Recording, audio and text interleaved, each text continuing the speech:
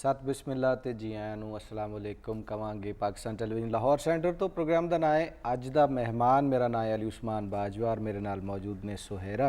और एक दफ़ा फिर सोमवार का दिहाड़ा आ गया और एक दफ़ा फिर नवा प्रोग्राम लैके तुहाडी खिदमत विच हाज़र होए हैं।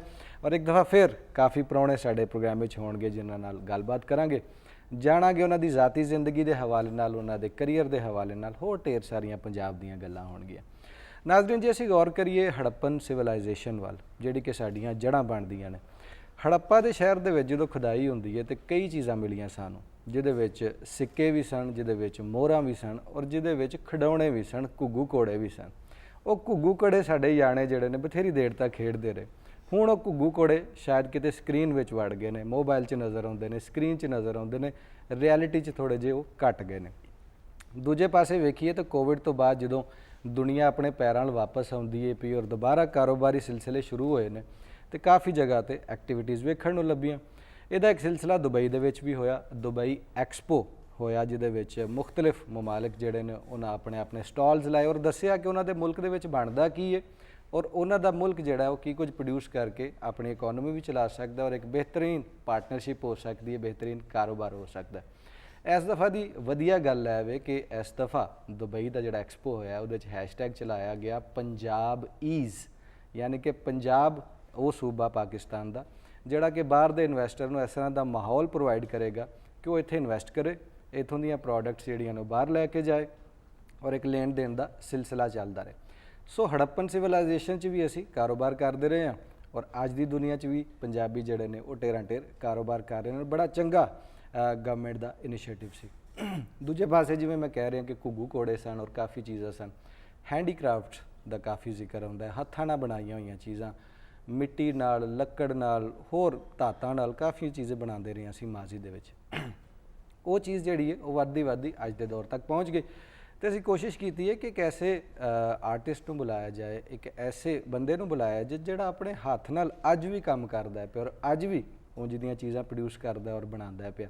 तो साडे स्टूडियो दे विच एक साहब मौजूद ने जिन्हां ने अज तो 25-30 वरे पहले अपने ताया जी कोलों सिੱਖਿਆ सी कि किवें थोड़ा चलाना और किवें छैनी चलानी और किवें एक लक्कड़ दे पीस नूं एक खूबसूरत हैंडीक्राफ्ट चीज़ दे विच बदल देना। साडे स्टूडियो विच मौजूद ने जनाब मुहम्मद असगर साहब, लाहौर तो इन्हां दा ताल्लुक है। अस्सलाम वालेकुम जी। वालेकुम अस्सलाम। कैसी तबीयत है तुहाडी? अल्लाह दी रहमत है जी। पग तो बड़ी फबदी है पई। बस जी अल्लाह ताला ने करम कीता है। हाँ जी। तो जिवें मैं पहले कहा कि तुसी ऑफ एयर भी गल कर रहे सी कि तुसी सिੱਖਿਆ अपने ताया जी कोलों। हाँ जी। तो ये सिलसिला करके वे घर तो ही पीढ़ी दर पीढ़ी चलता पिया या की थोड़ा जिहा दसो ना सानू। तकरीबन चाचे ताए दे बच्चे यही काम करते हैं जी, जिहदे चो मैं माशाअल्लाह इन्हां च सीनियर हाँ। हाँ हाँ। शुक्र अल्हम्दुलिल्लाह मैं कर रहा काम है। तो जिवें जो बंदा नवीं नवीं कोई शै सीखण लगदा, जिवें साइकिल ही सिੱਖਦਾ तो 8 वारी डिगदा, सट्टां भी लवांदा, इस तरह थोड़ा कई बारी उंगल ते वज्जा होना है, बड़ा कुछ होया होना है। ज़ाहिर है ਉਹਦੇ ਬਾਰੇ ਥੋੜਾ ਜਿਹਾ चौसी लगी है। हाँ जी। उजाड़ लगे ने, बर्दाश्त किया है, लेकिन बर्दाश्त करके अज माशाअल्लाह ये काम सीखिया है ते पाकिस्तान का नाम रोशन करने वास्ते सीखिया है। बिल्कुल। और ताया जी सख्त सन, डाडे सन कि प्यार ना समझाते? नहीं, बड़े चंगे सी माशाअल्लाह। अच्छा। फौत हो चुके ने ਤੇ ਉਹ ਤਕਰੀਬਨ ਮੰਨੇ ਹੈਗੇ ਸੀ ਪਾਕਿਸਤਾਨ ਦੇ ਵਿੱਚ। ਸਟੈਚੂ ਵੀ ਬਣਾਉਂਦੇ ਸੀ ਬੜੇ ਬੜੇ ਆਲਾ ਕਿਸਮ ਦੇ, ਇੱਥੇ ਤੱਕ ਕਿ ਉਹਨਾਂ ਦੀ ਚੀਜ਼ਾਂ ਅਜਾਇਬ ਘਰ ਦੇ ਵਿੱਚ ਵੀ ਰੱਖੀਆਂ ਹੋਈਆਂ। ਅੱਛਾ, ਵਧੀਆ, ਬਹੁਤ ਹੀ ਖੂਬਸੂਰਤ। ਤੁਸੀਂ ਦੁਬਈ ਐਕਸਪੋ 'ਚ ਵੀ ਗਏ ਜਿਹਦਾ ਮੈਂ ਜ਼ਿਕਰ ਕੀਤਾ, ਉਸ ਤੋਂ ਪਹਿਲੇ ਚਾਈਨਾ ਵਿੱਚ ਤੁਸੀਂ ਨੁਮਾਇਸ਼ਾਂ ਕੀਤੀਆਂ, ਨੈਸ਼ਨਲ ਸਤ੍ਹਾ ਤੇ ਲੋਕਲ ਸਤ੍ਹਾ ਤੇ ਵੀ ਨੁਮਾਇਸ਼ਾਂ ਕੀਤੀਆਂ ਔਰ ਕਾਫੀ ਇੱਕ ਲੰਮਾ ਅਰਸਾ ਤੁਸੀਂ ਇਹ ਕੰਮ ਕਰਦੇ ਚਲੇ ਆ ਰਹੇ ਹੋ। ਥੋੜਾ ਇਹ ਐਕਸਪੀਰੀਅੰਸ ਦੱਸੋ ਕਿ ਜਦੋਂ ਪਾਕਿਸਤਾਨ ਤੋਂ ਬਾਹਰ ਜਾਂਦੇ ਹੋ ਆਪਣੇ ਆ ਸਾਰੇ ਆਰਟ ਪੀਸ ਲੈ ਕੇ ਤੇ ਜਿਹੜੇ अरब ममालिक के लोग ने या यूरोपीयंस ने या चाइनीज़ ने वो इन्हां चीज़ों को वेख के की एक तो गल करते हैं, की फील करते हैं, किस तरह तुसी रोशन ना कर रहे हो पंजाब का? देखो जी आप अपना कल्चर है हर मुल्क का जी। हुण दुबई दे विच एक कैमल, एक हॉर्स, एक बाज इनू लाइफ करते हैं। ठीक है जी, इनू पसंद कर। हाँ, आप अपनी लाइन हैगी, हर बंदे की आप अपनी चॉइस हैगी है। तो मैं उत्थे हॉर्स लैके गया माशाअल्लाह पंजाब समाज रजिस्ट्री के हवाले नाल गया जी। उस्मान गुलजार साहब के तावन नाल गया। सैकटरीएट जिहड़े हैगे ने साडे ऑफिसर ने उन्हां दे तावन नाल गया। माशाअल्लाह उन्होंने काफ़ी हिम्मत है, उन्होंने सानू दुबई पहली बारी ਮੌਕਾ ਦਿੱਤਾ ਹੈ। ਬਿਲਕੁਲ ਇਸੇ ਤਰ੍ਹਾਂ ਹੀ ਔਰ ਆਰਟਿਸਟ ਨੂੰ ਹੀ ਮੌਕਾ ਲੱਭਣਾ ਚਾਹੀਦਾ ਔਰ ਉਹਨਾਂ ਦਾ ਕੰਮ ਨਜ਼ਰ ਵੀ ਆਉਣਾ ਚਾਹੀਦਾ। ਜੀ ਜੀ ਪੰਜਾਬ ਸਮਾਲ ਇੰਡਸਟਰੀਜ਼ ਬੜਾ ਵਧੀਆ ਕੰਮ ਕਰਦੀ ਹੈ। ਉਹ ਸਾਡੇ ਨਾਲ ਜਾਫਰ ਮਹਿੰਦੀ ਸਾਹਿਬ ਹੈਗੇ ਸੀ ਜੀ, ਉਹਨਾਂ ਨੇ ਕਾਫੀ ਮਿਹਨਤ ਕੀਤੀ ਉੱਥੇ, ਯਾਨੀ ਕਿ ਉਹ ਜੋ ਮੋਨੋਗ੍ਰਾਮ ਲੈ ਗਏ ਸੀ ਹਰ ਦੇ ਗਲੇ 'ਚ ਪਾ ਪਾ ਕੇ ਪਾਕਿਸਤਾਨ ਦਾ ਨਾਮ ਰੋਸ਼ਨ ਕੀਤਾ ਗਿਆ ਉੱਥੇ। ਅੱਛਾ, ਬਹੁਤ ਜ਼ਿਆਦਾ ਪਬਲਿਸਿਟੀ ਕੀਤੀ ਗਈ। ਵਧੀਆ। ਅੱਛਾ, ਤੁਸੀਂ ਜਿਵੇਂ ਜ਼ਿਕਰ ਕੀਤਾ ਕਿ ਅਰਬ ਦੇ ਕੁਝ ਜਾਨਵਰ ਹੈਗੇ ਨੇ ਜਿਨ੍ਹਾਂ ਦਾ ਤੁਸੀਂ ਜ਼ਿਕਰ ਕੀਤਾ, ਇਸੇ ਤਰ੍ਹਾਂ ਪੰਜਾਬ ਦੇ ਜਾਨਵਰ ਜਿਵੇਂ ਘੋੜਾ ਬੜਾ ਹੀ ਇੱਕ ਅਹਿਮ ਜਾਨਵਰ ਮੰਨਿਆ ਗਿਆ ਸਾਡੇ ਇੱਥੇ। ਇੱਕ ਜ਼ਮਾਨਾ ਸੀ ਜਦੋਂ ਅਲੈਗਜ਼ੈਂਡਰ ਦ ਗ੍ਰੇਟ ਉਹਨੂੰ ਕਹਿੰਦੇ ਨੇ, ਸਿਕੰਦਰ ਆਜ਼ਮ, ਹਾਂਜੀ, ਉਹ ਇੱਥੇ ਆਇਆ ਔਰ ਪੋਰਸ ਨੇ ਉਹਦੇ ਖਿਲਾਫ ਮੁਕਾਬਲਾ ਕੀਤਾ ਔਰ ਉਹਦੇ ਹਾਥੀ ਸਨ ਔਰ ਉਹਦੇ ਘੋੜੇ ਸਨ। ਤੇ ਉਹ ਚੀਜ਼ਾਂ ਮੁੜ ਕੇ ਫਿਰ ਘੁੱਗੂ ਘੋੜਿਆਂ ਦੀ ਸੂਰਤ ਵਿੱਚ ਵੀ ਨਜ਼ਰ ਆਏ, ਮਿੱਟੀ ਦੀ ਔਰ ਲੱਕੜ ਦੀ ਸੂਰਤ 'ਚ ਵੀ ਨਜ਼ਰ ਆਏ। ਜੀ ਜੀ। ਤੇ ਤੁਸੀਂ ਜਿਹੜੇ ਲੋਕਲ ਪੰਜਾਬ ਦੇ ਜਾਨਵਰ ਨੇ ਉਹ ਕਿਹੜੇ ਕਿਹੜੇ ਹਲੇ ਤੱਕ ਬਣਾਏ ਨੇ ਘੋੜੇ? ਮਾਸ਼ਾਅੱਲਾ ਜੀ, ਜਿੰਨੇ ਵੀ ਜਾਨਵਰ ਨੇ ਉਹ ਮੇਰੇ ਦਿਮਾਗ 'ਚ ਫੀਡ ਹੈਗੇ ਨੇ, ਤੇ ਜੋ ਕਹੋਗੇ ਮੈਂ ਬਣਾ ਦਿਆਂਗਾ। ਅੱਛਾ, ਹਰ ਕਿਸਮ ਦਾ ਮੈਂ ਜਾਨਵਰ ਬਣਾ ਲੈਣਾ। ਅਗਰ ਕੋਈ ਪ੍ਰੋਬਲਮ ਆਂਦੀ ਹੈ ਤੇ ਅਸੀਂ ਤਸਵੀਰ ਸਾਹਮਣੇ ਰੱਖ ਕੇ ਬਣਾ ਲੈਂਦੇ ਹਾਂ। ਅਬਲਨ ਤਾਂ ਸਾਡੇ ਦਿਮਾਗ ਦੇ ਵਿੱਚ ਹਰ ਚੀਜ਼ ਫੀਡ ਹੈਗੀ ਹੈ। ਮੈਨੂੰ ਕਹੋਗੇ ਇਹ ਜਾਨਵਰ ਬਣਾ ਦੇ, ਮੈਂ ਤੁਹਾਨੂੰ ਬਣਾ ਦਿਆਂਗਾ। ਔਰ ਗੋਰੇ ਜਿਹੜੇ ਨਾ ਯੂਰਪ ਮੁਲਕ ਦੇ ਵਿੱਚ ਗੋਰੇ ਬਹੁਤ ਪਸੰਦ ਕਰਦੇ ਨੇ ਆਰਟ ਨੂੰ। ਤੇ ਅਸਗਰ ਸਾਹਿਬ, ਤੁਸੀਂ ਜਿਹੜੇ ਜਾਨਵਰ ਨਾਲ ਲੈ ਕੇ ਆਏ ਹੋ ਕਿਹੜੀਆਂ ਸ਼ੈਵਾਂ, ਇਹਦੇ ਬਾਰੇ ਤੇ ਦੱਸੋ ਜੀ। ਨਾਲ ਜਿਹੜੀਆਂ ਸ਼ੈਵਾਂ ਲੈ ਕੇ ਆਏ ਹੋ ਸਾਨੂੰ ਵਿਖਾਉਣ ਵਾਸਤੇ, ਉਹਦੇ ਬਾਰੇ 'ਚ ਤੇ ਦੱਸੋ। ਉਹਦੇ ਬਾਰੇ 'ਚ ਐਲੀਫੈਂਟ ਬਣਾਇਆ ਮੈਂ। ਇਹ ਤਕਰੀਬਨ ਪੁੱਛੋਗੇ ਤੇ ਮੈਂ ਤੁਹਾਨੂੰ ਦੱਸ ਦਿਆਂਗਾ ਕਿੰਨੇ ਦਿਨਾਂ 'ਚ ਬਣਦਾ ਹੈ, ਕਿੰਨੇ ਦਿਨਾਂ ਨਹੀਂ ਬਣਦਾ। ਕਿ ਦੱਸ ਦਿਓ ਸਾਨੂੰ। ਹਾਂਜੀ, ਇਹੀ ਕੋਸ਼ਿਸ਼ ਕਰ ਰਹੇ ਹਾਂ ਕਿ ਦੱਸੋ ਇਸ ਹਾਥੀ ਦੇ ਬਾਰੇ, ਕਿਹੜੀ ਇਹ ਲੱਕੜ ਦਾ ਹਾਥੀ ਦੇ ਬਣਿਆ? ਬਾਰੇ 'ਚ ਇਹ ਮੁਗਲੀਆ ਦੌਰ ਦਾ ਹਾਥੀ ਹੈ ਜੀ। ਅੱਛਾ ਜੀ। ਇਹਦੇ 2-3 ਡਿਜ਼ਾਈਨ ਹੈਗੇ ਨੇ, ਉਹ ਘਰ ਪਏ ਨੇ ਮੇਰੇ ਕਰਖਾਨੇ 'ਚ ਪਏ ਨੇ ਜੀ। ਮੈਂ ਵਜ਼ਨ ਦੀ ਵਜ੍ਹਾ ਨਾਲ ਇੱਕ ਪੀਸ ਲੈ ਕੇ ਆਇਆ ਤਾਂ ਕਿ ਮੈਂ ਆਪਣਾ ਕਲਚਰ ਦਿਖਾ ਸਕਾਂ। ਅੱਛਾ, ਇਹ ਦੱਸੋ ਕਿ ਕਿਹੜੀ ਕਿਹੜੀ ਲੱਕੜ ਦੇ ਨਾਲ ਇਹ ਚੀਜ਼ਾਂ ਤੁਸੀਂ ਬਣਾਉਂਦੇ? ਇਹ ਸ਼ੀਸ਼ਮ ਵੁੱਡ ਦਾ ਮੈਂ ਕੰਮ ਕਰਨਾ ਸ਼ੁਰੂ ਤੋਂ, ਹੋਰ ਕੋਈ ਲੱਕੜ ਨਹੀਂ ਇਸਤੇਮਾਲ ਕਰਦਾ। ਅੱਛਾ। ਸ਼ੀਸ਼ਮ ਵੁੱਡ ਜਿਹਦਾ ਫਰਨੀਚਰ ਬਣਦਾ ਹੈ। ਅੱਛਾ, ਉਹਦੇ ਸ਼ੀਸ਼ਮ ਨਾਲ। ਵਿੱਚ ਕੁਦਰਤੀ ਰਗਾਂ ਬੜੀ ਪਿਆਰੀਆਂ ਹੁੰਦੀਆਂ ਨੇ। ਅੱਛਾ। ਇਹ ਜਿੰਨੀਆਂ ਵੀ ਰਗਾਂ ਦੇ ਵਿੱਚ ਨੇ ਕੁਦਰਤੀ ਹੈਗੀਆਂ ਨੇ। ਇਹ ਮੇਰੀਆਂ ਨਹੀਂ ਹੈਗੀਆਂ, ਕੁਦਰਤੀ ਦੀ ਨਜ਼ਰ ਆਉਂਦੀਆਂ ਨੇ ਕਿੰਨਾ ਬਕਾਇਦਾ। ਅਰਸਾ ਲੱਗਦਾ ਹੈ ਇਹਨੂੰ ਬਣਾਉਣ ਲਈ? ਹਾਂਜੀ, ਜਿਹੜੇ ਤੁਸੀਂ ਇਹ ਬਣਾਉਂਦੇ ਹੋ ਹਾਥੀ ਦੇ ਬਾਰੇ 'ਚ ਦੱਸੋ, ਹਾਂਜੀ। ਟਾਈਮ ਕਿੰਨਾ ਲੱਗਦਾ ਹੈ? ਇਹ ਟਾਈਮ ਇਹ ਹੈਗਾ ਜੀ, ਇਹ ਹੁੰਦੀ ਹੈ ਗਿੱਲੀ ਲੱਕੜ। ਪਹਿਲੇ ਅਸੀਂ ਦਰਖਤ ਲੈਂਦੇ ਹਾਂ, ਦਰਖਤ ਲੈ ਕੇ ਉਹਨੂੰ ਟਰਾਲੀ ਤੇ ਚੜਵਾਉਂਦੇ ਆ ਪੂਰੇ ਦਰਖਤ ਨੂੰ, ਫਿਰ ਲੱਕੜੀ ਦੀ ਫਾੜਾਂ ਬਣਦੀਆਂ, ਫਿਰ ਉੱਤੇ ਫਰਮਾ ਰੱਖ ਕੇ ਫਿਰ ਇਹਨੂੰ ਆਰੇ ਤੇ ਟੋਟੇ ਕਰਨੇ ਆ, ਪੀਸ ਕਰਕੇ ਫਿਰ ਇਹਨੂੰ ਬਣਾਉਂਦੇ ਆ। ਅੱਛਾ, ਹਾਂਜੀ, ਫਿਰ ਕਢਾਈ ਕਰਨੇ ਆ, ਫਿਰ ਬਣਾਉਂਦੇ ਆ, ਫਿਰ ਇਹਦੀ ਫਿਨਿਸ਼ਿੰਗ ਲਿਆਉਂਦੇ ਆ ਤੇ ਫਿਰ ਇਹਨੂੰ ਤਿਆਰੀ ਲਿਆਉਂਦੇ ਆ। ਫਿਰ ਇਹਦੇ ਦੇਖੋ ਨਾ, ਇਹ ਮੁਗਲੀਆ ਦੌਰ ਦਾ ਬਣਿਆ ਜੀ। ਅੱਗੇ ਚਲਾਉਣ ਵਾਲਾ, ਪਿੱਛੇ ਬਾਦਸ਼ਾਹ ਹੈ ਜੀ, ਉਸ ਤੋਂ ਪਿੱਛੇ ਮਲਕਾ ਬੈਠੀ ਹੈ। ਸੀੜੀ ਵੀ ਬਣਾਈ ਇਹਦੀ ਤੇ ਮਾਸ਼ਾਅੱਲਾ ਆਪਣੇ ਵੱਲੋਂ ਤਾਂ ਸਹੀ ਬਣਾਇਆ। ਇਹ 3 ਸਟਾਈਲ ਦੇ ਹੈਗੇ ਨੇ, ਇੱਕ ਨੀਵੀਂ ਸੌਣ ਦਾ ਹੈ, ਇੱਕ ਉੱਚੀ ਸੌਣ ਦਾ ਹੈ, ਇੱਕ ਸਲਾਮੀ ਵਾਲਾ ਹੈਗਾ। ਠੀਕ ਹੈ ਜੀ। ਹਾਲਾਂਕਿ ਮੇਰੇ ਘਰ ਜ਼ਰਾਫਾ ਵੀ ਪਿਆ ਕਰਖਾਨੇ, ਬੜਾ ਹੀ ਆਲਾ ਕਿਸਮ ਦਾ ਹੈਗਾ। ਤੁਸੀਂ ਦੇਖਦੇ ਖੁਸ਼ ਹੋ ਜਾਣਾ ਸੀ। ਤੁਸੀਂ ਅਗਲੀ ਵਾਰੀ ਉਹ ਤੁਸੀਂ ਲੈ ਕੇ ਆਣਾ। ਉਹ ਇਨਸ਼ਾਅੱਲਾ ਤਾਲਾ ਮੌਕਾ ਦਿਓਗੇ ਜ਼ਰੂਰ, ਮੈਂ ਤੁਹਾਨੂੰ ਪੂਰੀ ਆਈਟਮਾਂ ਆਪਣੀ ਦਿਖਾ ਦਾਂਗਾ ਜੀ। ਬਿਲਕੁਲ ਇਸੇ ਤਰ੍ਹਾਂ। ਅੱਛਾ, ਦੁਬਈ ਤੁਸੀਂ ਜਦੋਂ ਗਏ ਹੋ, ਹਾਂਜੀ, ਉੱਥੇ ਸਾਡੇ ਹੋਰ ਸਮਾਲ ਇੰਡਸਟਰੀਜ਼ ਦੇ ਹੈਂਡੀਕ੍ਰਾਫਟ ਹੋਰ ਵੀ ਪਏ ਹੋਣਗੇ। ਹਾਂਜੀ, ਕਾਫੀ ਚੀਜ਼ਾਂ ਅਸੀਂ ਉੱਥੇ ਡਿਸਪਲੇ ਤੇ ਲਾਈਆਂ ਸਨ। ਉਹ ਭਾਵੇਂ ਸਿਆਲਕੋਟ ਦੇ ਫੁੱਟਬਾਲ ਹੋਣ ਜੀ ਜੀ ਜੀ, ਜਾਂ ਹੋਰ ਕੱਪੜਿਆਂ ਦੇ ਹਵਾਲੇ ਨਾਲ ਚੀਜ਼ਾਂ ਸਨ। ਫਿਰ ਇਹ ਤੁਹਾਡੇ ਜਿਹੜਾ ਤੁਸੀਂ ਬਣਾਉਂਦੇ ਹੋ ਚੀਜ਼ਾਂ ਵੀ ਸਨ। ਉਹਦਾ ਥੋੜਾ ਜਿਹਾ ਐਕਸਪੀਰੀਅੰਸ ਤੇ ਦੱਸੋ ਕਿ ਸਾਡਾ ਜਿਹੜਾ ਸੈਟਅਪ ਸੀ, ਲੋਕੀ ਕਿੰਨੇ ਕੁ ਉੱਥੇ ਇਕੱਠੇ ਹੁੰਦੇ ਸਨ, ਕਿੰਨੀ ਕੁ ਗੱਲਬਾਤ, ਕਿੰਨੇ ਖੁਸ਼ ਸਨ ਉਸ ਚੀਜ਼ ਨੂੰ ਵੇਖ ਕੇ, ਔਰ ਐਕਸਪੀਰੀਅੰਸ ਕਿਸ ਤਰ੍ਹਾਂ ਦਾ ਰਿਹਾ, ਕਿਵੇਂ ਦਾ ਲੱਗਾ? ਉਹ ਇਸ ਤਰ੍ਹਾਂ ਦਾ ਲੱਗਿਆ ਜੀ, ਉੱਥੇ ਜਿਹੜੇ ਆਪਣਾ ਕਲਚਰ ਦਿਖਾ ਰਹੇ ਸੀ, ਉਹ ਘੋੜਾ ਊਂਟ ਵਗੈਰਾ ਨਚਾ ਰਹੇ ਸੀ, ਉਹਦੀ ਇੰਨੀ ਪਬਲਿਕ ਹੈਗੀ ਸੀ ਮੈਂ ਤੁਹਾਨੂੰ ਦੱਸ ਨਹੀਂ ਸਕਦਾ। ਅੱਛਾ, ਇੰਨੀ ਪਬਲਿਕ ਸੀ, ਬਹੁਤ ਜ਼ਿਆਦਾ ਪਬਲਿਕ ਹੈਗੀ ਸੀ। ਇਹ ਨਹੀਂ ਕਿ ਸਾਰੇ ਸਟਾਲਾਂ ਤੋਂ ਬੰਦੇ ਜਿਹੜੇ ਉੱਠ ਕੇ ਨਾ ਉਹ ਦੇਖਣ ਵਾਸਤੇ ਆ ਰਹੇ ਸੀ। ਹਾਂਜੀ, ਉੱਥੇ ਹੀ ਅਸੀਂ ਆਪਣਾ ਆਰਟ ਦਾ ਕੰਮ ਕਰ ਰਹੇ ਸੀ। ਤੇ ਮਾਸ਼ਾਅੱਲਾ ਉਹ ਮੇਰੇ ਹੋਰਸ ਵੇਖ ਕੇ ਨਾ ਲੋਕ ਹੈਰਾਨ ਹੋ ਰਹੇ ਸੀ, ਯਾਰ ਇੰਨੇ ਪਿਆਰੇ ਹੋਰਸ ਲੈ ਕੇ ਆਇਆ। ਇੱਥੋਂ ਤੱਕ ਕਿ ਮਿਨਿਸਟਰ ਸਾਹਿਬ ਨੇ ਵੀ ਮੇਰਾ ਕਾਰਡ ਲਿਆ। ਉਹਨੇ कहा जी अपना कार्ड देना, तो ज़ाहिर उनको पसंद आया, तो मेरे लाइफ किया उन्होंने मुझे। बिल्कुल। और ਜਿਹੜੇ ਘੋੜੇ ਤੁਸੀਂ ਬਣਾਉਂਦੇ ਹੋ ਉਹਨਾਂ ਚੋਂ ਇੱਕ ਘੋੜਾ ਸਾਡੇ ਵੱਲ ਵੀ ਤੁਸੀਂ ਸਟੂਡੀਓ 'ਚ ਵੀ ਲੈ ਕੇ ਆਏ ਹੋ ਥੋੜੀ ਦੇਰ ਬਾਅਦ। ਇਹਨੂੰ ਤੁਸੀਂ ਘੋੜਾ ਬਣਾਉਣ ਵਾਸਤੇ ਲਿਆਂਦਾ ਜੀ। ਬਿਲਕੁਲ, ਇਹਨੂੰ ਤੁਸੀਂ ਤਿਆਰ ਘੋੜਾ ਨਹੀਂ ਲੈ ਕੇ ਆਇਆ, ਮੈਂ ਤੁਹਾਨੂੰ ਬਣਾ ਕੇ ਦਿਖਾਵਾਂਗਾ। ਬਿਲਕੁਲ, ਅਸੀਂ ਕਿਸ ਤਰ੍ਹਾਂ ਬਣਦਾ ਹੈ, ਉਹ ਥੋੜਾ ਚਿਹਰਾ ਵੀ ਕੱਢ ਕੇ ਦਿਖਾਵਾਂਗਾ। ਬਿਲਕੁਲ ਇਸੇ ਤਰ੍ਹਾਂ ਹੀ। ਔਰ ਅਸੀਂ ਇਹ ਵੀ ਵੇਖਿਆ ਨਿਊਜ਼ ਦੇ ਵਿੱਚ ਕਿ ਉੱਥੇ ਬੜੇ ਪੰਜਾਬੀ ਭੰਗੜੇ ਪਏ ਨੇ, ਗੀਤ ਬਹੁਤ ਉੱਥੇ ਹੋਏ ਨੇ, ਔਰ ਇੱਕ ਪੂਰਾ ਕਲਚਰ ਪੰਜਾਬ ਦਾ ਉੱਥੇ। ਮੈਂ ਕਹਿ ਰਿਹਾ ਮਜ਼ਾ ਆ ਗਿਆ, ਯਕੀਨ ਕਰੋ। ਅੱਛਾ, ਮੈਨੂੰ ਮੌਕਾ ਨਹੀਂ ਦਿੱਤਾ ਗਿਆ। ਤਕਰੀਬਨ 8 ਦਿਨ 10 ਦਿਨ ਰਹੇ ਹਾਂ ਅਸੀਂ ਉੱਥੇ।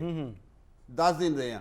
ਅਗਰ ਸਾਨੂੰ ਮਹੀਨਾ ਮਿਲਦਾ ਤੇ ਮੈਂ ਕਹਿੰਦਾ ਬੜੀ ਪਬਲਿਸਿਟੀ ਹੋਣੀ ਸੀ ਮਾਸ਼ਾਅੱਲਾ। ਬਸ ਹੁਣ ਵੀ ਤੁਸੀਂ ਟਾਈਮ ਸਾਨੂੰ ਬੜਾ ਸ਼ਾਰਟ ਦਿੱਤਾ ਗਿਆ। ਅੱਛਾ, ਤਾਂ ਵੈਸੇ ਤੁਸੀਂ ਸ਼ਾਰਟ ਟਾਈਮ 'ਚ ਵੀ ਬਥੇਰਾ ਕੰਮ ਕਰ ਪਰ ਰਹੇ ਹੋ। ਅਲਹਮਦੁਲਿਲਾ ਬੜਾ ਰੌਣਕ ਮੇਲਾ ਲੱਗਿਆ ਉੱਥੇ, ਹਾਂ ਹਾਂ, ਤੇ ਆਪਣੀ ਰਿਕਾਰਡਿੰਗ ਵੀ ਕੀਤੀ ਉੱਥੇ, ਅੱਛਾ, ਤੇ ਮਾਸ਼ਾਅੱਲਾ ਵਧੀਆ ਕੰਮ ਹੋ ਗਿਆ। ਅਵਾਰਡ ਵੀ ਦਿੱਤਾ ਨੇ ਸਾਨੂੰ। ਅੱਛਾ, ਤੁਸੀਂ ਦੱਸਿਆ ਕਿ ਤੁਹਾਡੇ ਜਿਹੜੇ ਕਜ਼ਨ ਵਗੈਰਾ ਨੇ ਉਹ ਵੀ ਇਹ ਕੰਮ ਕਰਦੇ ਨੇ ਤੇ ਤੁਸੀਂ ਉਹਨਾਂ 'ਚੋਂ ਸੀਨੀਅਰ ਹੋ। ਹਾਂਜੀ ਹੁਣ ਤੁਹਾਡੇ ਤੋਂ ਅਗਲੀ ਪੀੜ੍ਹੀ ਜਿਹੜੀ ਉਹ ਵੀ ਤੁਸੀਂ ਦੱਸ ਰਹੇ ਸੋ ਕਿ ਇਸ ਕੰਮ ਵੱਲ ਆ ਰਹੀ ਹੈ, ਉਹਨਾਂ ਬਾਰੇ ਥੋੜਾ ਦੱਸੋ ਨਹੀਂ ਬੱਚਿਆਂ ਜੀ, ਬਾਰੇ। ਮੇਰੇ ਬੱਚੇ ਤੇ ਨਹੀਂ ਆ ਰਹੇ, ਮੇਰੇ ਬੱਚੇ ਕਰਦੇ ਨੇ ਚਾਈਨਾ ਦਾ ਕਾਰੋਬਾਰ, ਲੇਕਿਨ ਉਹ ਵੀ ਕਰਦੇ ਨੇ ਹੈਂਡੀਕ੍ਰਾਫਟ ਦਾ। ਅੱਛਾ, ਹਾਂਜੀ, ਇੱਥੋਂ ਲੈ ਕੇ ਜਾਂਦੇ ਨੇ ਮਾਲ ਤੇ ਉੱਥੇ ਜਾ ਕੇ ਆਪਣਾ ਨਮਾਇਸ਼ਾਂ ਕਰਦੇ ਨੇ। ਤੇ ਇਹ ਜਿਹੜਾ ਫਨ ਹੈ ਲੱਕੜ ਦਾ, ਇਹ ਕੌਣ ਸਿੱਖਦਾ ਪਿਆ ਤੁਹਾਡੇ ਖਾਨਦਾਨ 'ਚ ਹੁਣ ਇਹ ਜਾਂ ਕੋਈ ਨਹੀਂ ਫਿਲਹਾਲ ਸਿੱਖਦਾ? ਦੀ ਹਾਲਾਤ ਦੀ ਵਜ੍ਹਾ ਨਾਲ ਜ਼ਰਾ ਬ੍ਰੇਕ ਲੱਗ ਗਈ ਹੈ, ਅੱਛਾ, ਕਿਉਂਕਿ ਇੱਥੇ ਗੋਰਾ ਨਹੀਂ ਆਂਦਾ, ਫਾਰਨਲ ਨਹੀਂ ਆਂਦਾ। ਪਹਿਲੇ ਫਾਰਨਲ ਆਂਦਾ ਸੀ, ਗੋਰਾ ਆਂਦਾ ਸੀ, ਤੇ ਇਹਦੀ ਵਜ੍ਹਾ ਨਾਲ ਮਾਲ ਰੁਕਦਾ ਹੀ ਨਹੀਂ ਸੀ। ਹੁਣ ਇਹ ਹੈਗਾ ਗੋਰਿਆਂ ਨੇ ਆਣਾ ਜਾਣਾ ਛੱਡ ਦਿੱਤਾ, ਉਹਦੀ ਵਜ੍ਹਾ ਨਾਲ ਜਿਹੜਾ ਨੇ ਕੰਮ ਸਲੋ ਹੋ ਗਿਆ ਬਹੁਤ। ਲੇਕਿਨ ਇਸ ਦਫਾ ਅਸੀਂ ਬੜੀ ਵਧੀਆ ਕੋਸ਼ਿਸ਼ ਕੀਤੀ ਹੈ, ਗੋਰੇ ਨੂੰ ਜਾ ਕੇ ਦੱਸਿਆ ਦੁਬਈ ਦੇ ਵਿੱਚ ਕਿ ਕਿੱਡੇ ਪੁਰਅਮਨ ਸੀ ਔਰ ਕਿੱਡਾ ਵਧੀਆ ਸਾਡਾ ਮੁਲਕ ਹੈ, ਪੰਜਾਬ ਵੀ ਔਰ ਵੈਸੇ ਵੀ ਬਾਕੀ ਸੂਬੇ ਵੀ ਸਾਡੇ ਬੜੇ ਸੋਹਣੇ ਔਰ ਵਧੀਆ ਨੇ। ਤੇ ਇੱਥੇ ਆਓ, ਸਾਡੇ ਲੋਕਾਂ ਨੂੰ ਵੇਖੋ, ਸਾਡੇ ਕਲਚਰ ਨੂੰ ਵੇਖੋ, ਸਾਡੀਆਂ ਬੋਲੀਆਂ, ਸਾਡੇ ਖਾਬੇ, ਸਾਡੇ ਫਨਕਾਰ ਵੇਖੋ ਕੀ ਕੁਝ ਬਣਾਉਂਦੇ ਨੇ। ਇਹੀ ਉਹਦੀ ਕੋਸ਼ਿਸ਼ ਸੀ ਐਕਸਪੋ ਦੇ ਵਿੱਚ ਆਪਣਾ ਸਟਾਲ ਲਾਉਣ ਦੀ। ਉਹਦੇ 'ਚ ਅਸੀਂ ਕਾਫੀ ਹੱਦ ਤੱਕ ਕਾਮਯਾਬ ਵੀ ਰਹੇ ਹਾਂ। ਮੁਸਤਕਬਲ ਵਿੱਚ ਜ਼ਰੂਰ ਇੱਥੇ ਕਾਫੀ ਫੋਰਨਰਸ ਆਉਣਗੇ ਔਰ ਯਕੀਨੀ ਤੌਰ ਤੇ ਇਹ ਹੈਂਡੀਕ੍ਰਾਫਟ ਔਰ ਬਾਕੀ ਹੈਂਡੀਕ੍ਰਾਫਟ ਜਿਹੜੇ ਨੇ ਉਹ ਵੀ ਵਿਕਣਗੇ ਵੀ ਔਰ ਬਥੇਰਾ ਕਾਰੋਬਾਰ ਵਧੀਆ ਹੋਵੇਗਾ। ਤੇ ਤੁਹਾਨੂੰ ਕੀ ਲੱਗਦਾ ਜ਼ਾਤੀ ਤੌਰ ਤੇ ਜਿਹੜਾ ਇਹ ਲੱਕੜ ਦਾ ਕੰਮ ਹੈ, ਇੱਕ ਫਨ ਹੈਗਾ, ਇਹ ਮੁਸਤਕਬਲ ਵਿੱਚ ਰਵੇਗਾ, ਪਾਕਿਸਤਾਨ ਵਿੱਚ ਵਧੇਗਾ, ਫੁੱਲੇਗਾ ਜਾਂ ਇਹ ਥੋੜਾ ਘਟ ਜਾਏਗਾ? ਅਗਰ ਮੇਰਾ ਖਿਆਲ ਹੈ ਕਿ ਪਾਕਿਸਤਾਨ ਦਾ ਤਾਵਨ ਹੋਵੇ, ਜੀ, ਇਹ ਉੱਥੇ ਆਪਣੇ ਜਾ ਕੇ ਉਹ ਲਾਣ, ਆਪਣਾ ਸ਼ੋਰੂਮ ਵਗੈਰਾ ਬਣਾਉਣ, ਤੇ ਮੇਰਾ ਤਾਂ ਖਿਆਲ ਹੈ ਬਹੁਤ ਕੰਮ ਉੱਤੇ ਆਏਗਾ। ਅੱਛਾ, ਇਹ ਗਵਰਨਮੈਂਟ ਦਾ ਤਾਵਨ ਚਾਹੀਦਾ ਹੈ। ਬਿਲਕੁਲ ਤਾਵਨ ਤੁਹਾਡੇ ਅਗਰ ਨਾਲ ਗਵਰਨਮੈਂਟ ਤਾਵਨ ਕਰੇ ਜੀ, ਤੇ ਮੇਰਾ ਖਿਆਲ ਹੈ ਸਾਡਾ ਵੀ ਬੜਾ ਫਾਇਦਾ ਹੋ ਸਕਦਾ ਜੀ ਹੈ। ਬਿਲਕੁਲ। ਮੀਡੀਆ ਦਾ ਜਿਹੜਾ ਕੰਮ ਸੀ ਕਿ ਤੁਹਾਨੂੰ ਮੀਡੀਆ ਤੇ ਲਿਆ ਕੇ ਆਇਆ ਜਾਏ, ਲੋਕਾਂ ਨੂੰ ਦੱਸਿਆ ਜਾਏ, ਉਹ ਅਸੀਂ ਆਪਣਾ ਤੇ ਨਿਉਂਦਰਾ ਪਾਤਾ, ਆਪਣਾ ਹਿੱਸਾ ਪਾਤਾ, ਜੀ ਜੀ ਹੁਕੂਮਤ ਨੇ ਵੀ ਆਪਣਾ ਪਾਤਾ। ਜੀ। ਹੁਣ ਤੁਹਾਡੇ ਤੇ ਵੀ ਤੇ ਅੱਗੋਂ ਤੁਹਾਡੀ ਅਗਲੀ ਪੀੜ੍ਹੀ ਤੇ ਵੀ ਹੋ ਸਕਦਾ ਹੈ ਕਿ ਸ਼ਾਇਦ ਉਹਨਾਂ 'ਚ ਕੋਈ ਇੱਕ ਅੱਧਾ ਬੱਚਾ ਬੱਚੀ ਕੋਈ ਆ ਜਾਏ ਇਸ ਕੰਮ ਵੱਲ ਔਰ ਹੈਂਡੀਕ੍ਰਾਫਟ ਜਿਹੜੇ ਲੱਕੜ ਦੇ ਨੇ ਉਹ ਖੁਸੂਸੀ ਤੌਰ ਤੇ ਬਣਾਏ। ਅੱਜ ਜਿਹੜਾ ਘੋੜਾ ਬਣਾ ਕੇ ਵਿਖਾਓਗੇ ਸਟੂਡੀਓ ਦੇ ਵਿੱਚ, ਇਹ ਕਿਸ ਤਰ੍ਹਾਂ ਦਾ, ਮਤਲਬ ਕੋਈ ਡਾਂਸ ਕਰਨ ਵਾਲਾ ਘੋੜਾ ਹੈ? ਇਹਦੀ ਤਾਂ ਕੋਈ ਡਿਟੇਲ ਦੱਸੋ। ਇਹ ਦੌੜ ਵਾਲਾ ਘੋੜਾ ਹੈ ਜੀ। ਅੱਛਾ, ਇਹ ਦੌੜ ਰਿਹਾ, ਬੇਸ ਤੇ ਲੱਗਾ ਹੋਇਆ। ਅੱਛਾ, ਮੈਂ ਜਿਹੜੇ ਘੋੜੇ ਲੈ ਕੇ ਗਿਆ ਉਹਨਾਂ ਵਿੱਚੋਂ ਘੋੜਾ ਹੈਗਾ। ਅੱਛਾ, ਉਹ ਮੈਂ ਤੁਹਾਨੂੰ ਤਸਵੀਰ ਜ਼ਰੂਰ ਦਿਖਾ ਸਕਣਾ, ਇਸ ਲਈ ਮੇਰੇ ਕੋਲ ਤਿਆਰ ਨਹੀਂ ਗਾ ਇਸ ਠੀਕ ਹੈ। ਵੈਸੇ ਤੇ ਕਿਉਂਕਿ ਥੋੜਾ ਮੈਂ ਬਹੁਤ ਦੇ ਕੰਮ ਆਇਆ ਹੋਏਗਾ, ਉੱਥੇ। ਥੋੜਾ ਬਹੁਤ ਤੁਸੀਂ ਕਰੋਗੇ ਇਹਦੇ ਤੇ ਕੰਮ, ਜਿੰਨਾ ਕੋਈ ਪ੍ਰੋਗਰਾਮ ਹੈ ਜ਼ਾਹਰ ਫਿਨਿਸ਼ਿੰਗ ਤੇ ਨਹੀਂ ਹੋ ਸਕਦੀ। ਹਾਂ, ਨਹੀਂ ਫਿਨਿਸ਼ਿੰਗ ਨਹੀਂ ਹੋ ਸਕਦੀ, ਬਣ ਸਕਦਾ ਹੈ, ਰਫ ਹੋ ਸਕਦਾ ਹੈ, ਐਨੀ ਜਲਦੀ ਤਿਆਰੀ ਨਹੀਂ ਹੋ ਸਕਦੀ, ਕਿਉਂਕਿ ਪ੍ਰੋਗਰਾਮ ਹੈ ਤੁਹਾਡਾ 1-2 ਘੰਟੇ ਦਾ, ਜੀ, ਉਹਦੇ ਵਿੱਚ ਤਿਆਰੀ ਨਹੀਂ ਹੋ ਸਕਦੀ, ਘੋੜਾ ਟਾਈਮ ਲੱਗਦਾ ਬੜਾ। ਬਿਲਕੁਲ 2 ਘੰਟੇ 'ਚ ਘੋੜਾ ਨਹੀਂ ਪਹੁੰਚਦਾ ਕਿਤੇ। ਨਹੀਂ, ਉਹ ਦੌੜ ਵੀ ਨਹੀਂ ਲਾ ਸਕਦਾ। ਠੀਕ ਹੈ। ਤੇ ਨੇਜ਼ਾਬਾਜ਼ੀ ਵਗੈਰਾ ਜਿਹੜਾ ਉਹ ਸ਼ਾਇਦ ਕਿਤੇ ਇਹ ਵਿੱਚ ਨੇਜ਼ਾਬਾਜ਼ੀ ਦਾ ਹੀ ਬਣਾ ਲੈਂਦੇ ਆ। ਹਾਂ, ਜਿਸ ਤਰ੍ਹਾਂ ਦਾ ਕਹੋ ਉੱਤੇ ਮੁਜੱਸਮਾ ਕਹੋਗੇ, ਮੁਜੱਸਮਾ ਬਿਠਾ ਦੇਵਾਂਗੇ। ਨੇਜ਼ਾਬਾਜ਼ੀ ਅਗਰ ਤੁਸੀਂ ਬਣਾ ਦਿਓ, ਜਿਹੜਾ ਕਿੱਲਾ ਪੁੱਟਣ ਵਾਲੀ ਇੱਕ ਸਾਡੀ ਖੇਡ ਹੈ ਬੜੀ ਟ੍ਰੈਡੀਸ਼ਨਲ ਜਿਹੀ, ਉਹ ਸਾਰੀ ਡਿਪਿਕਸ਼ਨ ਹੋਏਗੀ ਸਾਡੀ ਕਿ ਇਹ ਅਸੀਂ ਪੰਜਾਬੀ ਖੇਡ ਉਹ ਵੀ ਬਣਾ ਲੈਂਦੇ ਆ ਭਾਈ ਜਾਨ। ਨੇਜ਼ੇ ਵਾਲੇ ਵੀ ਮੈਂ ਤੁਹਾਨੂੰ ਦਿਖਾ ਦਿੰਦਾ। ਹਾਂ ਹਾਂ ਉੱਤੇ ਬੰਦਾ ਬੈਠਾ ਹੈ ਜੀ, ਘੋੜਾ ਦੌੜ ਰਿਹਾ ਹੈ, ਉਹ ਨੇਜ਼ਾ ਮਾਰ ਰਿਹਾ। ਬਸ ਫਿਲਹਾਲ ਤੇ ਬ੍ਰੇਕ ਲਾਓ ਘੋੜੇ ਨੂੰ, ਕਿਉਂਕਿ ਘੋੜਾ ਚੱਲਿਆ ਹੁਣ ਬ੍ਰੇਕ ਵੱਲ। ਮੁੜ ਕੇ ਵਾਪਸ ਆਵਾਂਗੇ ਤੇ ਵੇਖਾਂਗੇ ਕਿ ਘੋੜਾ ਕਿੱਥੇ ਤੱਕ ਪਹੁੰਚਿਆ। ਜੀ ਨਾਜ਼ਰੀਨ, ਸਾਡੇ ਸਾਥੀ ਜਿਹੜੇ ਨੇ ਵੁਡਨ ਹੈਂਡੀਕ੍ਰਾਫਟ ਵਾਲੇ ਸੰਗੀ ਜਿਹੜੇ ਨੇ, ਉਹ ਆਪਣਾ ਕੰਮ ਤੇ ਕਰਦੇ ਰਹਿਣਗੇ, ਜਾਰੀ ਰੱਖਣਗੇ ਸਟੂਡੀਓ ਦੇ ਵਿੱਚ। ਤੁਸਾਂ ਕਿਤੇ ਨਹੀਂ ਜਾਣਾ, ਮੁੜ ਕੇ ਵਾਪਸ ਆਣਾ ਔਰ ਵੇਖਾਂਗੇ ਕਿ ਘੋੜਾ ਕਿੰਨੀ ਤੇਜ਼ ਦੌੜਦਾ।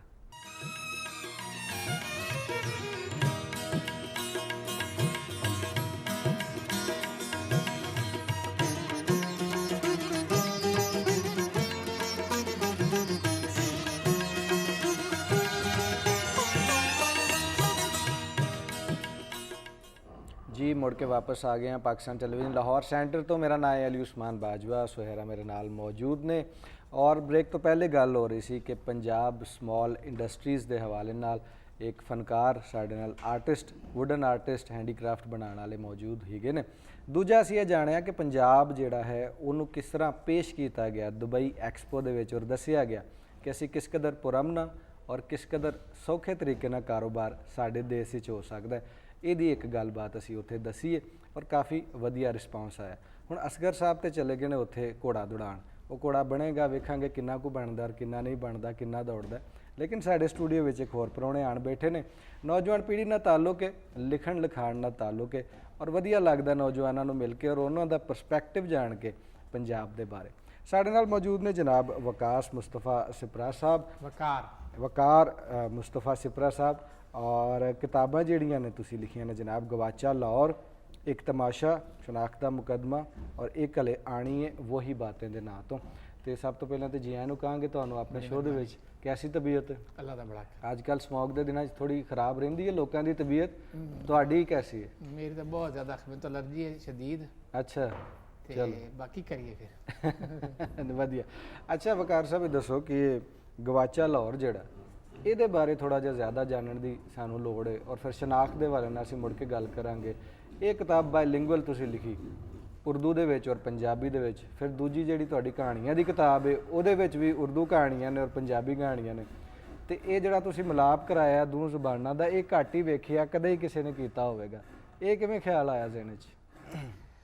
ਉਹਦੇ 'ਚ ਇਹ ਹੈ ਕਿ ਪੰਜਾਬੀ ਦੀ ਸਪੀਕਿੰਗ ਤਾਂ ਬਹੁਤ ਜ਼ਿਆਦਾ ਲੋਕ ਬੋਲਦੇ ਨੇ, ਲੇਕਿਨ ਪੰਜਾਬੀ ਜਿਹੜੀ ਪੜ੍ਹਨਾ ਹੈ ਨਾ ਜੀ, ਉਹਦੇ 'ਚ ਮੈਨੂੰ ਇਹ ਫੀਲਿੰਗ ਸੀ ਕਿ ਸ਼ਾਇਦ ਪੰਜਾਬੀ ਨੂੰ ਪੜ੍ਹਨ ਵਾਲੇ ਲੋਕ ਘੱਟ ਨੇ। ਕਈ ਐਸੇ ਜਿਹੜੇ ਸਟਾਰ ਰਾਈਟਰ ਨੇ ਪੰਜਾਬੀ ਦੇ, ਉਹਨਾਂ ਤੋਂ ਵੀ ਮੈਂ ਪੁੱਛਦਾ ਸੀ ਤੇ ਉਹ ਵੀ ਇਹੀ ਕਹਿੰਦੇ ਸਨ ਕਿ ਮਿਸਾਲ ਦੇ ਤੌਰ ਤੇ ਸਾਡੇ ਦੋਸਤ ਸਨ, ਉਹਨਾਂ ਨੂੰ ਇੱਕ ਪੰਜਾਬੀ ਦਾ ਬੜਾ ਅਵਾਰਡ ਮਿਲਿਆ ਬਹੁਤ ਵੱਡਾ ਜਿਹਾ। ਮੈਂ ਉਹਨਾਂ ਨੂੰ ਪੁੱਛਿਆ ਵੀ ਕਿਤਾਬਾਂ ਸੇਲ ਹੋ ਜਾਂਦੀਆਂ ਨੇ? ਉਹਨਾਂ ਨੇ ਕਿਹਾ ਜੀ 1000 ਛਪੀਆਂ ਸਨ, 995 ਅਦਬੀ ਬੋਰਡ 'ਚ ਪਈਆਂ ਨੇ, 5 ਜਿਹੜੀਆਂ ਵਿਕੀਆਂ ਨੇ ਉਹਦੇ ਉੱਤੇ ਅਵਾਰਡ ਮਿਲ ਗਿਆ, 10 ਲੱਖ ਇਨਾਮ ਮਿਲ ਗਿਆ। ਅੱਛਾ। ਤੇ ਇਸ ਲਈ ਸਾਨੂੰ ਇਹ ਫੀਲਿੰਗ ਸੀ ਕਿ ਸ਼ਾਇਦ ਪੰਜਾਬੀ ਦੀ ਰੀਡੇਬਿਲਿਟੀ ਕਮ ਹੈ। ਤੇ ਦੂਸਰਾ ਇੱਕ ਹੋਰ ਬੜੀ ਗੱਲ ਹੈ ਜਿਹੜੀ ਕਿ ਇਹ ਹੈ ਕਿ ਮੈਨੂੰ ਜਿਹੜੀ ਕਹਾਣੀ ਜਿਹੜੀ ਜ਼ਬਾਨ 'ਚ ਆਈ ਹੈ ਨਾ ਜੀ, ਮੈਂ ਕੋਈ ਲੰਮੀਆਂ ਚੌੜੀਆਂ ਸੋਚ ਕੇ ਨਹੀਂ ਲਿਖੀਆਂ। ਅੱਛਾ। ਮੈਨੂੰ ਜਿਹੜੀ ਕਹਾਣੀ ਜਿਹੜੀ ਜ਼ਬਾਨ 'ਚ ਆਂਦੀ ਗਈ ਹੈ ਮੈਂ ਉਹ ਲਿਖਦਾ ਗਿਆ। ਜਿਹੜੀ ਪੰਜਾਬੀ 'ਚ ਆਈ ਹੈ ਉਹ ਪੰਜਾਬੀ 'ਚ ਲਿਖ ਦਿੱਤੀਆਂ ਨੇ, ਤੇ ਜਿਹੜੀ ਉਰਦੂ 'ਚ ਆਈਆਂ ਨੇ ਉਰਦੂ 'ਚ ਲਿਖ ਦਿੱਤੀਆਂ ਨੇ। ਔਰ ਦੂਸਰਾ ਇਹ ਜਿਹੜਾ ਗਵਾਚਾ ਲਾਹੌਰ ਇਹ ਤਾਂ ਇਹ ਚੀਜ਼ ਸੀ ਕਿ ਰੀਡੇਬਿਲਿਟੀ ਵਾਲਾ ਇਸ਼ੂ, ਕਹਾਣੀਆਂ ਤਾਂ ਮੈਨੂੰ ਜਿਹੜੀ ਜ਼ਬਾਨ 'ਚ ਆਈ ਹੈ ਉਹ ਮੈਂ ਉਹਦੇ ਲਿਖ ਦਿੱਤੀ ਹੈ। ਲੇਕਿਨ ਹੁਣ ਜਿਹੜੀ ਵਹੀ ਬਾतें ਇਹ प्योरली उर्दू ਜਿਹੜਾ ਹੈ ਹੋਏਗੀ। ਤੇ ਅੱਗੇ ਇਸ ਬਾਰੇ ਵੀ ਹੈ ਕਿ ਬੇਸਿਕਲੀ ਇਹ ਪੰਜਾਬੀ ਲਿਖਣ ਦਾ ਪਹਿਲੇ ਪਲਾਨ ਸੀ, ਲੇਕਿਨ ਫਿਰ ਉਹ ਲੋਕਾਂ ਨੇ ਕਿਹਾ ਕਿ ਜੀ ਪੰਜਾਬੀ ਦੀ ਰੀਡੇਬਿਲਿਟੀ, ਲੇਕਿਨ ਅਸੀਂ ਇਨਸ਼ਾਅੱਲਾ ਇਹਨੂੰ ਪੰਜਾਬੀ ਵਿੱਚ ਵੀ ਇੱਕ ਨਾਵਲ ਲਿਖ ਰਹੇ ਹਾਂ। ਤੇ ਇਸ ਤਰ੍ਹਾਂ ਬਸ ਕੁਝ ਚਲੋ ਵਧੀਆ, ਬਹੁਤ ਵਧੀਆ ਕੰਮ ਕਰ ਰਹੇ ਹੋ। ਜਦੋਂ ਕੰਮ ਕੀਤਾ ਜਾਂਦਾ ਉਦੋਂ ਰੌਲਾ ਰੱਪਾ ਵੀ ਹੁੰਦਾ, ਉਦੋਂ ਸ਼ੋਰ ਵੀ ਹੁੰਦਾ। ਤੇ ਸਾਡਾ ਸਟੂਡੀਓ ਵੀ ਅੱਜ ਰੌਣਕਾਂ ਲੱਗੀਆਂ ਹੋਈਆਂ ਨੇ, ਸਾਡੇ ਸੰਗੀ ਬਹਿ ਕੇ ਕੰਮ ਕਰਦੇ ਨੇ, ਸਾਡੇ ਨਾਜ਼ਰੀਨ ਜ਼ਰੂਰ ਸੁਣਦੇ ਹੋਣਗੇ। ਇਹ ਕੰਮ ਦਾ ਰੌਲਾ ਇਹ ਹੋਣਾ ਚਾਹੀਦਾ, ਸਾਰੇ ਪੰਜਾਬ 'ਚ ਹੋਣਾ ਚਾਹੀਦਾ। ਕੰਮ ਕਰਾਂਗੇ ਤੇ ਅੱਗੇ ਵਧਾਂਗੇ। ਮੁੜ ਕੇ ਵਾਪਸ ਆਉਂਦੇ। ਅੱਛਾ, ਗਵਾਚੇ ਲਾਹੌਰ ਦਾ ਅਸੀਂ ਜ਼ਿਕਰ ਸੁਣਿਆ ਕਿ ਥੋੜਾ ਤਾਰੀਖੀ ਜੀ ਇੱਕ ਚੀਜ਼ ਹੈ ਜਿਹਦੇ ਵਿੱਚ ਤੁਸੀਂ ਵੇਰਵਾ ਕੀਤਾ ਕਿ ਲਾਹੌਰ ਦੀ ਕੀ ਤਾਰੀਖ ਹੋ ਸਕਦੀ, ਨਾਂ ਤੋਂ ਪਤਾ ਚੱਲਦਾ ਪਿਆ। ਸ਼ਨਾਖਤ ਦੀ ਜਿਹੜੀ ਕਿਤਾਬ ਹੈ, ਆਈਡੈਂਟੀਟੀ ਕ੍ਰਾਈਸਿਸ ਦਾ ਕਾਫੀ ਸ਼ਿਕਾਰ ਨੇ ਅੱਜ ਕੱਲ੍ਹ ਦੇ ਬੱਚੇ, ਔਰ ਉਹਨਾਂ ਨੂੰ ਸਮਝ ਨਹੀਂ ਆਉਂਦੀ ਕਿ ਉਹ ਕੌਣ ਨੇ, ਕਿੱਥੋਂ ਆਏ ਨੇ, ਕਿੱਧਰ ਉਹਨਾਂ ਜਾਣਾ ਹੈ, ਉਹਨਾਂ ਦੀ ਤਾਰੀਖ ਕਿੱਥੇ ਜਾ ਕੇ ਜੋੜਦੀ ਹੈ, ਕਿੱਥੇ ਨਹੀਂ ਜੋੜਦੀ। ਹੜੱਪਾ ਦੇ ਬਾਰੇ ਬਹੁਤ ਘੱਟ ਲੋਕ, ਅਗਰ ਸਕੂਲਾਂ 'ਚ ਜਾ ਕੇ, ਪ੍ਰਾਈਵੇਟ ਸਕੂਲਾਂ ਜਾਂ ਗਵਰਨਮੈਂਟ ਸਕੂਲਾਂ 'ਚ ਵੀ ਜਾ ਕੇ ਪੁੱਛੋ ਤਾਂ ਬਹੁਤ ਘੱਟ ਲੋਕਾਂ ਨੂੰ ਪਤਾ ਹੁੰਦਾ। ਸੋ ਤੁਸੀਂ ਜਿਹੜੀ ਇਹ ਕਾਵਿਸ਼ ਇੱਕ ਕੋਸ਼ਿਸ਼ ਕੀਤੀ ਹੈ ਸ਼ਨਾਖਤ ਦੇ ਹਵਾਲੇ ਨਾਲ, ਇਹ ਦੱਸੋ ਕਿ ਤੁਹਾਡਾ ਕੀ ਪਰਸਪੈਕਟਿਵ ਹੈ ਇੱਕ ਪੰਜਾਬੀ ਸ਼ਨਾਖਤ ਦੇ ਹਵਾਲੇ ਨਾਲ? ਮੇਰਾ ਇਹ ਥੋੜਾ ਜਿਹਾ ਮੈਂ ਬੈਕਗਰਾਉਂਡ ਜਾਣਾ ਚਾਹਾਂਗਾ ਤਾਂ ਕਿ ਤੁਹਾਨੂੰ ਸਹੀ ਤਰ੍ਹਾਂ ਇਹ ਗੱਲ ਐਕਸਪਲੇਨ ਕਰ ਸਕਾਂ ਜੀ। ਮੈਂ ਮਤਲਬ ਬਿਲਕੁਲ 5-10 ਸਾਲ ਦਾ ਸੀ ਉਸ ਜ਼ਮਾਨੇ ਤੋਂ ਮੈਨੂੰ ਤਾਰੀਖ ਬੜੀ ਦਿਲਚਸਪੀ ਸੀ। ਤੇ ਐਜ਼ ਅ ਜੱਟ ਆਫ ਸੈਂਟਰਲ ਪੰਜਾਬ, ਉਹ ਦਿਹਾਤ ਵਿੱਚੋਂ ਪਸੇ ਬੰਦਾ ਰਹਿੰਦੇ ਤਾਂ ਅਸੀਂ ਮੁਲਤਾਨ ਸੀ, ਲੇਕਿਨ ਉਹ ਆਉਣ ਜਾਣ ਰਹਿੰਦਾ ਸੀ। ਤੇ ਮੈਨੂੰ ਤਾਰੀਖ 'ਚ ਬੜੀ ਇੰਟਰਸਟ ਰਿਹਾ। ਲੇਕਿਨ ਸਾਡੇ ਜਿਹੜੇ ਕਿਤਾਬਾਂ ਵਗੈਰਾ ਮੈਂ ਪੜ੍ਹੀਆਂ ਉਹਨਾਂ 'ਚ ਮੈਨੂੰ ਇੱਕ ਗੈਪ ਫੀਲ ਹੋਇਆ। ਅੱਛਾ। ਤੇ ਉਹਦੇ ਉੱਤੇ ਮੈਂ ਗੱਲ ਕੀਤੀ ਹੈ ਕਿ ਜਿਹੜੇ ਸਾਡੇ ਜਿਸ ਇਲਾਕਾ ਹੈ ਇੰਡਸ ਵੈਲੀ ਹੈ, ਇਹਦੀ ਜਿਹੜੀ ਹਿਸਟਰੀ ਹੈ, ਇਹਦੇ ਲੋਕਲ ਹੀਰੋਜ਼ ਨੇ, ਉਹਨਾਂ ਉੱਤੇ ਮੈਂ ਮਤਲਬ ਹੈ ਤਫਸੀਲ ਨਾਲ ਗੱਲ ਕੀਤੀ ਹੈ ਫੇਜ਼ ਵਾਈਜ਼। ਤੇ ਇਹ ਇਸ ਤੋਂ ਪਹਿਲੇ ਕਈ ਹੋਰ ਲੋਕਾਂ ਨੇ ਵੀ ਕੀਤੀ ਹੈ, ਲੇਕਿਨ ਜਿਹੜੀ ਮੈਂ ਕਿਤਾਬਾਂ ਦੇਖੀਆਂ ਉਹਨਾਂ 'ਚ ਮੈਂ ਇਹ ਦੇਖਿਆ ਹੈ ਕਿ ਹਰ ਬੰਦੇ ਨੇ ਵਿੱਚੋਂ ਕੋਈ ਨਾ ਕੋਈ ਮਿਸ ਕਰ ਦਿੱਤੀ ਹੈ। ਅੱਛਾ। ਕਿਸੇ ਨੇ 2-4 ਪੀਰੀਅਡ ਪਕੜੇ ਨੇ, ਫਿਰ ਦਰਮਿਆਨ 'ਚ 2 ਮਿਸ ਕਰ ਦਿੱਤੇ ਨੇ, ਫਿਰ ਅੱਗੋਂ ਮਤਲਬ ਹੈ ਜਿਵੇਂ ਜਿਵੇਂ ਜਿੰਦਾ ਕੋਈ ਆਪਣਾ ਆਪਣਾ ਨਜ਼ਰੀਆ ਸੀ। ਮੈਂ ਇਹਦੇ 'ਚ 3-4 ਸਾਲ ਪਹਿਲੇ ਕਿਤਾਬ ਮਤਲਬ ਆਈ, ਤੇ ਉਸ ਵਕਤ ਮੈਂ ਇਹਦੇ 'ਚ ਕੋਸ਼ਿਸ਼ ਕੀਤਾ ਕਿ ਸ਼ੁਰੂ ਤੋਂ ਰੱਖ ਕੇ ਐਂਡ ਤੱਕ, ਯਾਨੀ ਕਿ ਕਿਆਮੇ ਪਾਕਿਸਤਾਨ ਤੱਕ ਜਿਹੜਾ ਮੋਟਾ ਜਿਹੜਾ ਹੈ ਸਾਰੇ ਦਾ ਜ਼ਿਕਰ ਹੋ ਜਾਏ। ਅੱਛਾ। ਤੇ ਇਹ ਬਸ ਇੱਕ ਗੈਪ ਹੈ, ਮੈਂ ਸਮਝਦਾ ਸੀ ਕਿ ਉਹਨੂੰ ਮੀਟ ਕੀਤਾ ਜਾਏ। ਚਲੋ ਵਧੀਆ। ਅੱਛਾ, ਤਾਂ ਸ਼ੁਰੂ ਤੋਂ ਤੁਹਾਡਾ ਲਿਖਣ ਵਾਲੀ ਧਿਆਨ ਰਿਹਾ ਕਿ ਤੁਸੀਂ ਫਿਰ ਤੁਹਾਡੀ ਆਪਣੀ ਜ਼ਾਤੀ ਜਰਨੀ ਜਿਹੜੀ ਉਹਦੇ ਬਾਰੇ ਵੀ ਥੋੜਾ ਜਿਹਾ ਮੋਟਾ-ਮੋਟਾ, ਜਿਵੇਂ ਕਿਤਾਬ 'ਚ ਦੱਸਿਆ, ਇੰਨਾ ਮੋਟਾ-ਮੋਟਾ ਦੱਸ ਦਿਓ ਸਾਨੂੰ ਕਿ ਕਾਰੋਬਾਰ ਵਗੈਰਾ ਕੀਤਾ ਜਾਂ ਹੋਰ ਚੀਜ਼ਾਂ ਕੀਤੀਆਂ, ਕੀ ਕੁਝ ਹੋਇਆ ਜ਼ਿੰਦਗੀ 'ਚ, ਹਲੇ ਤੱਕ ਕੀ ਹੋ ਰਿਹਾ ਤੇ ਅੱਗੋਂ ਕੀ ਹੋਣਾ? ਉਹਦੇ 'ਚ ਇਹ ਹੋ ਰਿਹਾ ਹੈ ਕਿ ਮੇਰੇ ਵਾਲਦੇ मोहतरम ਮੁਲਤਾਨ ਜਿਸ ਤਰ੍ਹਾਂ ਮੈਂ ਮਤਲਬ ਮੈਂ ਅੱਖ ਖੋਲੀ ਤਾਂ ਮੁਲਤਾਨ ਸਨ, ਉੱਥੇ ਬਿਜ਼ਨਸ ਕਰਦੇ ਸਨ। ਉਹਨਾਂ ਦਾ ਮੁxtਲਿਫ ਕਿਸਮ ਦਾ ਬਿਜ਼ਨਸ ਸੀ ਤੇ ਬੇਸਿਕਲੀ ਉਹ ਬਿਲੋਂਗ ਕਰਦੇ ਸਨ ਝੰਗ ਤੋਂ। ਸਾਡੀ ਫੈਮਿਲੀ ਇਹ ਸਾਰੇ ਸਿਪਰਾ ਸਿਆਲ ਇਹਨਾਂ ਦਾ ਮੁੱਢ ਝੰਗ ਦਾ ਹੈ ਤੇ ਉਹ ਹੈ ਕਿ ਉਹ ਫਿਰ due to some reason I don't know ਕਿ ਰੀਜ਼ਨ, 2-3 ਸਦੀ ਪਹਿਲੇ ਇਹ ਇੱਧੇ ਆ ਗਏ ਸਨ ਕਾਲਾ ਸਹੀਵਾਲ ਵਾਲੀ ਸਾਈਡ ਤੇ। ਲੇਕਿਨ ਮੇਰੇ ਵਾਲੇ ਸਾਹਿਬ ਜਿਹੜੇ ਸਨ ਉਹ ਮੁਲਤਾਨ 'ਚ ਚਲੇ ਗਏ ਸਨ ਤੇ ਮੈਂ ਅੱਖ ਖੋਲੀ 90s ਵਿੱਚ। ਉਸ ਵਕਤ ਤੋਂ ਬਿਜ਼ਨਸ ਕਰਦੇ ਸਨ, ਪੈਸਟੀਸਾਈਡ ਦਾ ਵੀ, ਟੈਕਸਟਾਈਲ ਯੂਨਿਟ ਵੀ ਸੀ ਛੋਟਾ ਜਿਹਾ, ਕਾਟਨ ਫੈਕਟਰੀ ਵਗੈਰਾ ਵੀ ਸੀ, ਉਹ ਬਾਰੇ ਕਰਦੇ ਸਨ ਉੱਥੇ। ਤੇ ਉਹ ਉਸ ਜ਼ਮਾਨੇ ਮੇਰਾ ਥੋੜਾ ਜਿਹਾ ਜਿਹੜਾ ਨਾ ਪੜ੍ਹਾਈ ਜਿਹੜੀ ਇਹ ਸਕੂਲਾਂ ਵਾਲੀ ਪੜ੍ਹਾਈ ਹੈ ਇਹਦੇ ਥੋੜਾ ਜਿਹਾ ਮੇਰਾ ਰੁਝਾਨ ਘੱਟ ਸੀ। ਫਿਰ ਮੈਂ ਥੋੜਾ ਜਿਹਾ ਗੈਪ ਦੇ ਕੇ ਦੁਬਾਰਾ ਪੜ੍ਹਨਾ ਸ਼ੁਰੂ ਕੀਤਾ, ਕੋਈ 8-10 ਸਾਲ ਦਾ। ਉਸ ਦੌਰਾਨ ਮੈਂ ਬਿਜ਼ਨਸ ਵੀ ਕਰਦਾ ਰਿਹਾ, ਫਿਰਦਾ ਟੁਰਦਾ ਵੀ ਰਿਹਾ। ਅੱਛਾ। ਤੇ ਚੀਜ਼ਾਂ ਨੂੰ ਦੇਖਦਾ ਰਿਹਾ ਕਿ ਭਾਈ ਇਹ ਕੀ ਹੋ ਕੀ ਰਿਹਾ ਹੈ, ਇਹ ਦੁਨੀਆ 'ਚ ਕੀ ਚੱਲ ਰਿਹਾ ਹੈ। ਅੱਛਾ। ਤੇ ਬਸ ਇਸੇ ਤਰ੍ਹਾਂ ਚੱਲਦੇ ਰਹੇ। ਤੇ ਫਿਰ ਮੈਂ ਇੱਥੇ NCA ਦਾਖਲਾ ਲਿਆ ਸੀ ਡਰਾਇੰਗ ਸਿੱਖਣ ਲਈ।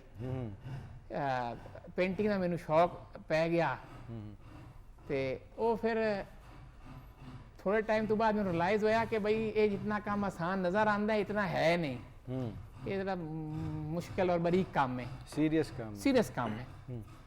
ਤੇ ਉਹ ਫਿਰ ਮੈਂ ਆਫਟਰ ਕੋਈ ਇੱਕ ਟਾਈਮ ਤੋਂ ਬਾਅਦ, ਕੁਝ ਸਾਲ ਇੱਕ ਤੋਂ ਬਾਅਦ ਮੈਨੂੰ ਲੱਗਾ ਕਿ ਭਾਈ ਇਹ ਕੰਮ ਜ਼ਰਾ ਇਹਦੀ ਬਜਾਏ ਕੋਈ ਹੋਰ ਦੇਖਣਾ ਚਾਹੀਦਾ ਹੈ। ਇੰਦਾ ਮੀਨਵਾਈਲ ਮੈਨੂੰ ਲੰਬਦੇ 'ਚ ਫੈਲੋਸ਼ਿਪ ਮਿਲ ਗਈ ਸੀ ਤੇ ਮੈਂ ਫਿਰ ਉਸ ਪਾਸੇ ਮੈਂ ਲੰਬਦੇ 'ਚ ਪੜ੍ਹਦਾ ਰਿਹਾ। ਨਾਲ ਮੇਰਾ ਇਹ ਲਿਖਣ ਪੜ੍ਹਨ ਦਾ ਜਿਹੜਾ ਸੀ, ਅਖਬਾਰਾਂ 'ਚ ਕਾਲਮ ਲਿਖਣੇ, ਰਿਸਰਚ ਪੇਪਰ ਲਿਖਣੇ, ਕੋਈ ਬੁੱਕਸ ਲਿਖ ਦੇਣੀ, ਇਹ ਫਿਰ ਮੈਂ ਕੋਈ 2015-16 ਤੋਂ ਇਸ 'ਤੇ ਤਵੱਜੋ ਕੀਤੀ। ਤੇ ਪੇਂਟਿੰਗ ਹੁਣ ਮੈਂ ਕਰਦਾ ਹਾਂ ਲੇਕਿਨ ਉਹ ਸਿਰਫ ਬਸ ਖੁਦ ਹੀ ਕੀਤੀ ਤੇ ਬਸ ਰੱਖ ਦਿੱਤੀ। ਅੱਛਾ, ਯਾਨੀ ਕਿ ਬੜੇ ਕੋਈ ਰੋਲਰ ਕੋਸਟਰ ਰਾਈਡਰ ਕੀ ਤੁਹਾਡੀ ਜ਼ਿੰਦਗੀ ਲੰਘੀ ਹੈ, ਜਿਹਦੇ ਵਿੱਚ ਤੁਸੀਂ ਕਾਫੀ ਇਦਾਰੇ ਵੀ ਜਿਹੜੇ ਨੇ ਉਹਨਾਂ ਨੂੰ ਵੀ ਚੱਖਿਆ, ਔਰ ਲਿਖਣ ਲਿਖਾਣ ਦਾ ਔਰ ਮੁਸਵਰੀ ਦਾ ਵੀ ਕੰਮ ਬਿਲਕੁਲ ਨਾਲੋਂ ਨਾਲ ਤੁਸੀਂ ਕੀਤਾ। ਲੇਕਿਨ ਥੋੜੀ ਦੇਰ ਪਹਿਲੇ ਤੁਸੀਂ ਆਪ ਦੱਸਿਆ ਕਿ ਰੀਡੇਬਿਲਿਟੀ ਦੀ ਗੱਲ ਹੋਈ ਕਿ ਪੜ੍ਹਨ ਵਾਲੇ ਕਿੰਨੇ ਨੇ ਪੰਜਾਬੀ, ਔਰ ਫਿਰ ਤੁਹਾਨੂੰ ਰਿਅਲਾਈਜੇਸ਼ਨ ਹੋਈ ਕਿ ਅੱਛਾ ਇੰਨੇ ਹੋ ਸਕਦੇ ਨੇ ਔਰ ਇੰਨੇ ਹੋਣਗੇ, ਲੇਕਿਨ ਅਗਲੀ ਕਿਤਾਬ ਤੇ ਉਰਦੂ 'ਚ ਆ ਰਹੀ ਹੈ। ਇਹਦੇ ਪਿੱਛੇ ਕੀ ਰਾਜ਼ ਹੈ, ਪੰਜਾਬੀ 'ਚ ਕਿਉਂ ਨਹੀਂ ਆ ਰਹੀ? ਉਹਦੇ 'ਚ ਫਿਰ ਅਗੇਨ ਜਿਹੜੀ ਰੀਡੇਬਿਲਿਟੀ ਹੈ ਨਾ, ਉਹ ਮੈਂ ਦੇਖੀ ਸੀ ਆਪ ਦੀ ਜਿਹੜੀ ਮੇਰੀ ਗਵਾਚਾ ਲਾਹੌਰ ਜਾਂ ਸ਼ਨਾਖਤ ਦਾ ਮੁਕੱਦਮਾ, ਉਹਦੇ ਹਵਾਲੇ ਰੀਡੇਬਿਲਿਟੀ ਮੈਂ ਦੇਖੀ। ਜਿਹੜੀ ਕਹਾਣੀਆਂ ਮੈਂ ਅਰਜ਼ ਕੀਤਾ ਪਹਿਲੇ ਵੀ, ਕਹਾਣੀ ਜਿਹੜੀ ਜ਼ਬਾਨ 'ਚ ਆਈ ਹੈ ਮੈਂ ਉਸ 'ਚ ਲਿਖ ਦਿੱਤੀ ਹੈ। ਅੱਛਾ। ਹੁਣ ਜਿਹੜੀ ਉਹ ਨਾਵਲ ਆਇਆ ਹੀ ਉਰਦੂ ਵਿੱਚ ਹੈ। ਮਤਲਬ ਮੈਂ ਇਹ ਸਮਝਦਾ ਕਿ ਕਈ ਲੋਕਾਂ ਨੂੰ ਲੱਗੇਗਾ ਕਿ ਭਾਈ ਕਈ ਲੋਕ ਕੋਸ਼ਿਸ਼ ਨਾਲ ਲਿਖ ਲੈਂਦੇ ਨੇ, ਮੇਰੇ ਤੋਂ ਨਹੀਂ ਲਿਖਿਆ ਜਾਂਦਾ। ਮੈਨੂੰ ਮਤਲਬ ਹੈ ਜਿਸ ਵੇਲੇ ਕੋਈ ਆ ਜਾਏਗੀ ਕਹਾਣੀ ਤਾਂ ਮੈਂ ਲਿਖ ਦੇਵਾਂਗਾ। ਤੇ ਲੋਕਾਂ ਨੂੰ ਮੈਂ ਦੇਖਿਆ ਬੜੇ ਖੁਸ਼ਕਿਸਮਤ ਲੋਕ ਹੁੰਦੇ ਨੇ ਜਿਹੜੇ ਟੀਵੀਆਂ ਵਾਸਤੇ ਸੀਰੀਅਲ ਲਿਖਦੇ ਨੇ, ਉਹਨਾਂ ਨੂੰ ਕਮਰਸ਼ੀਅਲ ਆਰਡਰ ਆਉਂਦਾ ਹੈ ਕਿ ਜੀ ਲਿਖ ਦਿਓ, 10 ਕਿਸ਼ਤਾਂ ਲਿਖ ਦਿਓ, ਔਰ ਉਹ ਲਿਖ ਦਿੰਦੇ ਨੇ। ਹਾਲੇ ਤੱਕ ਮੈਂ ਉਸ ਮਕਾਮ ਤੇ ਨਹੀਂ ਪਹੁੰਚਿਆ। ਅੱਛਾ, ਤੁਸੀਂ ਉੱਥੇ ਪਹੁੰਚਣਾ ਚਾਹੁੰਦੇ ਹੋ? ਹਾਲਾਂਕਿ ਜਿਹੜਾ ਮੁਸੰਨਿਫ ਹੈ ਉਹਦਾ ਤੇ ਖੈਰ ਥੋੜਾ ਨਾਂ ਵੱਡਾ ਹੀ ਮੰਨਿਆ ਜਾਂਦਾ, ਜਿਹੜਾ ਕਿ ਲਿਟਰੇਚਰ ਪੈਦਾ ਕਰਦਾ, ਉਹਦਾ ਨਾਂ ਹਮੇਸ਼ਾ ਜ਼ਿਆਦਾ ਜ਼ਿੰਦਾ ਰਹਿੰਦਾ ਹੈ। ਡਰਾਮਾ ਤੇ ਆਇਆ ਔਰ ਗਿਆ, ਹਿੱਟ ਹੋਇਆ ਜਾਂ ਫਲॉप ਹੋਇਆ, ਥੋੜੇ ਅਰਸੇ ਲਈ ਰਹਿੰਦਾ। ਤੁਸੀਂ ਜਿਹੜਾ ਜੀ ਜਿਹੜਾ ਹੈ ਵਹੀ ਬਾतें ਮੈਂ ਲਿਖੀ ਹੈ, ਇਹ ਮੈਨੂੰ ਜਿਵੇਂ ਜਿਵੇਂ ਆਈ ਹੈ ਇਹ ਮੈਂ ਉਵੇਂ ਲਿਖ ਦਿੱਤੀ ਹੈ। ਪਹਿਲੇ ਮੈਨੂੰ 3 ਅਫਸਾਨੇ ਸ਼ਕਲ 'ਚ ਕਰ ਰਿਹਾ ਸੀ, ਲੇਕਿਨ ਫਿਰ ਮੈਂ ਕਿਹਾ ਚਲੋ ਇਕੱਠਾ ਹੀ ਕਰ ਦਿੰਦੇ। ਤੇ ਅਸੀਂ ਉਹਦਾ ਕਮਰਸ਼ੀਅਲ, ਕਹਾਣੀਆਂ ਦਾ ਕਮਰਸ਼ੀਅਲ ਨਹੀਂ ਦੇਖਿਆ, ਕਹਾਣੀਆਂ ਦਾ ਬਸ ਜੋ ਆਈ ਹੈ ਉਹ ਲਿਖ ਦਿੱਤਾ। ਸਹੀ। ਗੱਲਾਂ ਦਾ ਸਿਲਸਿਲਾ ਜਾਰੀ ਰਹੇਗਾ, ਬਟ ਵੇਲਾ ਹੋਇਆ ਨਿੱਕੀ ਜੀ ਬ੍ਰੇਕ ਦਾ। ਤੁਸੀਂ ਕਿਧਰੇ ਨਹੀਂ ਜਾਣਾ, ਮਿਲਨੇ ਆ ਇੱਕ ਨਿੱਕੀ ਜੀ ਬ੍ਰੇਕ ਤੋਂ ਬਾਅਦ।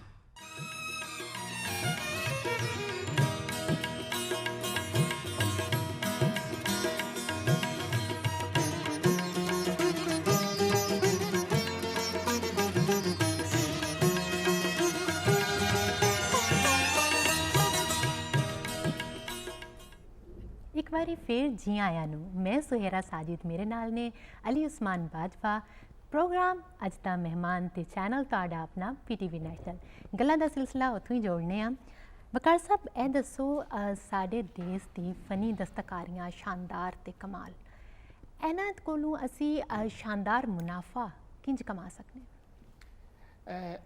ਦੇਖੇ ਇਹ ਜਿਹੜਾ ਸਾਡੀ ਦਸਤਕਾਰੀਆਂ ਨੇ ਖਾਸ ਤੌਰ ਤੇ ਲੋਕ ਮਿੱਟੀ ਨਾਲ ਬਰਤਨ ਬਣਾਉਂਦੇ ਸਨ, ਸ਼ੋਪੀਸ ਬਣਾਉਂਦੇ ਸਨ, ਲੱਕੜ ਨਾਲ ਬਣਦੇ ਨੇ ਤੇ ਕੁਝ ਹੁੰਦੀਆਂ ਨੇ ਫਨੀ ਦਸਤਕਾਰੀਆਂ ਜੀ, ਔਰ ਜੀ। ਕੁਝ ਹੁੰਦੀਆਂ ਨੇ ਫਨੀ ਦਸਤਕਾਰੀਆਂ। ਹਾਂਜੀ ਹਾਂਜੀ ਤੇ ਕੁਝ ਲੋਕ ਫਨੀ ਕਰ ਜਾਂਦੇ ਨੇ ਚੀਜ਼ਾਂ ਨੂੰ ਔਰ ਉਹ ਫਨੀ ਦਸਤਕਾਰੀਆਂ ਬਣ ਜਾਂਦੀਆਂ ਨੇ, ਕੁਝ ਫਨੀ ਅੰਦਾਜ਼ ਨਾਲ ਵੀ ਕਰਦੇ ਨੇ। ਜੀ, ਜੀ। ਤੇ ਜਿਵੇਂ ਸੁਹੇਰਾ ਪੁੱਛ ਰਹੀਆਂ ਨੇ ਕਿ ਇਹ ਜਿਹੜਾ ਸਮਾਲ ਇੰਡਸਟਰੀ ਹੈ ਜੀ ਜੀ ਇਹਦੇ ਨਾਲ ਕਿਸ ਤਰ੍ਹਾਂ ਅਸੀਂ ਰੈਵਨਿਊ ਜਨਰੇਟ ਕਰ ਸਕਦੇ ਹਾਂ, ਜਾਂ ਹੁਣ ਅੱਜ ਕੱਲ ਕਾਫੀ ਲੋਕ ਜਿਹੜੇ ਨੇ ਉਹ 2 ਤੋਂ 3 ਜੌਬਸ ਕਰਦੇ ਨੇ, ਬਿਲਕੁਲ ਬੜੀ ਮੁਸ਼ਕਲ ਨਾਲ ਇੱਕ ਸਿਸਟਮ ਉਹ ਚਲਾ ਰਹੇ ਨੇ ਬਿਲਕੁਲ। ਕਾਫੀ ਘਰਾਂ ਦੇ ਵਿੱਚ। ਲੇਕਿਨ ਅਗਰ ਕੋਈ ਬੱਚਾ ਬੱਚੀ ਇਹ ਕੰਮ ਕਰਨਾ ਚਾਹ ਰਿਹਾ ਔਰ ਉਹ ਸਿੱਖਦਾ ਹੈ ਤੇ ਉਹ ਫਿਰ ਕੀ ਕਰੇ? ਉਹਦੇ 'ਚ ਮੈਂ ਅਗਰ ਕਿਸੇ ਨੂੰ ਪਹਿਲੀ ਗੱਲ ਤਾਂ ਮੈਂ ਸਮਝਦਾ ਅਗਰ ਸ਼ੌਕ ਨਹੀਂ ਹੈ ਤਾਂ ਉਹ ਫਿਰ ਨਾ ਕਰੇ। ਅਗਰ ਉਹਨੂੰ ਸ਼ੌਕ ਹੈ ਤੇ ਫਿਰ ਉਹ 2-3 ਚੀਜ਼ਾਂ ਨੂੰ ਪੱਲੇ ਬੰਨ ਲੇ।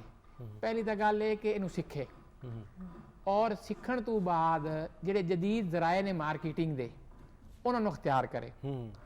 ਮੈਂ ਤੇ ਮੇਰੇ ਕੁਝ ਦੋਸਤ ਸੰਗਤ ਸਕੂਲ ਦੇ ਨਾਂ ਨਾਲ ਇੱਕ ਛੋਟੇ ਲੈਵਲ ਤੋਂ ਸ਼ੁਰੂ ਕੀਤਾ ਹੈ। ਉਹਨੇ ਸਾਡਾ ਇੱਕ ਦੋਸਤ ਹਾਵੜੇ 'ਚੋਂ ਪੜ੍ਹ ਕੇ ਆਇਆ ਹੈ ਐਜੂਕੇਸ਼ਨ, ਉਹ ਵੀ ਹੈ ਇਸ ਤਰ੍ਹਾਂ, ਮਤਲਬ ਕਾਫੀ ਸਾਰੇ ਸੀਨੀਅਰ ਲੋਕ ਵੀ ਹਨ।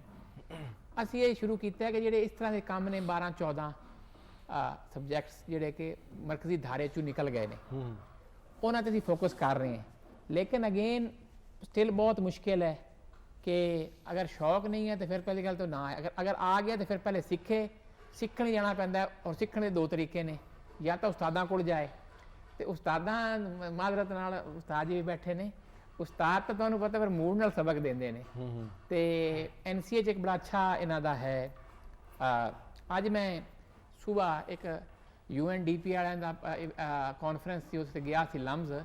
ਉੱਥੇ ਮੈਂ ਦੇਖ ਕੇ ਆਇਆ ਕਿ ਉੱਥੇ ਵੀ ਇੱਕ ਪੂਰੀ ਇਹਨਾਂ ਨੇ ਲਮਜ਼ ਨੇ ਵੀ ਬਣਾ ਦਿੱਤੀ ਹੈ। ਨੈਸ਼ਨਲ ਇਨਕੂਬੇਸ਼ਨ ਸੈਂਟਰ ਹਕੂਮਤ ਪਾਕਿਸਤਾਨ ਦਾ ਬਹੁਤ ਅੱਛਾ ਪ੍ਰੋਜੈਕਟ ਹੈ। ਉਹਦੇ 'ਚ ਇਹ ਹੈ ਕਿ ਉਹਨਾਂ ਨੇ ਲਮਜ਼ 'ਚ ਵੀ ਇੱਕ ਪੂਰੀ ਲੈਬ ਬਣਾ ਦਿੱਤੀ। ਉਹਦੇ 3D ਪ੍ਰਿੰਟਿੰਗ ਵੀ ਹੈ, ਲੱਕੜ ਨਾਲ ਕੰਮ ਕਰਨ ਵਾਲੇ ਵੀ ਨੇ। ਤੇ ਉਹ ਤਾਂ ਕਹਿ ਰਹੇ ਨੇ ਸਾਡੇ ਦਰਵਾਜ਼ੇ ਖੁੱਲ੍ਹੇ ਨੇ, ਲੋਕ ਆਉਣ ਸਿੱਖਣ। ਲੇਕਿਨ ਇਹ ਕੰਮ ਵਿੱਚ ਬੜਾ ਟਾਈਮ ਲੱਗਦਾ ਹੈ, ਨਸਲਾਂ ਲੱਗਦੀਆਂ ਨੇ, ਫਿਰ ਜਾ ਕੇ ਹੁੰਦਾ ਹੈ। ਔਰ ਪਹਿਲੇ ਨੰਬਰ 'ਤੇ ਤਾਂ ਚੀਜ਼ ਪ੍ਰੈਜ਼ੈਂਟੇਬਲ ਹੋਏ। ਸਾਡੇ ਆਰਟਿਸਟਾਂ ਦਾ ਇਹ ਰੋਲਾ ਹੈ, ਉਹ ਫੰਨੀ ਨੇ ਜਾਂ ਜਿਹੜੇ ਵੀ ਨੇ, ਕਿ ਉਹ ਆਉਂਦੇ ਨੇ ਜੋ ਅਸੀਂ ਜਿਸ ਜਵਾਨ ਨੇ ਇੱਕ ਲਾਈਨ ਲਿਖ ਦਿੱਤੀ ਹੈ ਤਾਂ ਕਹਿੰਦਾ ਬਾਈ ਹਰਫੇ ਆਖਿਰ ਹੈ, ਉਹ ਸੁਣੀ ਹੀ ਨਹੀਂ ਕਿ ਬਾਈ ਇਹਦੇ ਕੋਈ ਅੱਗੇ ਪਿੱਛੇ ਨੂੰ ਕਰ ਲਈਏ। ਇਸ ਤਰ੍ਹਾਂ ਜਿਸਨੇ ਪੇਂਟਿੰਗ ਬਣਾਈ ਹੈ ਉਹ ਕਹਿੰਦਾ ਜੀ ਤੁਹਾਨੂੰ ਸਮਝ ਹੀ ਨਹੀਂ ਆਈ ਮੇਰੀ, ਚੁੱਪ ਕਰ ਜਾਓ। ਅੱਛਾ, ਉਸ ਤਰ੍ਹਾਂ ਇਹ ਹੈ ਕਿ ਪਹਿਲੇ ਬੰਦਾ ਖੁਦ ਵੀ ਦੇਖੇ ਕਿ ਕਿਆ ਮੇਰਾ ਪ੍ਰੋਡਕਟ ਇਸ ਕਾਬਿਲ ਹੈ ਕਿ ਉਹ ਕਿਸੇ ਤੋਂ ਦਿਲ ਨੂੰ ਲੱਗੇ। ਔਰ ਉਸ ਤੋਂ ਬਾਅਦ ਅਗਰ ਜਿਸ ਟਾਈਮ ਨਹੀਂ ਹੈ ਤਾਂ ਫਿਰ ਉਹ ਸਿੱਖੇ, ਇੰਪਰੂਵ ਕਰੇ। ਔਰ ਉਸ ਤੋਂ ਬਾਅਦ ਜਿਹੜੇ ਜਦੀਦ ਜ਼ਰਾਏ ਨੇ ਉਹਦੇ 'ਚ ਪਾਕਿਸਤਾਨ 'ਚ ਬੜਾ ਸਾਡੇ ਹੈ ਕਿ ਇਸ ਵਕਤ ਹਕੂਮਤ ਬੜੀ ਸਪੋਰਟਿਵ ਹੈ ਇਸ ਹਵਾਲੇ ਨਾਲ, ਇੰਟਰਪ੍ਰੀਨਿਓਰਸ਼ਿਪ ਦੇ ਹਵਾਲੇ ਨਾਲ। ਜਿਸ ਤਰ੍ਹਾਂ ਤੁਸੀਂ ਵੀ ਦੱਸ ਰਹੇ ਸੀ ਕਿ ਦੁਬਈ ਐਕਸਪੋ ਦੇ ਅੰਦਰ ਵੀ ਗੌਰਮੈਂਟ ਨੇ ਲੈ ਕੇ ਗਈ ਹੈ, ਇਨਕੂਬੇਸ਼ਨ ਵਾਸਤੇ ਗੌਰਮੈਂਟ ਹੈ, ਕਾਮਯਾਬ ਜਵਾਨ ਪ੍ਰੋਗਰਾਮ ਹੈ। ਇਸ ਤਰ੍ਹਾਂ ਅਪਰਚੁਨਿਟੀਜ਼ ਤਾਂ ਬਹੁਤ ਨੇ ਮੈਂ ਸਮਝਦਾ। ਔਰ ਲੇਕਿਨ ਸਾਡਾ ਸਰਪ੍ਰਸਤ ਸਾਹਿਬ ਇਹ ਦੱਸੋ ਕਿ ਜਿਵੇਂ ਅਸੀਂ ਤਾਰੀਖ ਦੀ ਗੱਲ ਕਰ ਰਹੇ ਸੀ ਔਰ ਸ਼ਨਾਖਤ ਦੀ ਗੱਲ ਕਰ ਰਹੇ ਸੀ, ਤੁਸੀਂ ਕਿਹਾ ਕਿ ਇੰਡਸ ਵੈਲੀ ਸਿਵਲਾਈਜੇਸ਼ਨ ਦੇ ਹਵਾਲੇ ਨਾਲ ਤੁਸੀਂ ਜ਼ਿਕਰ ਕੀਤਾ। 2 ਤਰੀਕੇ ਨਾਲ ਤਾਰੀਖ ਵੇਖੀ ਜਾਂਦੀ ਹੈ। ਇੱਕ ਤੇ ਰਾਜੇ ਮਹਾਰਾਜੇ ਬਾਦਸ਼ਾਹ ਤਾਰੀਖ ਲਿਖਵਾਉਂਦੇ ਰਹੇ, ਜਿੰਜ ਦੀ ਉਹਨਾਂ ਨੂੰ ਪੁੱਜਦੀ ਸਰਦੀ ਸੀ ਜਾਂ ਉਹਨਾਂ ਨੂੰ ਚੰਗੀ ਲੱਗਦੀ ਸੀ, ਉਹਦੇ ਵਿੱਚ ਆਪਣਾ ਨਾਂ ਉੱਚਾ ਰੱਖਦੇ ਸਨ ਤੇ ਜਨਤਾ ਰਿਆਇਆ ਥੋੜੀ ਥੱਲੇ ਰਹਿ ਜਾਂਦੀ ਸੀ। ਇੱਕ ਅਵਾਮੀ ਚੀਜ਼ ਹੁੰਦੀ ਹੈ ਜਿਹੜੀ ਸਾਡੀ ਲੋਕ ਗੀਤਾਂ ਚੋਂ, ਢੋਲੇ ਮਾਈਏ ਚੋਂ, ਫਿਰ ਨਸਲ ਦਰ ਨਸਲ ਜਿਹੜੀਆਂ ਨੇ ਚੀਜ਼ਾਂ ਵੱਧਦੀਆਂ ਅੱਗੇ ਪਹੁੰਚਦੀਆਂ ਨੇ। ਤੁਸੀਂ ਲੋਕਲ ਹੀਰੋਜ਼ ਦਾ ਜ਼ਿਕਰ ਕੀਤਾ, ਰਾਏ ਅਹਿਮਦ ਖਾਨ ਖਰਲ ਦੇ ਬਾਰੇ ਤੁਸੀਂ ਵਿੱਚ ਲਿਖਿਆ ਹੋਣਾ ਹੈ, ਦੁੱਲੇ ਪੱਟੀ ਦੇ ਬਾਰੇ ਲਿਖਿਆ ਹੋਣਾ ਹੈ। ਇਸ ਤਰ੍ਹਾਂ ਹੋਰ ਕਾਫੀ ਕਰੈਕਟਰਸ ਨੇ ਸਾਡੇ ਇੱਥੇ, ਮਲੰਗੀ ਹੋ ਗਿਆ, ਉਹਨਾਂ ਦਾ ਜ਼ਿਕਰ ਸਾਨੂੰ ਆਮ ਲੋਕਾਂ ਤੋਂ ਪਤਾ ਲੱਗਦਾ। ਤੁਹਾਡਾ ਨੈਰੇਟਿਵ ਕਿਹੜਾ ਸੀ, ਤੁਹਾਡਾ ਪਰਸਪੈਕਟਿਵ ਕਿਹੜਾ ਸੀ, ਕਿਹੜੇ ਲੈਂਸ ਦੇ ਥਰੂ ਤੁਸੀਂ ਹਿਸਟਰੀ ਆਫ ਪੰਜਾਬ ਵੇਖੀ? ਮੇਨਲੀ ਤਾਂ ਮੈਂ ਪੀਪਲਸ ਪੁਆਇੰਟ ਆਫ ਵਿਊ ਨਾਲ ਲਿਖੀ। ਅੱਛਾ, ਆਮ ਲੋਕਾਈ ਦਾ ਜਿਹੜਾ ਮਤਲਬ ਹੈ, ਲੋਕਾਂ ਨੇ ਸਿਰਫ ਆਪ ਦਾ ਜਿਹੜਾ ਜ਼ਮੀਨ ਨਾਲ ਜਿਹੜੀ ਉਹਨਾਂ ਦੀ ਮੁਹੱਬਤ ਸੀ, ਪੰਜਾਬ ਨਾਲ, ਪਾਕਿਸਤਾਨ ਨਾਲ, ਇਹਦੇ ਦਰਿਆਵਾਂ ਨਾਲ, ਇਹਦੇ ਇੱਕ ਕਲਚਰ ਨਾਲ, ਸਾਡੀ ਬਾਹਰ ਨੂੰ ਅੱਗ, ਜੰਗਲਾਤ ਨੂੰ ਜਿਸ ਟਾਈਮ ਅੰਗਰੇਜ਼ਾਂ ਨੇ ਅੱਗ ਲਾ ਦਿੱਤੀ ਤੇ ਉਹਨਾਂ ਜੰਗਲਾਂ ਦੇ ਅੰਦਰ ਉਹ ਸਿਰਫ ਬਾਹਰ ਜਿਹੜੀ ਸੀ ਉਹ ਸਿਰਫ ਲੱਕੜ ਦਾ ਜ਼ਖੀਰਾ ਨਹੀਂ ਸੀ, ਉਹਨਾਂ ਦੇ ਅੰਦਰ ਹੀ ਇੱਕ ਪੂਰਾ ਜੀਵਨ ਸੀ, ਇਕੋਸਿਸਟਮ ਸੀ ਪੂਰਾ। ਲਾਈਕ ਐਮਾਜ਼ੋਨ, ਜਿਸ ਤਰ੍ਹਾਂ ਐਮਾਜ਼ੋਨ ਤੁਸੀਂ ਦੇਖੋ ਹਾਲੇ ਹਜ਼ਾਰਾਂ ਕਬਾਇਲ ਨੇ, ਉਹਨਾਂ ਦੀ ਆਪਣੀ ਜ਼ਬਾਨਾਂ ਨੇ, ਆਪਣਾ ਇੱਕ ਸਭ ਕੁਝ ਹੈ, ਰੈਡ ਇੰਡੀਅਨਸ। ਹਾਂ, ਔਰ ਇਸ ਤਰ੍ਹਾਂ ਸਾਡਾ ਵੀ ਸੀ ਇੱਕ। ਲੇਕਿਨ ਉਹ ਇਹ ਹੋਇਆ ਕਿ ਵਕਤ ਦੇ ਨਾਲ ਬਗੈਰ ਕਿਸੇ ਪਲਾਨ ਦੇ ਹੁਣ ਤਾਂ ਚਲੋ ਗਿਰਾਣਾ ਹੋ ਜਾਂ ਕੁਝ ਕਰਨਾ ਨੋਟਿਸ ਆਉਂਦਾ ਹੈ ਨਾ 2 ਮਹੀਨੇ 'ਚ ਆਪਣਾ ਉਹ ਤਾਂ ਇੱਕ ਦਿਨ ਆਏ ਔਰ ਉਹਨਾਂ ਨੇ ਕਿਹਾ ਕਿ ਜੀ ਫਾਰਿਗ ਕਰ ਦਿਓ। ਤੇ ਮੇਨਲੀ ਮੇਰਾ ਫੋਕਸ ਇਹ ਹੀ ਸੀ ਕਿ ਜਿਹੜੇ ਸਾਡੇ ਮਕਾਮੀ ਹੀਰੋਜ਼ ਨੇ ਉਹਨਾਂ 'ਚ ਅਗੇਨ ਅਸੀਂ ਆਮਦ ਖਾਨ ਖਰਲ मोहतरम ਨੇ ਇਹ ਨਹੀਂ ਕਹਿ ਰਹੇ ਕਿ ਉਹਨਾਂ ਦੇ ਕੰਮ ਨਹੀਂ ਹੈ ਲੇਕਿਨ ਉਹ ਥੋੜਾ ਜਿਹਾ ਬਾਜਵਾ ਸਾਹਿਬ ਸ਼ਾਇਦ ਓਵਰ ਰੇਟਡ ਹੋ ਗਏ ਨੇ ਹਰ ਬੰਦਾ ਹੀ ਉਹ ਸਿਰਫ ਇੱਕ ਪੁਆਇੰਟ ਤੇ ਆ ਕੇ ਰੁਕ ਗਿਆ ਪਹਿਲੇ ਜੀ ਦੁੱਲਾ ਭੱਟੀ ਨੇ ਮਜ਼ਾਮਤ ਕੀਤੀ ਤੇ ਫਿਰ ਆਮਦ ਖਾਨ ਖਰਲ ਨੇ ਦੋਨੋਂ ਨੇ ਕੀਤੀ ਸੀ ਨਹੀਂ ਕਹਿ ਨਹੀਂ ਕੀਤੀ ਕਾਬਿਲ ਇਤਰਾਮ ਨੇ ਲੇਕਿਨ ਉਸ ਤੋਂ ਇਲਾਵਾ ਵੀ ਬੜੇ ਲੋਕ ਨੇ ਜਿਨ੍ਹਾਂ ਨੇ ਆਪ ਦੇ ਜ਼ਮੀਨ ਲਈ ਮਜ਼ਾਮਤ ਕੀਤੀ ਔਰ ਉਹਨਾਂ ਦਾ ਸਿਰਫ ਇੱਕੋ ਮੁਤਾਲਬਾ ਸੀ ਕਿ ਵੀ ਸਾਡਾ ਜਿਹੜਾ ਸਿਸਟਮ ਚੱਲ ਰਿਹਾ ਇਹਦੇ ਤੁਸੀਂ ਗੈਰ ਜ਼ਰੂਰੀ ਮਦਾਖਲਤ ਨਾ ਕਰੋ ਬਾਕੀ ਆਮ ਜਿਹੜਾ ਜੰਗਲ ਦਾ ਰਹਿਣ ਵਾਲਾ ਸੀ ਝਟਕਾ ਬੰਦਾ ਸੀ ਉਹਨੂੰ ਨਹੀਂ ਪਤਾ ਉਹਦਾ ਦਾਇਰਾ ਉਹੀ ਸੀ 2-4-5 ਕਿਲੋਮੀਟਰ ਦਾ ਔਰ ਲਤੀਫਾ ਔਰ ਸਿਤਮ ਜ਼ਰੀਫੀ ਇਹ ਹੈ ਕਿ ਉਹ ਅੱਜ ਵੀ ਸਾਡੇ ਕਰੋੜਾਂ ਲੋਕ ਜਿਹੜੇ ਪਿੰਡਾਂ 'ਚ ਹਨ ਉਹਨਾਂ ਦਾ ਦਾਇਰਾ ਉਹ ਆਪ ਦਾ ਪਿੰਡ ਹੀ ਹੈ ਉਹ ਅੱਜ ਵੀ ਖੈਰ ਨਾਲ ਉਸ ਤੋਂ ਬਾਹਰ ਨਹੀਂ ਨਿਕਲੇ ਕਿ ਬਈ ਦੁਨੀਆ ਕਿਤੇ ਜਾ ਰਹੀ ਹੈ ਆ ਰਹੀ ਹੈ ਇਹ ਮੇਰਾ ਵੀ ਪੁਆਇੰਟ ਆਫ ਵਿਊ ਹੈ ਸੀ। ਅੱਛਾ ਰੀਡਰਸ਼ਿਪ ਦੀ ਤੁਸੀਂ ਗੱਲ ਕੀਤੀ ਪੰਜਾਬੀ ਰੀਡਰਸ਼ਿਪ ਦੀ ਵੀ ਗੱਲ ਕੀਤੀ ਔਰ ਫਿਰ ਤੁਸੀਂ ਆਪਣਾ ਵੀ ਤੁਹਾਡਾ ਰਾਈਟਰਸ ਕਮਿਊਨਿਟੀ ਨਾਲ ਤਾਲੁਕ ਬਣਦਾ ਔਰ ਫਿਰ ਨੌਜਵਾਨ ਪੀੜ੍ਹੀ ਨਾਲ ਵੀ ਬਣਦਾ ਤੇ ਜਾਂਦੀ ਯਾਰ ਅਗਰ ਅਸੀਂ ਇਹਨੂੰ ਵਾਈਂਡ ਅਪ ਕਰਕੇ ਵੇਖੀਏ ਔਰ ਸਮਝਣ ਦੀ ਕੋਸ਼ਿਸ਼ ਕਰੀਏ ਕਿ ਪੰਜਾਬੀ ਲਿਟਰੇਚਰ ਜਿਹੜਾ ਉਹ ਕਿੱਧਰ ਨੂੰ ਜਾਂਦਾ ਦਿਸਦਾ ਤੁਹਾਨੂੰ ਜ਼ਾਤੀ ਤੌਰ ਤੇ ਨਸਰ ਕਿੰਨੀ ਇਹਦੇ 'ਚ ਆਏਗੀ ਜਾਂ ਸ਼ਾਰਟ ਸਟੋਰੀ ਅਫਸਾਨਾ ਨਾਵਲ ਵਗੈਰਾ ਕਿਉਂਕਿ ਸ਼ਾਇਰੀ ਜ਼ਿਆਦਾ ਹੁੰਦੀ ਹੈ ਵੀ ਨਸਰ ਥੋੜੀ ਘੱਟ ਗਈ ਹੈ ਉਸ ਹਵਾਲੇ ਨਾਲ ਔਰ ਮੁਸਤਕਬਲ ਵਿੱਚ ਪੰਜਾਬੀ ਅਦਬ ਦੀ ਰੀਡਰਸ਼ਿਪ ਕਿੱਥੇ ਜਾ ਕੇ ਖਲੋਏਗੀ। ਬੜਾ ਅੱਛਾ ਸਵਾਲ ਤੁਸੀਂ ਕੀਤਾ ਹੈ ਸਾਡੇ 'ਚ ਇੱਕ ਮਸਲਾ ਰਿਹਾ ਹੈ ਕਿ ਅਸੀਂ ਸਿਰਫ ਆਪ ਦੇ ਬੇਲੀਆਂ ਸਜਣਾ ਦੀ ਤਾਰੀਫਾਂ ਕਰਦੇ ਹਾਂ ਔਰ ਇਹ ਗਲਤ ਗੱਲ ਹੈ ਜਿਹੜਾ ਨਵਾਂ ਸਾਡੇ ਪੰਜਾਬੀ ਨੂੰ ਬੂਸਟ ਮਿਲਿਆ ਹੈ ਮਤਲਬ ਇਖਤਲਾਫ ਕਰਨਾ ਤੁਹਾਡਾ ਹੱਕ ਹੈ ਮੇਰੀ ਜਿਹੜੀ ਰਾਏ ਜਿਹੜਾ ਸਾਡਾ ਪਿਛਲੇ 10-12 ਸਾਲ ਨਈ ਲਹਿਰ ਉੱਠੀ ਹੈ ਉਹਦਾ ਕ੍ਰੈਡਿਟ ਇੱਕ ਐਸੀ ਚੀਜ਼ ਨੂੰ ਜਾਂਦਾ ਹੈ ਕਿ ਜਿਹੜਾ ਤੁਸੀਂ ਕਹੋਗੇ ਬੜੀ ਇੱਕ ਹੀ ਗੱਲ ਹੈ ਉਹ ਬਾਜਵਾ ਸਾਹਿਬ ਜਿਹੜੀ ਹਬੀਬ ਯੂਨੀਵਰਸਿਟੀ ਕਰਾਚੀ 'ਚ ਬਣੀ ਅੱਛਾ ਉਹਨਾਂ ਨੇ ਬੜਾ ਇੱਕ ਪ੍ਰੋਪਰ ਵੇ ਨਾਲ ਮਾਡਰਨ ਤਰੀਕੇ ਯੂਨੀਵਰਸਿਟੀ ਬਣਾਈ ਉਹਨਾਂ ਨੇ ਉੱਥੇ ਕਿਹਾ ਕਿ ਜੀ ਬੰਦੇ ਹਰ ਜ਼ਬਾਨ ਦੇ ਰੱਖੋ ਅੱਛਾ ਇੱਥੇ ਲਾਹੌਰ ਵੀ ਸਾਡੇ ਦੋਸਤਾਂ ਨੂੰ ਰਾਬਤਾ ਕੀਤਾ ਉਹਨਾਂ ਦੇ ਖਾਸ ਸਪੈਸੀਫਿਕ ਤਰੀਕਾ ਸੀ ਉਹਨਾਂ ਨੇ ਕਿਹਾ ਜੀ ਪੰਜਾਬੀ ਦੇ ਐਕਟਿਵਿਸਟ ਜਾਂ ਪੰਜਾਬੀ ਦਾ ਰਾਈਟਰ ਉਹਨਾਂ ਨੇ ਕਿਹਾ ਜੀ ਭਾਈ ਸਾਹਿਬ ਰਾਈਟਰ ਤਾਂ ਪੰਜਾਬੀ ਦੇ ਨੇ ਪਰ ਡਿਗਰੀ ਇਹਨਾਂ ਦੀ ਫਿਜ਼ਿਕਸ ਵਿੱਚ ਹੈ ਉਹਨਾਂ ਨੇ ਕਿਹਾ ਕਿਸ ਤਰ੍ਹਾਂ ਹੋ ਸਕਦਾ ਕਿ ਵੀ ਬੰਦਾ ਫਿਜ਼ਿਕਸ ਤੋਂ ਅੱਛਾ ਉਹ ਜਨਾਬ ਕੀ ਹੋਇਆ ਕਿ ਉਹਨਾਂ ਨੇ 1-2 ਸੀਟਾਂ ਰੱਖੀਆਂ ਔਰ ਹਾਈਲੀ ਪੇਡ ਉਸ ਵਕਤ ਪੰਜਾਬੀ ਦੇ ਕਿਸੇ ਮਾਸਟਰ ਜਾਂ ਪ੍ਰੋਫੈਸਰ ਸਰਕਾਰੀ ਤਾਂ ਹੈ ਲੇਕਿਨ ਜਿਹੜੇ ਆਮ ਵਿਚਾਰੇ ਫਿਰਦੇ ਸਨ ਸਾਡੇ ਵਰਗੇ ਉਹਨਾਂ ਨੂੰ ਕੋਈ 5-10 ਹਜ਼ਾਰ ਰੱਖਣ ਨੂੰ ਤਿਆਰ ਨਹੀਂ ਸੀ ਉਹਨਾਂ ਕਿਹਾ ਜੀ ਲੱਖਾਂ ਰੁਪਏ ਤਨਖਾਹ ਤੇ ਉਹ ਤਾਂ ਲੋਕਾਂ ਦੀ ਅੱਖਾਂ ਪਟੀ ਗਈਆਂ ਹੈ ਵੀ ਇਹ ਕੀ ਹੈ ਅੱਛਾ ਉਹ ਫਿਰ ਹਬੀਬ ਨੇ ਇਹ ਬੜਾ ਅੱਛਾ ਕੰਮ ਕੀਤਾ ਉਹਦੇ ਨਾਲ ਫਿਰ ਇਹ ਹੋਇਆ ਹੁਣ ਬਾਕੀ ਕਿਸੇ ਅਦਾਰੇ ਦਾ ਕੀ ਨਾਂ ਲੈਣਾ ਲਾਹੌਰ ਵਿੱਚ ਵੀ ਇਸਲਾਮਾਬਾਦ ਵਿੱਚ ਵੀ ਹਰ ਜਗ੍ਹਾ ਪ੍ਰਾਈਵੇਟ ਸੈਕਟਰ ਦੇ ਅੰਦਰ ਵੀ ਸਾਡੇ ਪੰਜਾਬੀਆਂ ਦੀ ਇੱਕ ਡਿਮਾਂਡ ਪੈਦਾ ਹੋ ਗਈ ਮੀਡੀਆ ਵਿੱਚ ਵੀ ਔਰ ਐਜੂਕੇਸ਼ਨ ਵਿੱਚ ਵੀ ਇੱਥੇ ਜਿਹੜੇ ਇੰਗਲਿਸ਼ ਮੀਡੀਅਮ ਸਕੂਲਾਂ ਨੇ ਪੰਜਾਬੀ ਟੀਚਰ ਹਾਇਰ ਕਰਨੇ ਸ਼ੁਰੂ ਕਰ ਦਿੱਤੇ 1-2 ਨੇ ਪੰਜਾਬੀ ਦੇ ਬਾਰੇ ਕਿਹਾ ਵੀ ਇਹ ਜ਼ਬਾਨ ਠੀਕ ਨਹੀਂ ਉਹਨਾਂ ਦੇ ਖਿਲਾਫ ਤਰੀਕਾਂ ਵਿੱਚ ਬਾਜਵਾ ਸਾਹਿਬ ਵੀ ਜਾਣਦੇ ਨੇ ਸਾਰਿਆਂ ਨੂੰ ਉਹ ਤਰੀਕਾਂ ਵੀ ਚਲੀਆਂ ਲੇਕਿਨ ਓਵਰਆਲ ਇੱਕ ਲਹਿਰ ਇੱਕ ਆਈ ਕਿ ਜਦੋਂ ਸਕੂਲਾਂ ਉੱਥੇ ਲੋਕਾਂ ਨੂੰ ਪਤਾ ਲੱਗਾ ਕਿ ਭਾਈ ਪੰਜਾਬੀ ਪੜ੍ਹ ਕੇ ਵੀ ਬੰਦਾ ਲੱਖਾਂ ਰੁਪਏ ਦੇ ਜੌਬ ਮਿਲ ਸਕਦੀ ਉਹਦਾ ਇੱਕ ਨੁਕਸਾਨ ਇਹ ਹੋਇਆ ਸਾਨੂੰ ਕਿ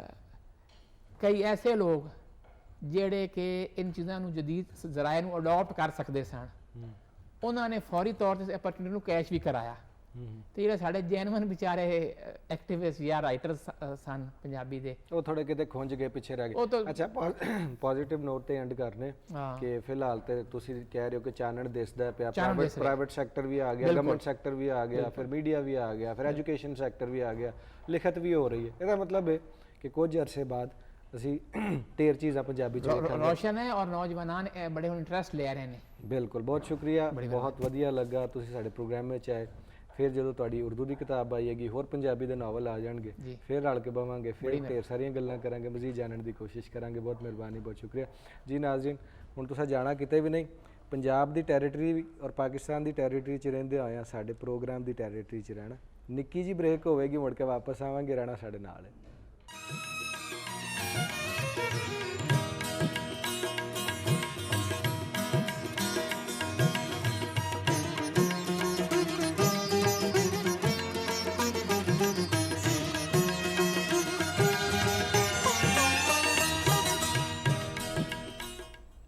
जी एक दफ़ा फिर वापस आ गए पाकिस्तान टेलीविजन लाहौर सेंटर च और अली उस्मान बाजवा मेरा नाम है, सुहैरा मेरी को होस्ट का नाम है और प्रोग्राम बड़ा वधिया चलता पिया। नौजवान पीढ़ी तो एक लेखक नाल असीं गल कीती और जानने की कोशिश की कि उन्हों का की परसपैक्टिव है पंजाब नूं लैके और उन्हों दियां लिखतां दे हवाले नाल। लेकिन एक होर परसपैक्टिव वेखना पेगा। दुनिया में हज़ारां लखां जुबानां होणगियां, सारियां सोहणियां जुबानां ने, सिखणियां भी चाहिदियां ने। अंग्रेज़ी नूं अजकल इंटरनेशनल जुबान मन्निया जाता है। एक ज़माने च फारसी इंटरनेशनल जुबान सी, उस तो पहले शायद अरबी सी, उस तो पहले इबरानी सी, तो जुबानां बदलदियां रहिंदियां ने। लेकिन वेखना पेगा कि साडी जुबान किहड़ी है और यकीनी तौर पर उहदे अल भी गौर करना पेगा और चीज़ों को थोड़ा जिहा डीकोलोनाइजेशन करने की लोड़ है, कलोनीअल इरा तो निकलने की लोड़ है। इस तरह साडी जिहड़ी नौजवान पीढ़ी है उन्होंने राह नहीं लभदा पिया कि उन्हें जाना किधर है। वो पिछों उन्हों का पिछोकड़ की सी ते अगे उन्हों का फ्यूचर की होना है, वो चीज़ थोड़ा जिहा फस गए हैं। इस हवाले नाल गुफ्तगू करन दे साडे स्टूडियो विच मौजूद ने जनाब डॉक्टर अम्बरीन इकबाल साहब, उन्होंने असीं दावत दी, माहिर नफसियात ने। अस्सलाम वालेकुम जी। वालेकुम अस्सलाम। और बिल्कुल तुसी सैट की तारीफ की, साडा भी लहू वधाया, साडा भी खून वधिया, असीं भी खुश हो गए और साडे सैट ते एक बड़ा सोहना हैंडीक्राफ्ट भी बनदा पिया, लकड़ का काम भी हो रहा। तो सब तो पहला तो इत्थों ही मैडम स्टार्ट करने, लाहौर च तुहाडी पैदाइश हुंदी और फिर पंजाब यूनिवर्सिटी तालीम, फिर तुसीं इंग्लैंड भी गए पढ़न वास्ते और एक काफ़ी ज़रा खूबसूरत जर्नी तालीम के हवाले नाल भी, करियर के हवाले नाल भी चलती रही।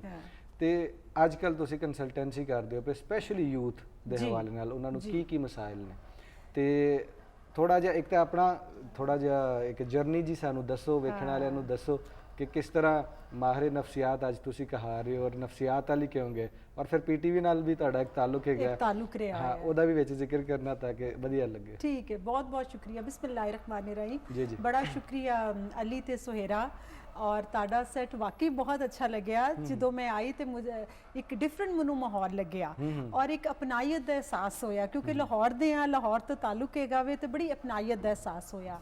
और अज भी तुहानू मैं दसदी चला कि अज मेरा पहला प्रोग्राम है जड़ा मैं पंजाबी दे विच कर रही हैं और मेरी एक कोशिश है, मैं अपनी बड़ी जिसे कहते हैं ना जिन्हों करके इकट्ठा किया है कि नहीं सानू पंजाबी अपनी जबान दे विच भी, अपनी जड़ा मादरी जबान दे विच भी सानू प्रोग्राम करने चाहिए ने। और अगर तुसी देखो कि साड़ी 60% जड़ी 60% साड़ी आबादी है वो गाँव देहातां विच ते सैमी अर्बन एरियाज रहिंदी है, तो आपस विच जिहड़ी बातचीत उन्हां दी हुंदी है वो पंजाबी दे विच हुंदी है। ते पंजाबी दे नाल मेरा एक ताल्लुक होर भी है, वो किस तरह कि जदों असी अपनी तालीम जदों साइकोलॉजी दी हासिल कर रहे होने आ, नफसियात दी, ते ओहदे दौरान असी मुख्तलिफ हस्पतालां दे विच जाने आ, असी केसिस लैने आ, उन्हां दी हिस्टरी लैने आ। ते तुहानू एक बड़ी प्यारी गल सुनावां कि जदों साडी इंटर्नशिप हुंदी है हस्पतालां विच साइकैट्रिक वार्ड दे अंदर जिहड़े नफसियात दे वार्ड हुंदे ने, ते उत्थे असी जिहड़ी किताबां पढ़ के जाने आ, जिहड़ी तालीम हासिल करने आ, वो साडी सारी अंग्रेजी जबान दी है। जदों असी उत्थे जाने आ और जाहिर असी माहिर नफसियात हाँ, असी लोकां नाल गल बात करनी हुंदी है, असी लोकां नू सिर्फ दवाई दा नहीं, असी गल बात करके उन्हां दे मसले। उत्थे मैं पहली दफ़ा देखा कि मैं बड़ी हैंडीकैप्ड हाँ। उत्थे मैनू पहली दफ़ा महसूस होया कि मेरा लोकां दे नाल जिन्ना तिकर बातचीत दा उन्हां दी मैं गुफ्तगू उन्हां दे अंदाज दे विच उन्हां दी जबान दे विच नहीं करांगी, मैं उन्हां दे नाल रैपो उन्हां दे नाल एक रिलेशनशिप नहीं बना सकांगी। लैंग्वेज बैरियर बन जांदा है। उदों पहली दफ़ा मैनू समझ आया कि अपनी जबान ते अबूर हासिल होना कितना ज़रूरी है अगर तुसी अपने इत्थे कल्चर दे विच प्रैक्टिस करनी है। अच्छा डॉक्टर साहब नाल भी थोड़ा जिहा दस देना, बड़ा जनरल जिहा परसैप्शन है पंजाबी दे हवाले नाल और रियलिटी भी लोग इस नूं मानते हैं कि अपनी जुबान नूं थोड़ा घट समझते हैं, दूजियां जुबानां नूं थोड़ा बेहतर समझते हैं। माहिर नफसियात दे लेंस के थ्रू अगर असीं वेखीए तो क्यों इंसान जिहड़े ने या खुसूसन पंजाबी अपनी जुबान तो थोड़ा दूर रहना चाहते हैं, कतरांदे भी ने? इहदी की वजह हो सकती है? देखो मैं अगर मेरा ख्याल है मैं भी उन बदनसीबां विच इक जिन्हां नूं कि अंग्रेजी जबान दे विच तालीम दित्ती जाती है। ठीक है इंटरनेशनल जबान है, उहदे विच असीं कम्यूनीकेट करने आ, बातचीत करने आ, लेकिन जदों मैं चूंकि तालीम के शोबे नाल भी वाबस्ता रही हाँ, 10-12 साल मैं पढ़ाती रही हाँ, मैं देखा कि बहुत ज़्यादा स्टूडेंट्स जड़े ने जड़े ऐसे इलाके तो आते हैं जिथे मादरी जबान पंजाबी बोली जाती है और क्लास के अंदर वो बड़ा इनफीरियोरिटी कॉम्पलैक्स का शिकार हो जाते हैं और बहुत ज़्यादा। तो उत्थे मैं फिर की करनी आ कि मैं उन्होंने कॉन्फिडेंस लैवल बढ़ानी और उन्होंने यह कहनी है कि ठीक है अंग्रेजी सिर्फ एक जबान तक है, इनू अपनी सैल्फ रिस्पैक्ट के नाल जड़ा वे ना ਉਹ ਐਸੋਸੀਏਟ ਨਾ ਕਰੋ। ਔਰ ਅਗਰ ਤੁਹਾਨੂੰ ਕਿਉਂਕਿ ਸਾਡੀ ਇਹ ਜ਼ਬਾਨ ਨਹੀਂ ਹੈਗੀ ਤੇ ਇਹਦੇ ਬਾਅਦ ਫਿਰ ਉਹਨਾਂ ਦੀ ਕ੍ਰੀਏਟੀਵਿਟੀ ਔਰ ਇਹਨਾਂ ਦੀ ਜੋ ਜੋ ਤੁਸੀਂ ਕਹਿ ਰਹੇ ਹੋ ਨਾ ਕਿ ਕਿਉਂ ਅਸੀਂ ਕਤਰਾਨੇ ਆ, ਮੇਰਾ ਖਿਆਲ ਹੈ ਜੋ ਅੰਗਰੇਜ਼ ਅਸੀਂ ਦਿਮਾਗ ਤੋਂ ਸਬਕੌਂਸ਼ੀਅਸ ਲੈਵਲ ਤੇ ਅਸੀਂ ਹਜੇ ਵੀ ਗੁਲਾਮ ਆ ਇੱਕ ਜ਼ਬਾਨ ਦੇ। ਤਾਂ ਸਾਨੂੰ ਚਾਹੀਏ ਅਸੀਂ ਆਪਣੇ ਕਲਚਰ ਨੂੰ ਅਪਣਾਈਏ, ਆਪਣੇ ਹਾਂ ਗੱਲ ਬਾਤ ਕਰਨੀ ਚਾਹੀਏ, ਲੇਕਿਨ ਜੈਸੇ ਤੁਸੀਂ ਕਿਹਾ ਕਿ ਅਸੀਂ ਨਹੀਂ ਬੋਲਦੇ ਤਾਂ ਸਾਡੇ ਬੱਚੇ ਵੀ ਨਹੀਂ ਬੋਲਦੇ, ਜੋ ਕਿ ਬੜੀ ਅਸੀਂ ਬਾਬਾ ਬੁੱਲੇ ਸ਼ਾਹ ਨੂੰ ਨਹੀਂ ਮੈਨੂੰ ਉਸ ਵੇਲੇ ਵੀ ਮਹਿਸੂਸ ਹੋਇਆ ਕਿ ਜਦੋਂ ਮੈਂ ਬਾਬਾ ਬੁੱਲੇ ਸ਼ਾਹ ਨੂੰ ਪੜ੍ਹਨਾ ਸ਼ੁਰੂ ਕੀਤਾ ਮੇਰੀ ਬਾਬਾ ਬੁੱਲੇ ਸ਼ਾਹ ਨਾਲ ਬੜੀ ਇੱਕ ਉਨਸੀਅਤ ਹੈ। ਮੇਰਾ ਖਿਆਲ ਹੈ ਜੋ ਉਹਨਾਂ ਦੀ ਫਿਲਾਸਫੀ ਨੇ ਮੈਨੂੰ ਸਮਝਾਇਆ ਉਹ ਮੇਰੀ ਕਿਤਾਬਾਂ ਤੇ ਡਿਗਰੀਆਂ ਨੇ ਨਹੀਂ ਸਮਝਾਇਆ, ਮੇਰਾ ਆਪਣਾ ਅੰਦਰ ਆਪ ਦੇਖਣਾ ਜੋ ਉਹਨਾਂ ਨੇ ਸਮਝਾਇਆ। ਲੇਕਿਨ ਮੈਨੂੰ ਬੜੀ ਮੁਸ਼ਕਿਲ ਹੋਈ ਉਹਨਾਂ ਦੀ ਸ਼ਾਇਰੀ ਨੂੰ ਸਮਝਣਾ, ਅੰਡਰਸਟੈਂਡ ਕਰਨਾ। ਉੱਥੋਂ ਹੀ ਫਿਰ ਮੈਂ ਅੰਗਰੇਜ਼ੀ ਦੀ ਟਰਾਂਸਲੇਸ਼ਨ ਸ਼ੁਰੂ ਕੀਤੀ। ਔਰ ਇੱਕ ਹੋਰ ਤੁਹਾਨੂੰ ਗੱਲ ਦੱਸਾਂ ਕਿ ਆਪਣੇ ਸਾਈਕੈਟ੍ਰਿਕ ਵਾਰਡ ਦੇ ਵਿੱਚ ਪਹਿਲੀ ਦਫਾ ਜਦੋਂ ਮੈਨੂੰ ਮਹਿਸੂਸ ਹੋਇਆ ਕਿ ਮੈਂ ਬੜੀ ਬਦਕਿਸਮਤ ਆ, ਸਾਨੂੰ ਇਹ ਜ਼ਬਾਨ ਨਹੀਂ ਆਈ। ਜਦੋਂ ਮੇਰੀ ਇੱਕ ਪੇਸ਼ੈਂਟ ਆਈ, ਬੁੜੀ ਔਰਤ ਸੀ, ਤਾਂ ਉਹਨਾਂ ਨੇ ਸਾਨੂੰ ਕਿਹਾ ਜੀ ਡਿਪਰੈਸ਼ਨ ਹੁੰਦਾ ਜੇ ਉਹਦੇ ਵਿੱਚ ਇਹ ਅਲਾਮਾਤ ਹੋਣ। ਅੱਛਾ, ਅਸੀਂ ਅੰਗਰੇਜ਼ੀ ਚ ਕਹਿੰਦੇ ਆ ਹਾਰਟ ਸਿੰਕਿੰਗ, ਦਿਲ ਡੁੱਬਦਾ ਜਾਂਦਾ ਹੈ। ਉਹ ਖਾਤੂਨ ਨੇ ਕਿਹਾ ਕਿ ਡਾਕਟਰ ਸਾਹਿਬਾ ਮੇਰਾ ਨਾ ਦਿਲ ਗੜੂ ਗੜੂ ਹੁੰਦਾ ਹੈ, ਮੇਰੇ ਢਿੱਡ 'ਚ ਗੜੂ ਗੜੂ ਹੁੰਦੀ ਹੈ, ਜਾਂ ਕਲੇਜੇ 'ਚ ਹੌਲ ਪੈਂਦੇ ਨੇ, ਹੌਲ ਪੈਂਦੇ ਨੇ। ਹੁਣ ਜਿਹੜੀ ਮੇਰੀ ਸੁਪਰਵਾਈਜ਼ਰ ਸੀ ਮੈਂ ਉਹਦੇ ਕੋਲ ਗਈ, ਮੈਂ ਉਹਨੂੰ ਕਿਹਾ ਕਿ ਇਹ ਸਾਡੀ ਕਿਤਾਬ ਦੇ ਵਿੱਚ ਤੇ ਕਿਤੇ ਨਹੀਂ ਲਿਖਿਆ ਕਿ ਇੱਥੇ ਗੜੂ ਗੜੂ ਹੁੰਦੀ ਹੈ, ਤੇ ਇਹਦਾ ਕੀ ਮਤਲਬ ਹੈ? ਤੋ ਗੜੂ ਗੜੂ ਦਾ ਜੋ ਸਿਮੈਂਟਿਕ ਜੋ ਮੀਨਿੰਗ ਹੈਗਾ ਵੇ ਉਹ ਕੀ ਹੈ, ਜੋ ਸਾਨੂੰ ਬੜਾ ਜ਼ਰੂਰੀ ਹੈ ਪ੍ਰੈਕਟਿਸ ਕਰਨ ਵਾਸਤੇ ਕਿ ਅਸੀਂ ਉਹ ਸਾਰਾ ਜਿਹੜਾ ਪੜਿਆ ਹੋਇਆ ਵੇ ਉਹਨੂੰ ਆਪਣੀ ਜ਼ਬਾਨ ਦੇ ਵਿੱਚ ਕਿਸ ਤਰ੍ਹਾਂ ਇੰਡੀਜਨਸ ਵੇ ਨਾਲ ਉਹਨੂੰ ਅਪਲਾਈ ਕਰਨੇ ਆ। ਤੇ ਮੇਰਾ ਖਿਆਲ ਹੈ ਸਾਡੀ ਨੌਜਵਾਨ ਨਸਲ ਨੂੰ ਵੀ ਇਹ ਚਾਹੀਦਾ ਔਰ ਸਾਨੂੰ ਵੀ ਚਾਹੀਦਾ ਹੈ ਕਿ ਅਸੀਂ ਕਮਤਰ ਮਹਿਸੂਸ ਨਾ ਕਰੀਏ, ਕੰਪਲੈਕਸ ਦਾ ਸ਼ਿਕਾਰ ਨਾ ਹੋਈਏ। ਬਿਲਕੁਲ ਇਸੇ ਤਰ੍ਹਾਂ। No doubt. गल करने नशे की लत के बारे जी। नौजवान नस्ल इन्ना शिकार है इस लत का, की वजूहात ने?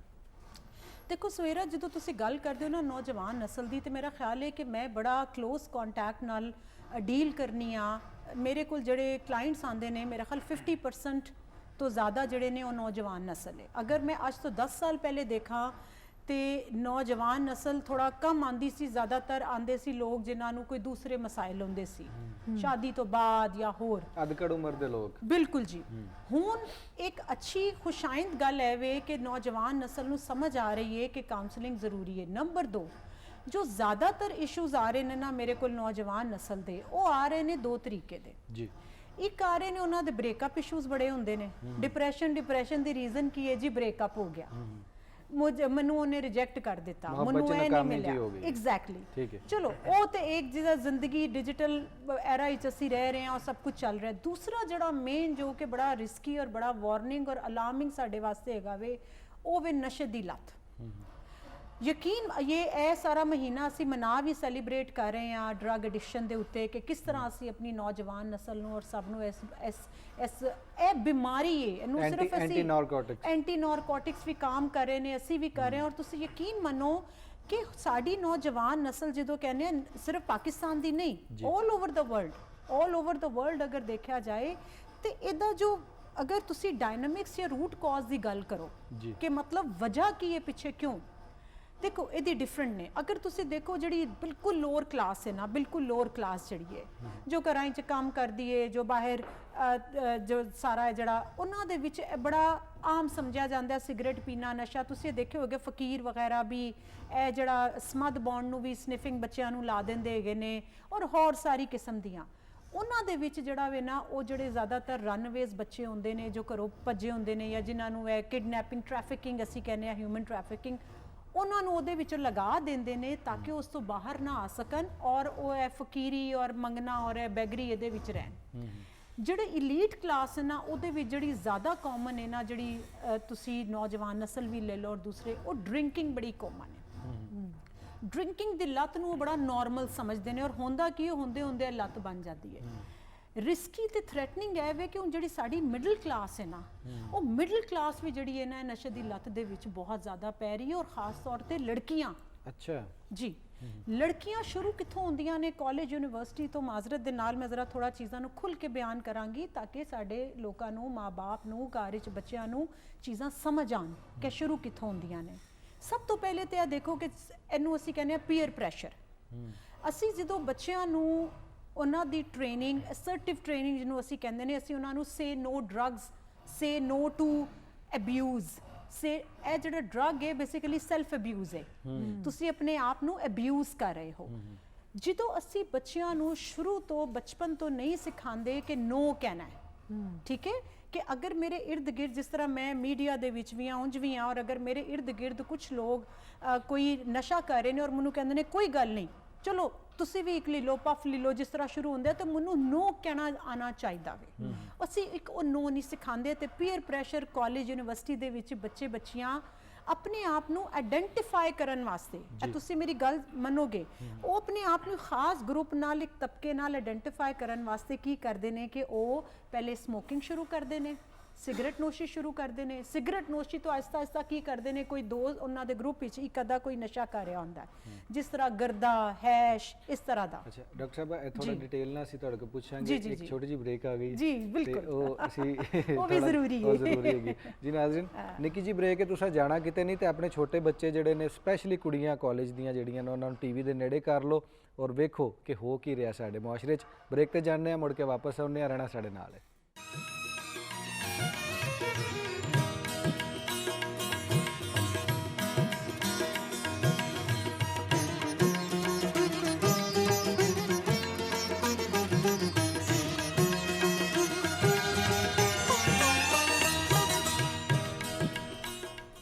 ਇੱਕ ਵਾਰੀ ਫੇਰ ਜੀ ਆਇਆਂ ਨੂੰ। ਮੈਂ ਸੁਹੇਰਾ ਸਾਜਿਦ, ਮੇਰੇ ਨਾਲ ਅਲੀ ਉਸਮਾਨ ਬਾਜਵਾ। ਪ੍ਰੋਗਰਾਮ ਅੱਜ ਦਾ ਮਹਿਮਾਨ ਤੇ ਚੈਨਲ ਤੁਹਾਡਾ ਆਪਣਾ PTV ਨੈਸ਼ਨਲ, ਤੇ ਸਾਡੇ ਨਾਲ ਬੜੀ ਪਿਆਰੀ ਜੀ ਡਾਕਟਰ ਅਮਰੀਨ ਇਕਬਾਲ ਸਾਹਿਬਾ। ਉੱਥੇ ਹੀ ਜੋੜਨੇ ਆ ਸਿਲਸਿਲਾ ਗੱਲਾਂ ਦਾ ਬ੍ਰੇਕ ਤੋਂ ਪਹਿਲੇ, ਜਿੱਥੇ ਸੀ ਅਸੀਂ ਕਿ ਨੌਜਵਾਨ ਨਸਲ ਨੂੰ ਕਿੰਜ ਮਨਸ਼ਿਆਤ ਤੋਂ ਦੂਰ ਰੱਖਣਾ। ਉਸ ਵਾਸਤੇ ਬਹੁਤ ਜ਼ਰੂਰੀ ਹੈ ਕਿ ਅਸੀਂ ਇੱਕ ਤੇ ਸੈਮੀਨਾਰਸ ਤੇ ਵਰਕਸ਼ਾਪਸ ਦਾ ਇਨਕਾਦ ਜ਼ਰੂਰ ਕਰੀਏ, ਤਾਂ ਕਿ ਅਵੇਅਰਨੈਸ ਆਵੇ, ਲੋਕਾਂ ਨੂੰ, ਨੌਜਵਾਨ ਨਸਲ ਨੂੰ ਇਨਸਾਈਟ ਹੋਵੇ। ਨੰਬਰ 2, ਸਾਡੇ ਜਿਹੜੇ ਪੇਰੈਂਟਸ ਨੇ ਉਹਨਾਂ ਨੂੰ ਚਾਹੀਦਾ ਹੈ ਕਿ ਅਸੀਂ ਆਪਣੇ ਬੱਚਿਆਂ ਦੇ ਨਾਲ ਹਰ ਚੀਜ਼ ਬੜੀ ਪਿਆਰ ਮੁਹੱਬਤ ਦੇ ਨਾਲ ਸ਼ੇਅਰ ਕਰੀਏ, ਉਹਨਾਂ ਨੂੰ ਤਵੱਜੋ ਦੇਈਏ, ਕਿਉਂਕਿ ਇਹਦਾ ਜਿਹੜਾ ਬੇਸਿਕ ਰੂਟ ਕਾਜ਼ ਹੈ ਉਹ ਐਸਕੇਪਿਜ਼ਮ ਹੈ। ਐਸਕੇਪਿਜ਼ਮ ਕੀ ਹੈ ਕਿ ਜਦੋਂ ਸਾਨੂੰ ਘਰ ਵਿੱਚੋਂ ਲਵ ਔਰ ਅਟੈਂਸ਼ਨ ਔਰ ਪਿਆਰ ਨਹੀਂ ਮਿਲਦਾ ਤੇ ਅਸੀਂ ਬਾਹਰੋਂ ਸਭ ਕੁਝ ਦੇਖਨੇ ਆ, ਔਰ ਜਦੋਂ ਅਸੀਂ ਬਾਹਰ ਜਾਂਦੇ ਆ ਤਾਂ ਫਿਰ ਮਾਹੌਲ ਕਿਸੇ ਤਰ੍ਹਾਂ ਦਾ ਹੁੰਦਾ ਹੈ, ਉਹ ਕਿਸੇ ਤੁਸੀਂ ਤਬਕੇ ਨਾਲ ਤਾਲੁਕ ਰੱਖੋ, ਜੋ ਹੋਵੋ ਉਹਦੇ 'ਚ ਉਹ ਨਹੀਂ ਹੈਗਾ। ਔਰ ਸਭ ਤੋਂ ਜ਼ਿਆਦਾ ਜੋ ਅਸੀਂ ਆਪਣੇ ਬੱਚਿਆਂ ਦੇ ਉੱਤੇ ਤਾਲੀਮ ਦਾ ਬਹੁਤ ਜ਼ਿਆਦਾ ਪ੍ਰੈਸ਼ਰ ਕੀਤਾ ਹੋਇਆ ਹੈ। ਮੈਂ ਆਪਣੇ ਜਿੰਨੇ ਵੀ ਦੇਖਣ ਵਾਲੇ ਨੇ ਆਡੀਅנס, ਉਹਨਾਂ ਨੂੰ ਰਿਕੁਐਸਟ ਕਰਾਂਗੀ ਕਿ ਬੱਚਿਆਂ ਦੇ ਉੱਤੇ ਤਾਲੀਮ ਦਾ, ਗ੍ਰੇਡਸ ਦਾ ਬਹੁਤ ਜ਼ਿਆਦਾ ਪ੍ਰੈਸ਼ਰ ਹੁੰਦਾ ਹੈ, ਔਰ ਜਿਹਦੀ ਵਜ੍ਹਾ ਨਾਲ ਕੁਝ ਐਸੇ ਵੀ ਨੌਜਵਾਨ ਨਸਲ ਨੇ ਜੋ ਉਹਦਾ ਇੰਨਾ ਸਟ੍ਰੈਸ ਔਰ ਇੰਨਾ ਪ੍ਰੈਸ਼ਰ ਲੈ ਲੈਂਦੇ ਨੇ ਕਿ ਸਮਟਾਈਮਸ ਉਹ ਇਹਦੇ ਵਿੱਚ ਜਿਹੜਾ ਵੇ ਇਸ ਲੱਤ ਦੇ ਵਿੱਚ ਜਾਂ ਆਪਣੇ ਆਪ ਨੂੰ ਕਈ એનર્ਜੀ ਡਰਿੰਕਸ ਵੀ, ਜਿਨ੍ਹਾਂ ਨੂੰ ਬੂਸਟਰ ਅਸੀਂ ਕਹਿੰਦੇ ਆ, ਉਹ ਵੀ ਲੈਂਦੇ ਨੇ ਤਾਂ ਕਿ ਸਾਨੂੰ, ਜਾਂ ਬਹੁਤ ਇਹੋ ਜਿਹੀ ਟੈਬਲੇਟਸ ਵੀ ਲੈਂਦੇ ਨੇ ਕਿ ਸਾਨੂੰ ਨੀਂਦ ਨਾ ਆਵੇ ਔਰ ਸਾਡਾ ਸਟ੍ਰੈਸ, ਲੇਕਿਨ ਉਹ ਠੀਕ ਨਹੀਂ ਹੈਗਾ। ਜਦੋਂ ਤੁਸੀਂ ਕੁਝ ਦਿਨ ਵਾਸਤੇ ਲੈਂਦੇ ਹੋ ਤਾਂ ਉਸ ਤੋਂ ਬਾਅਦ ਤੁਹਾਡੀ ਉਹ ਆਦਤ ਬਣ ਜਾਂਦੀ ਹੈ, ਕਿਉਂਕਿ ਤੁਹਾਡੀ ਬਾਡੀ ਦੇ ਅੰਦਰ ਬਾਇਓਲੋਜੀਕਲੀ ਕੈਮਿਸਟਰੀ ਬਦਲ ਜਾਂਦੀ ਹੈ। ਜਦੋਂ ਕੈਮਿਸਟਰੀ ਬਦਲਦੀ ਹੈ ਤੇ ਉਹ ਡੋਪਾਮੀਨ ਮੰਗਦਾ ਵੇ, ਉਹ ਆਪਣੇ ਆਪ ਨੂੰ ਉਹਨਾਂ ਪਲੇਅਰ ਲੈਣ ਵਾਸਤੇ ਫਿਰ, ਔਰ ਹੁੰਦੇ ਹੁੰਦੇ ਇਹ ਚੀਜ਼ ਵੱਧਦੀ ਜਾਂਦੀ ਹੈ। ਤੇ ਮੈਂ ਡਰਾਣਾ ਨਹੀਂ ਚਾਹ ਰਹੀ, ਮੈਂ ਇਨਸਾਈਟ ਕ੍ਰੀਏਟ ਕਰ ਰਹੀ ਹਾਂ ਮਾਹਿਰ ਨਫਸੀਆਤ ਹੋਣ ਦੇ ਨਾਤੇ, ਕਿ ਆਪਣੇ ਬੱਚਿਆਂ ਦੀ ਕੰਪਨੀ ਤੇ ਵੀ ਜ਼ਰੂਰ ਨਜ਼ਰ ਰੱਖੀਏ, ਇਹ ਵੀ ਦੇਖਿਓ ਕਿੱਧਰ ਆਂਦੇ ਜਾਂਦੇ ਨੇ, ਕੀ ਕਰਦੇ ਨੇ, ਔਰ ਅਗਰ ਕੋਈ ਖੁਦਾ ਨਾ ਖਾਸਾ ਐਸਾ ਮਸਲਾ ਪੈਦਾ ਹੋ ਜਾਏ ਤਾਂ ਉਹਨੂੰ ਛੁਪਾਉਣ ਨਾ। ਕਿਉਂਕਿ ਅਸੀਂ ਬੜੀ ਦਫਾ ਦੇਖਿਆ ਵੇ ਕਿ ਸਾਡੇ ਕੋਲ ਲੋਕ ਆਂਦੇ ਨੇ ਔਰ ਕਹਿੰਦੇ ਨੇ ਕਿ ਜੀ ਇਹਦਾ ਵਿਆਹ ਕਰ ਦਈਏ ਤੇ ਠੀਕ ਹੋ ਜਾਏਗਾ। ਤੇ ਯਾਦ ਰੱਖੋ ਕਿ ਇਹ ਇੱਕ ਡਿਜ਼ੀਜ਼ ਹੈ, ਇੱਕ ਬਿਮਾਰੀ ਹੈ। ਸ਼ਾਦੀ ਹੋਣਾ ਜਿਹੜਾ ਵੇ ਦਾ ਇਲਾਜ ਨਹੀਂ ਹੈ, ਤੇ ਇਹਦਾ ਪੂਰਾ ਇੱਕ ਪ੍ਰੋਸੈਸ ਹੁੰਦਾ ਜਿਹਨੂੰ ਅਸੀਂ ਡੀਟੌਕਸੀਫਿਕੇਸ਼ਨ ਪ੍ਰੋਸੈਸ ਬੋਲਦੇ ਆ, ਔਰ ਬਿਲਕੁਲ ਇਨਸਾਨ ਠੀਕ ਹੋ ਸਕਦਾ ਹੈ। ਲੇਕਿਨ ਇਸ ਤੋਂ ਜ਼ਿਆਦਾ ਬੜੀ ਜ਼ਰੂਰੀ ਚੀਜ਼ ਹੈ ਕਿ ਅਸੀਂ अपने एजुकेशनल इंस्टीट्यूट से अंदर अपने तालीमी इदारियां दे अंदर जिस तरह पूरी दुनिया दे विच काउंसलर्स होंदे ने तो मैं कहांगी कि साढ़े ज़रूर काउंसलर्स होने चाहिए, माहिर नफसियात होने चाहिए ने ताकि नौजवान नस्ल के जो छोटे छोटे मसले ने उत्थे आन उन्होंने शेयर करन और असी ये बेराव रवरी दी जड़ी है राह वे इत्थे साड़ी नौजवान नस्ल जड़ा वे वो शिकार ना ਉਹਦੇ ਤੋਂ ਥੋੜਾ ਜਿਹਾ ਬਚ ਜਾਏ ਇਸੇ ਤਰ੍ਹਾਂ ਹੀ। ਔਰ ਜਿੱਥੇ ਸੋਸ਼ਲ ਮੀਡੀਆ ਦੇ ਵਧੀਆ ਕੰਮ ਨੇ ਉੱਥੇ ਥੋੜੇ ਜਿਹੇ ਮੰਦੇ ਕੰਮ ਵੀ ਨੇ ਔਰ ਇਸੇ ਤਰ੍ਹਾਂ ਡਰੱਗਸ ਜਿਹੜੇ ਨੇ ਉਹ ਹੁਣ ਈਜ਼ੀ ਐਕਸੈਸ ਹੋ ਗਿਆ due to the information technology, ਉਹ ਵੀ ਇੱਕ ਫੈਕਟਰ ਕਿਤੇ ਨਾ ਕਿਤੇ ਡਾਕਟਰ ਸਾਹਿਬ ਵਿੱਚ ਆਉਂਦਾ।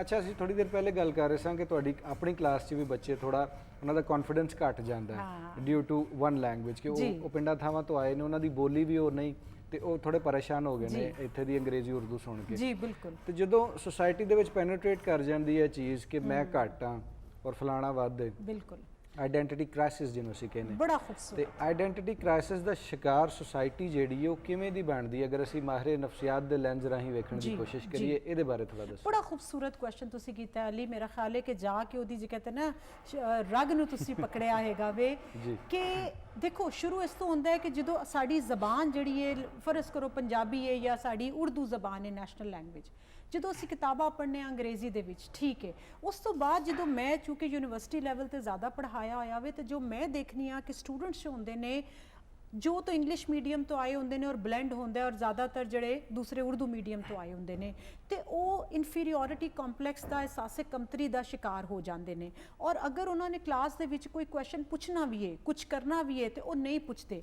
ਕੁਝ at the same time teachers ਦਾ ਵੀ ਕਸੂਰ ਹੁੰਦਾ ਹੈ ਕਿ ਉਹ ਸਨਬ ਕਰਦੇ ਨੇ, ਉਹ ਫਰਕ ਕਰਦੇ ਨੇ, ਤੇ ਉਹ ਡਿਸਕ੍ਰਿਮੀਨੇਸ਼ਨ ਨਹੀਂ ਹੋਣੀ ਚਾਹੀਦੀ। ਉਸ ਲੈਵਲ ਦੇ ਉੱਤੇ ਜੋ ਮੈਂ ਕਲਾਸ ਵਿੱਚ ਕਰਨੀ ਆ ਉਹਨਾਂ ਦਾ, ਜਦੋਂ ਉਹਨਾਂ ਨੂੰ ਅਸੀਂ ਸਾਈਕੋਲੋਜੀ ਦੇ ਵਿੱਚ ਜਦੋਂ ਅਸੀਂ ਇਹਨੂੰ ਲੈਂਗੁਏਜ ਐਕੁਇਜ਼ੀਸ਼ਨ ਕਹਿੰਦੇ ਆ ਕਿ ਜ਼ਬਾਨ ਕਿਸ ਤਰ੍ਹਾਂ ਤੁਹਾਡੀ ਕ੍ਰੀਏਟੀਵਿਟੀ ਔਰ ਸੋਚ ਤੇ ਅਸਰ ਕਰਦੀ ਹੈ, ਠੀਕ ਹੈ ਜੀ। ਜਦੋਂ ਤੁਸੀਂ ਸੋਚ ਹੀ ਪੰਜਾਬੀ ਜਾਂ ਉਰਦੂ ਆਪਣੀ ਮਾਦਰੀ ਜ਼ਬਾਨ ਵਿੱਚ ਔਰ ਤੁਸੀਂ ਉਹਨੂੰ ਟਰਾਂਸਲੇਟ ਕਰਨਾ ਵੇ, ਤੇ ਜ਼ਾਹਿਰ ਉਹ ਟਾਈਮ ਲੱਗਦਾ ਹੈ ਪ੍ਰੋਸੈਸਿੰਗ ਦੇ ਵਿੱਚ। ਤੇ ਅਸੀਂ ਸਟੂਡੈਂਟਸ ਨੂੰ ਬਿਲਕੁਲ ਸਹੀ ਕਹਿ ਰਹੇ ਹੋ, ਜਦੋਂ ਅਹਿਸਾਸ ਕਮਤਰੀ ਦਾ ਸ਼ਿਕਾਰ ਹੋ ਕੇ ਜਦੋਂ ਉਹ ਬਾਹਰ ਡਿਗਰੀਆਂ ਲੈ ਕੇ ਨਿਕਲਦੇ ਨੇ, ਤੇ ਉਸ ਕੌਨਫੀਡੈਂਸ ਦੇ ਨਾਲ ਆਪਣੇ ਆਪ ਨੂੰ ਉਸ ਤਰ੍ਹਾਂ ਨਹੀਂ ਮਨਵਾ ਸਕਦੇ। ਉਹਨਾਂ ਨੂੰ ਕਿਧਰੇ ਵੀ ਜਾ ਕੇ ਤੁਸੀਂ ਇਹ ਵੀ ਦੇਖੋ ਕਿ ਇੰਟਰਵਿਊ ਦੇ ਵਿੱਚ ਕਿਹਾ ਜਾਂਦਾ ਹੈ ਕਿ ਜੀ ਤੁਸੀਂ ਜੋ ਅੰਗਰੇਜ਼ੀ ਅੱਛਾ ਬੋਲੇਗਾ ਉਹਨੂੰ ਇੰਟਰਵਿਊ ਦੇ ਵਿੱਚ ਸਿਲੈਕਟ ਕਰਨਗੇ। ਇਹ HR ਦਾ ਕਨਸੈਪਟ ਹੈ ਕਿ ਜੀ ਤੁਸੀਂ ਕਿੰਨੀ ਅੰਗਰੇਜ਼ੀ ਅੱਛੀ ਜੋ ਹੈ ਉਹ ਬੋਲ ਸਕਦੇ ਹੋ। ਤਾਂ ਮੇਰਾ ਖਿਆਲ ਹੈ ਹੁਣ ਦੁਨੀਆ ਉੱਥੇ ਆ ਗਈ ਹੈ ਜਿੱਦੋਂ ਸਾਨੂੰ ਇੱਥੋਂ ਇਨ ਚੀਜ਼ਾਂ ਤੋਂ ਜ਼ਰਾ ਪਿੱਛੇ ਆਉਣਾ ਚਾਹੀਦਾ। ਸਾਨੂੰ ਕ੍ਰੀਏਟੀਵਿਟੀ ਪਰਫਾਰਮੈਂਸ ਜਿਹੜੀ ਹੈ EQ ਲੈਵਲ, EQ ਦਾ ਮਤਲਬ ਹੈ ਇਮੋਸ਼ਨਲ ਕੋਸ਼ੈਂਟ। ਹੁਣ ਦੁਨੀਆ ਇਸ ਤੇ ਆ ਗਈ ਹੈ ਕਿ IQ ਕੁਛ ਨਹੀਂ ਹੈਗਾ, EQ ਵੇ। ਤੁਸੀਂ ਕਿੰਨੇ ਅੱਛੇ ਤਰੀਕੇ ਨਾਲ ਆਪਣੀ ਸੁਸਾਇਟੀ, ਆਪਣੇ ਮੁਆਸ਼ਰੇ ਦੇ ਵਿੱਚ ਐਡਜਸਟ ਕਰ ਰਹੇ ਹੋ।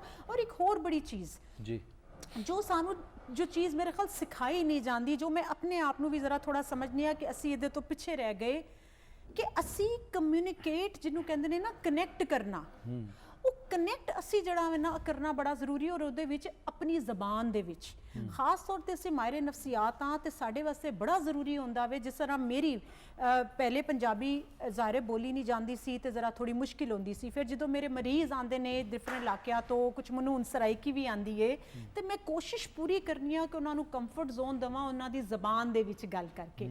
ਔਰ ਸਾਨੂੰ ਵੀ ਇਹ ਚਾਹੀਦਾ ਵੇ ਕਿ ਜਿੰਨੇ ਮਾਹਿਰ ਨਫਸੀਆਤ ਆਪਣੀ ਡਿਗਰੀ ਕੰਪਲੀਟ ਕਰਨ ਤਾਂ ਉਹਨਾਂ ਨੂੰ ਪਹਿਲੇ ਲੈਂਗੁਏਜ ਕੋਰਸ ਕਰਾਇਆ ਜਾਏ ਪੰਜਾਬੀ ਤੇ ਉਰਦੂ ਦਾ ਪ੍ਰੋਪਰ, ਤਾਂ ਕਿ ਉਹ ਆਪਣੇ ਮਰੀਜ਼ਾਂ ਦੇ ਨਾਲ ਔਰ ਕਲਾਇੰਟਸ ਦੇ ਨਾਲ ਕਮਿਊਨੀਕੇਟ ਕਰ ਸਕਣ, ਇੰਟਰੈਕਸ਼ਨ ਕਰ ਸਕਣ। ਬਹੁਤ ਮਿਹਰਬਾਨੀ, ਬਹੁਤ ਸ਼ੁਕਰੀਆ ਡਾਕਟਰ ਸਾਹਿਬਾ, ਤੁਸੀਂ ਥੋੜਾ ਟਾਈਮ ਕੱਢਿਆ ਸਾਡੇ ਵਾਸਤੇ। ਤੁਸੀਂ ਬੜਾ ਚੰਗਾ ਦੋਵੇਂ ਪ੍ਰੋਗਰਾਮ ਕਰ ਰਹੇ ਹੋ। ਬੜੀਆਂ ਵਧੀਆ ਗੱਲਾਂ ਤੁਸੀਂ ਸਾਨੂੰ ਦੱਸੀਆਂ। ਔਰ ਐਜੂਕੇਸ਼ਨ ਸਿਸਟਮ ਦੇ ਵਿੱਚ ਕੀ ਸੂਰਤ ਹਾਲ ਬਣ ਰਹੀ ਹੈ ਔਰ ਕਿਸ ਤਰ੍ਹਾਂ ਇੱਕ ਬਿਹਤਰੀਨ ਸੁਸਾਇਟੀ ਅਸੀਂ ਬਣਾ ਸਕਦੇ ਹਾਂ। ਸਾਡੇ ਬੱਚੇ ਜਿਹੜੇ ਨੇ ਉਹ ਕੌਨਫੀਡੈਂਟ ਹੋ ਕੇ ਉਹਨਾਂ ਇਦਾਰਿਆਂ ਦੇ ਵਿੱਚੋਂ ਨਿਕਲਣ। ਤੇ ਇੱਕ ਪਾਸੇ ਸਾਡਾ ਆਰਟ ਵੀ ਚੱਲਦਾ ਪਿਆ, ਉਧਰ ਅਗਰ ਥੋੜਾ ਜਿਹਾ ਅਸੀਂ ਗੌਰ ਕਰ ਲਈਏ ਔਰ ਵੇਖੀਏ ਕਿ ਸਾਡਾ ਜਿਹੜਾ ਘੋੜਾ ਹੈ, ਅਸਕਰ ਸਾਹਿਬ ਕਿੱਥੇ ਤੱਕ ਪਹੁੰਚਿਆ ਘੋੜਾ? ਮਾਸ਼ਾਅੱਲਾ ਦੌੜ ਸ਼ੁਰੂ ਕਰ ਰਹੇ ਨਹੀਂ ਕਰ ਰਹੇ? ਚਿਹਰਾ ਬਣਾ ਰਹੇ ਹਾਂ ਜੀ। ਅੱਛਾ, ਹਾਂਜੀ। ਤੇ ਇਹਦਾ ਫਿਰ ਉੱਤੇ ਸਵਾਰ ਬਣੇਗਾ? ਸਵਾਰ ਨਹੀਂ ਬਣੇਗਾ ਫਿਲਹਾਲ, ਚਿਹਰਾ ਬਣੇਗਾ, ਘੋੜਾ ਬਣੇਗਾ। ਤੇ ਸਵਾਰ ਨਹੀਂ ਬਣੇਗਾ? ਸਵਾਰ ਇਸ ਟਾਈਮ ਮੇਰੇ ਕੋਲ ਹੈ ਨਹੀਂ। ਇਹ ਬੇਮੁਹਾਰਾ ਹੀ ਜਾ ਰਿਹਾ? ਨਹੀਂ, ਬੇਮੁਹਾਰਾ ਨਹੀਂ, ਬਿਠਾ ਦੇਂਗੇ ਸਵਾਰ। ਤੁਸੀਂ ਕਹੋਗੇ ਇਹਨੂੰ ਅਸੀਂ ਪੋਨੀ ਵੀ ਕਹਿੰਦੇ ਆ, ਮੇਰਾ ਖਿਆਲ ਹੈ ਪੋਨੀ ਵੀ ਕਹਿੰਦੇ ਆ ਕਿ ਨਹੀਂ? ਹਾਂਜੀ, ਪੋਨੀ ਪੋਨੀ ਜਿਹੜੇ ਬਾਲਾਂ ਵਾਲਾ ਹੁੰਦਾ। ਨਹੀਂ, ਉਹ ਬਸ ਉਹ ਘੋੜੇ ਦੀ ਛੋਟੀ ਨਸਲ ਹੈ ਡਾਕਟਰ ਸਾਹਿਬ। ਲੇਕਿਨ ਇਹ ਨਾ ਇਹਦਾ ਇੱਕ ਥੋੜਾ ਛੋਟਾ ਸਾਈਜ਼ ਦਾ ਘੋੜਾ ਬਣਾ ਰਹੇ ਨੇ, ਹੁਣ ਵੱਡਾ ਘੋੜਾ ਤੇ ਨਹੀਂ ਸੀ ਬਣ ਸਕਦਾ। ਮੈਨੂੰ ਤੁਹਾਡਾ ਸੈੱਟ ਬਹੁਤ ਵਧੀਆ ਲੱਗਿਆ। ਬਹੁਤ ਮਿਹਰਬਾਨੀ, ਬਹੁਤ ਸ਼ੁਕਰੀਆ। ਇਹ ਤਿਆਰ ਵੀ ਹੈ ਜੀ ਮੇਰੇ ਕੋਲ। ਅੱਛਾ ਜੀ, ਜ਼ਰੂਰ ਦੇਖਾਂਗੇ, ਜਿਹੜਾ ਮੈਂ ਦੁਬਈ ਲੈ ਕੇ ਗਿਆ ਜ਼ਰੂਰ ਦੇਖਾਂਗੇ ਜੀ। ਬਿਲਕੁਲ, ਤੁਸੀਂ ਜ਼ਰਾ ਕੰਮ ਜ਼ਰਾ ਸਿੱਧਾ ਕਰੋ ਤੇ ਫਿਰ ਜ਼ਰੂਰ ਅਸੀਂ ਆਰਟ ਪੀਸ ਵੀ ਵੇਖਨੇ। ਅਸਗਰ ਸਾਹਿਬ ਬਹੁਤ ਸ਼ੁਕਰੀਆ ਇੱਕ ਦਫਾ ਫਿਰ ਤੁਹਾਡਾ। ਫਿਰ ਕਿਸੇ ਪ੍ਰੋਗਰਾਮ ਵਿੱਚ ਬਵਾਂਗੇ, ਫਿਰ ਢੇਰ ਸਾਰੀਆਂ ਗੱਲਾਂ ਕਰਾਂਗੇ ਔਰ ਮਜ਼ੀਦ ਜਾਣਨ ਦੀ ਕੋਸ਼ਿਸ਼ ਕਰਾਂਗੇ। ਜੀ ਨਾਜ਼ਰੀਨ, ਤੁਸੀਂ ਯਕੀਨੀ ਤੌਰ ਤੇ ਜਾਣ ਗਏ ਹੋਵੋਗੇ ਕਿ ਆਇਡੈਂਟੀਟੀ ਕ੍ਰਾਈਸਿਸ ਦਾ ਸ਼ਿਕਾਰ ਸੁਸਾਇਟੀ ਕਿਸੇ ਪਾਸੇ ਨਹੀਂ ਜਾਂਦੀ ਔਰ ਤੁਹਾਡੇ ਬੱਚਿਆਂ ਦਾ ਕੌਨਫੀਡੈਂਸ ਹੀ ਘਟ ਗਿਆ ਤੇ ਡਿਗਰੀਆਂ ਨੂੰ ਅਸਾਂ ਕੀ ਕਰਨਾ, ਤੇ ਆਰਟ ਵੀ ਨਹੀਂ ਰਹਿਣਾ ਤੇ ਸਾਇੰਸ ਵੀ ਨਹੀਂ ਰਹਿਣੀ। ਇਸ ਪੋਜ਼ਿਟਿਵ ਨੋਟ ਤੇ ਇੱਕ ਬ੍ਰੇਕ ਵੱਲ ਜਾਵਾਂਗੇ, ਮੁੜ ਕੇ ਵਾਪਸ ਆਵਾਂਗੇ ਤੇ ਅਦਾਕਾਰੀ ਦੀਆਂ ਗੱਲਾਂ ਹੋਣਗੀਆਂ। ਰਹਿਣਾ ਸਾਡੇ ਨਾਲ ਹੈ।